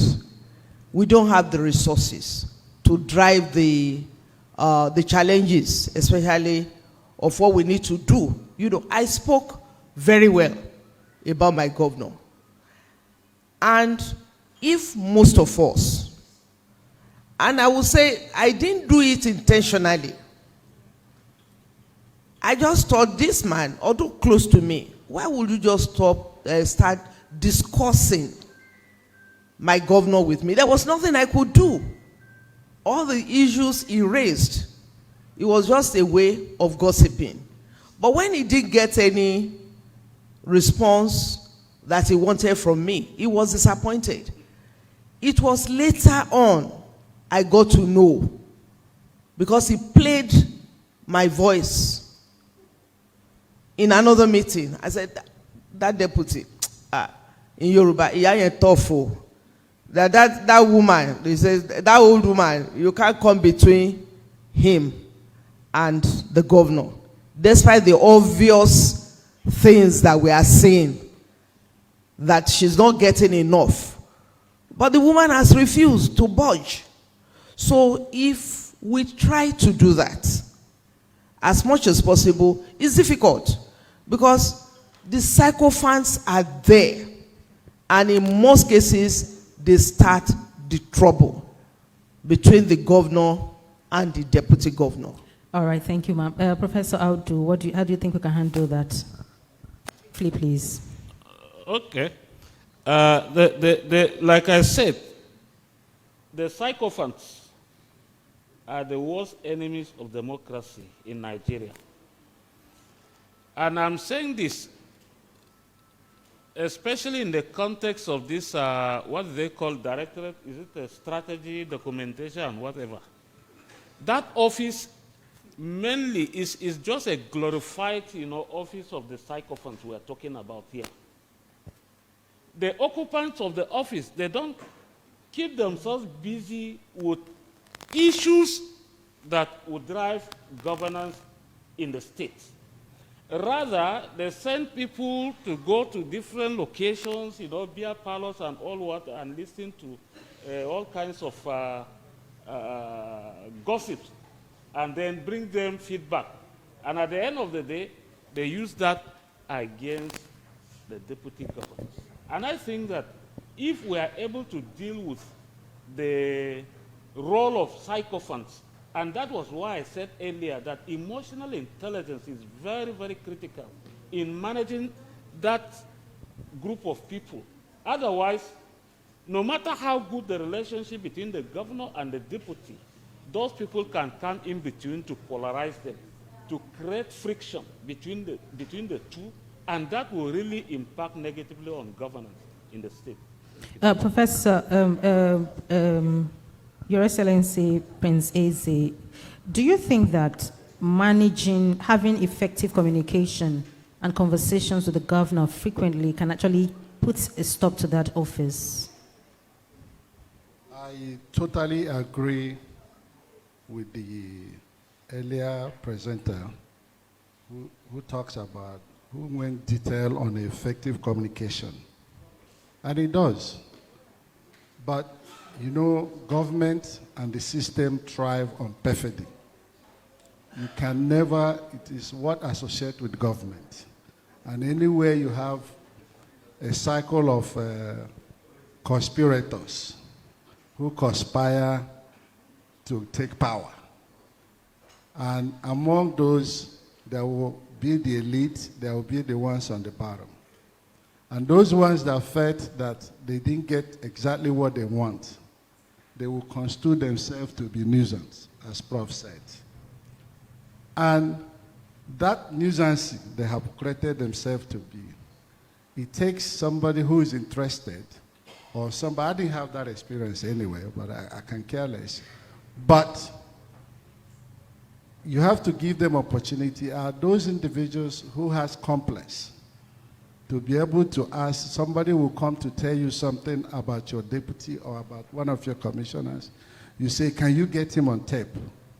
And in that instance, you mobilize him to move and go and say, go and do what is called entrapment. In that instance, if it's another person that has a shallow mind and a low individual, he fall into the trap. Unlike Her Excellency was a tough woman, so she didn't fall into the trap. So it does exist. It depends on individual, their upbringing, and their background. So it is so difficult to eradicate it because of the leadership and what the expectations are. But again, we'll continue to put it in prayers and say, God Almighty, to help every system to thrive. That's all. All right. Your Excellency, Dame Pauline Talon, you experienced a lot of things as Deputy Governor, and through the years, there was a case of sometimes ineptitude, or the inability to get certain things done, or the fear of your deputy outshining you or doing better than you do. Because I understand that the case of the Commissioner for Education, the person who was in charge of education, was you. How do you think that, do you think it was a personal thing, or there was some talk around that got to Mr. Governor that led to taking you off that beat where you were doing excellently well? Do you think that circumstance played a role in there? Very well. It's always the sycophants that spur and pushes the governors to do that. We started very well with my governor, and the relationship was excellent during the campaign and when we started. But the moment the sycophants saw that I was doing my job well and the assignment assigned to me was going on very well, they started instigating him. If you allow her, in the next few years, by the time you come for your second term, nobody will even listen to you. Already she has taken the shine. So, as one of the speakers rightly said, the governor should be above board. He should be able to have that sense or the strength to contend with the sycophants. But if he allows them to take over his emotions, the state goes into trouble. So sycophants are the key problems we have. It's a political class that destroys our democracy. Unless our governors are able to have the willpower to overcome that, the deputy governors will always run into problems. Thank you. Dr. Emmanuel Akabi, how can we ensure that governors understand it?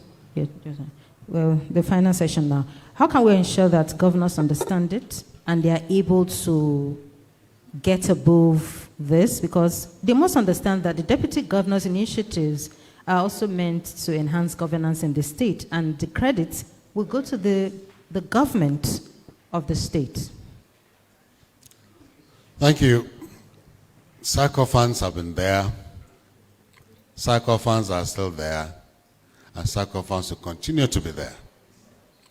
It's only in politics that a guy sits at home and thinks of his next meal. Early in the morning, he thinks of the story to tell, comes and sees you, tells you a lie. You know he's telling you a lie. He knows he's telling you a lie. You still listen to the lie. At the end of the day, you still say thank you and give him money to go home. With that happening, that is what some of these guys thrive on. We need the special grace of God because we're all human beings. If we don't listen to this one today, tomorrow you'll listen to the next one. And it's both ways. It's not only the governors that go with these gossips or sacrifice, even the deputy governors too. They come to us to want to change our mind or whatever it is. But quite honestly, we need the grace of God. We need prayers all the time for both the governors and the deputy governors because we're all human beings. All right. Wisdom, grace of God needed for good governance. We take questions from members of the audience. Questions or comments? Yes. Let me come to you, sir.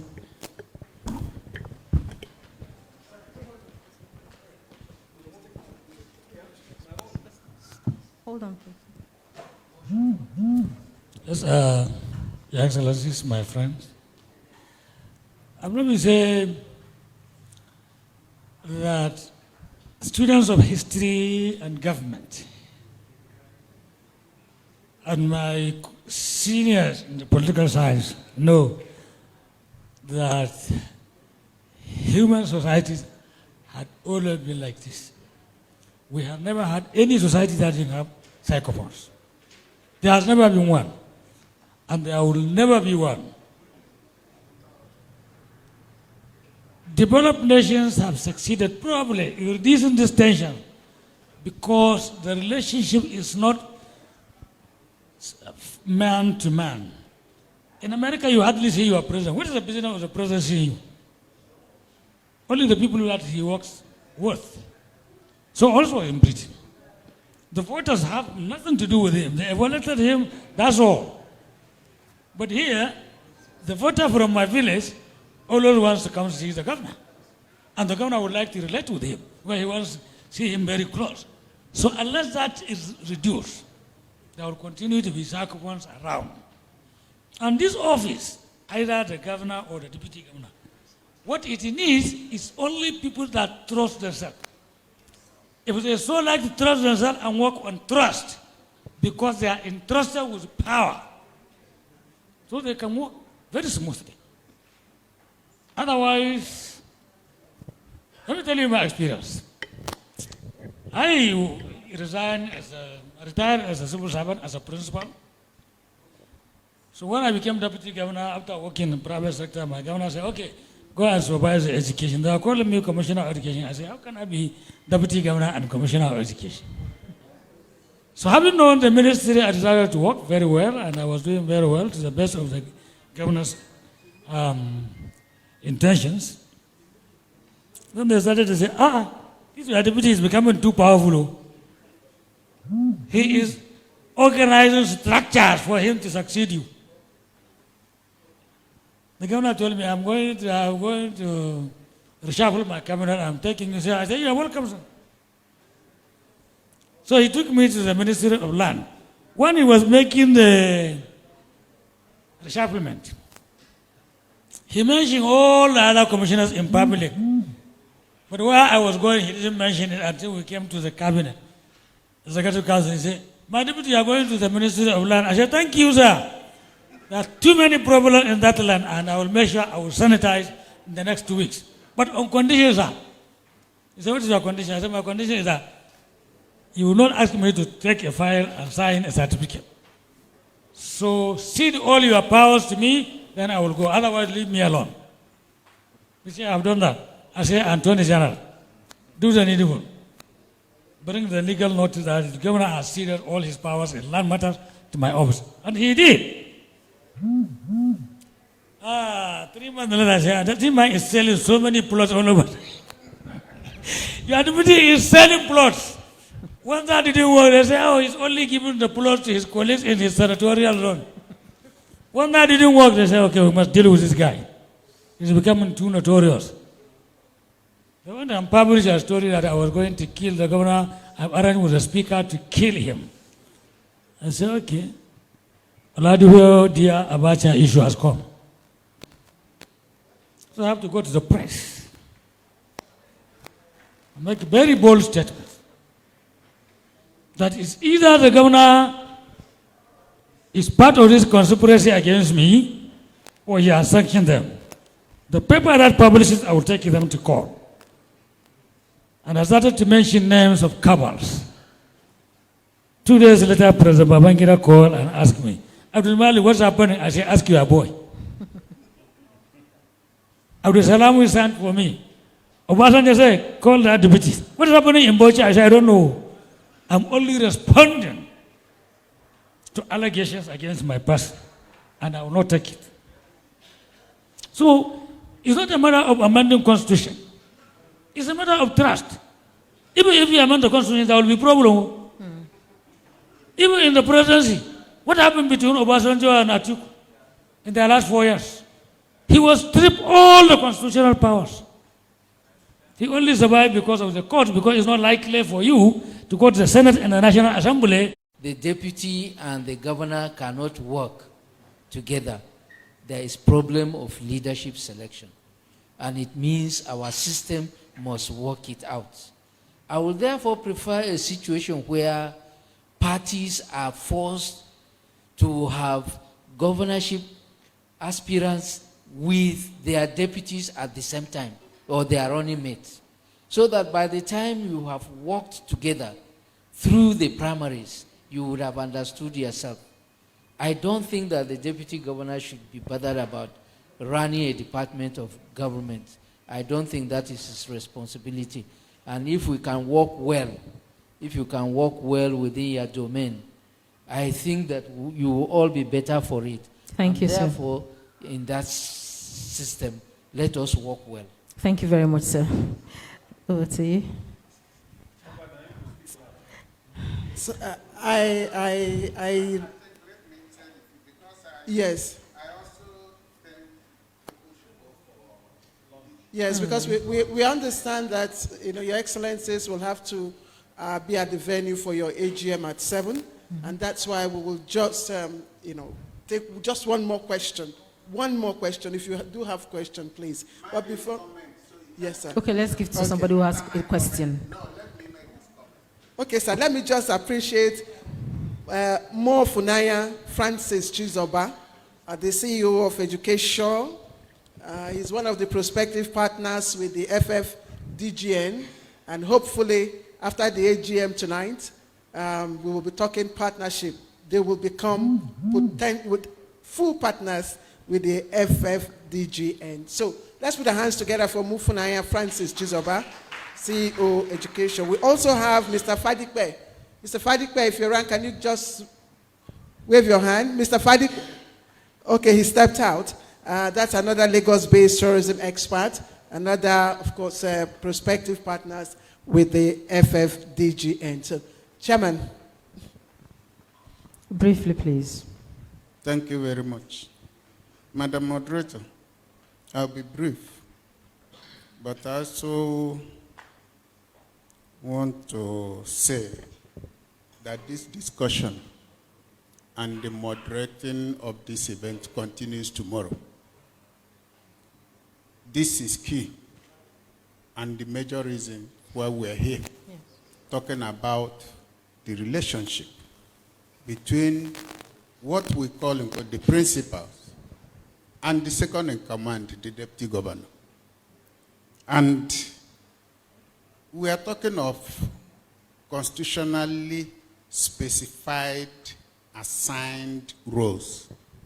It's important. There are also other aspects in the Constitution. Let me tell you, part of the reasons why these things appear to be working. Professor Ebok, I think you said something when you talked about three things: the human resource, the materials resource management, and financial resources. This aspect of finance happened to be one of the most challenging aspects of the work of the deputy governor. Do you know what it means to act as deputy governor? The radio stations, everybody will be calling you acting governor, and yet you have no authority. It's not conveyed to the House of Assembly. But you have to protect the administration. You have to cover that you don't have budget and money to run the state. But you must run the state. You must ensure that there won't be problem. You must ensure that the security of the state is maintained. You must ensure peace. These are issues that the deputy governors are going through, and many more. Our focus here is not bemoaning the shortcomings. For me, the focus is finding solutions to these shortcomings and the gaps. And that is why we are here. That should be our focus. Yes. Look, His Excellency Professor Dean said something about impeachment. Who told you that a deputy governor cannot organize impeachment of governor? Why is it not working in most cases? It's because of that resources. That's one. Two, when they say impeachment is for gross misconduct, the Constitution went further to say what the House of Assembly says is misconduct is misconduct, even if not greeting you is what they see as misconduct. Are you aware of that?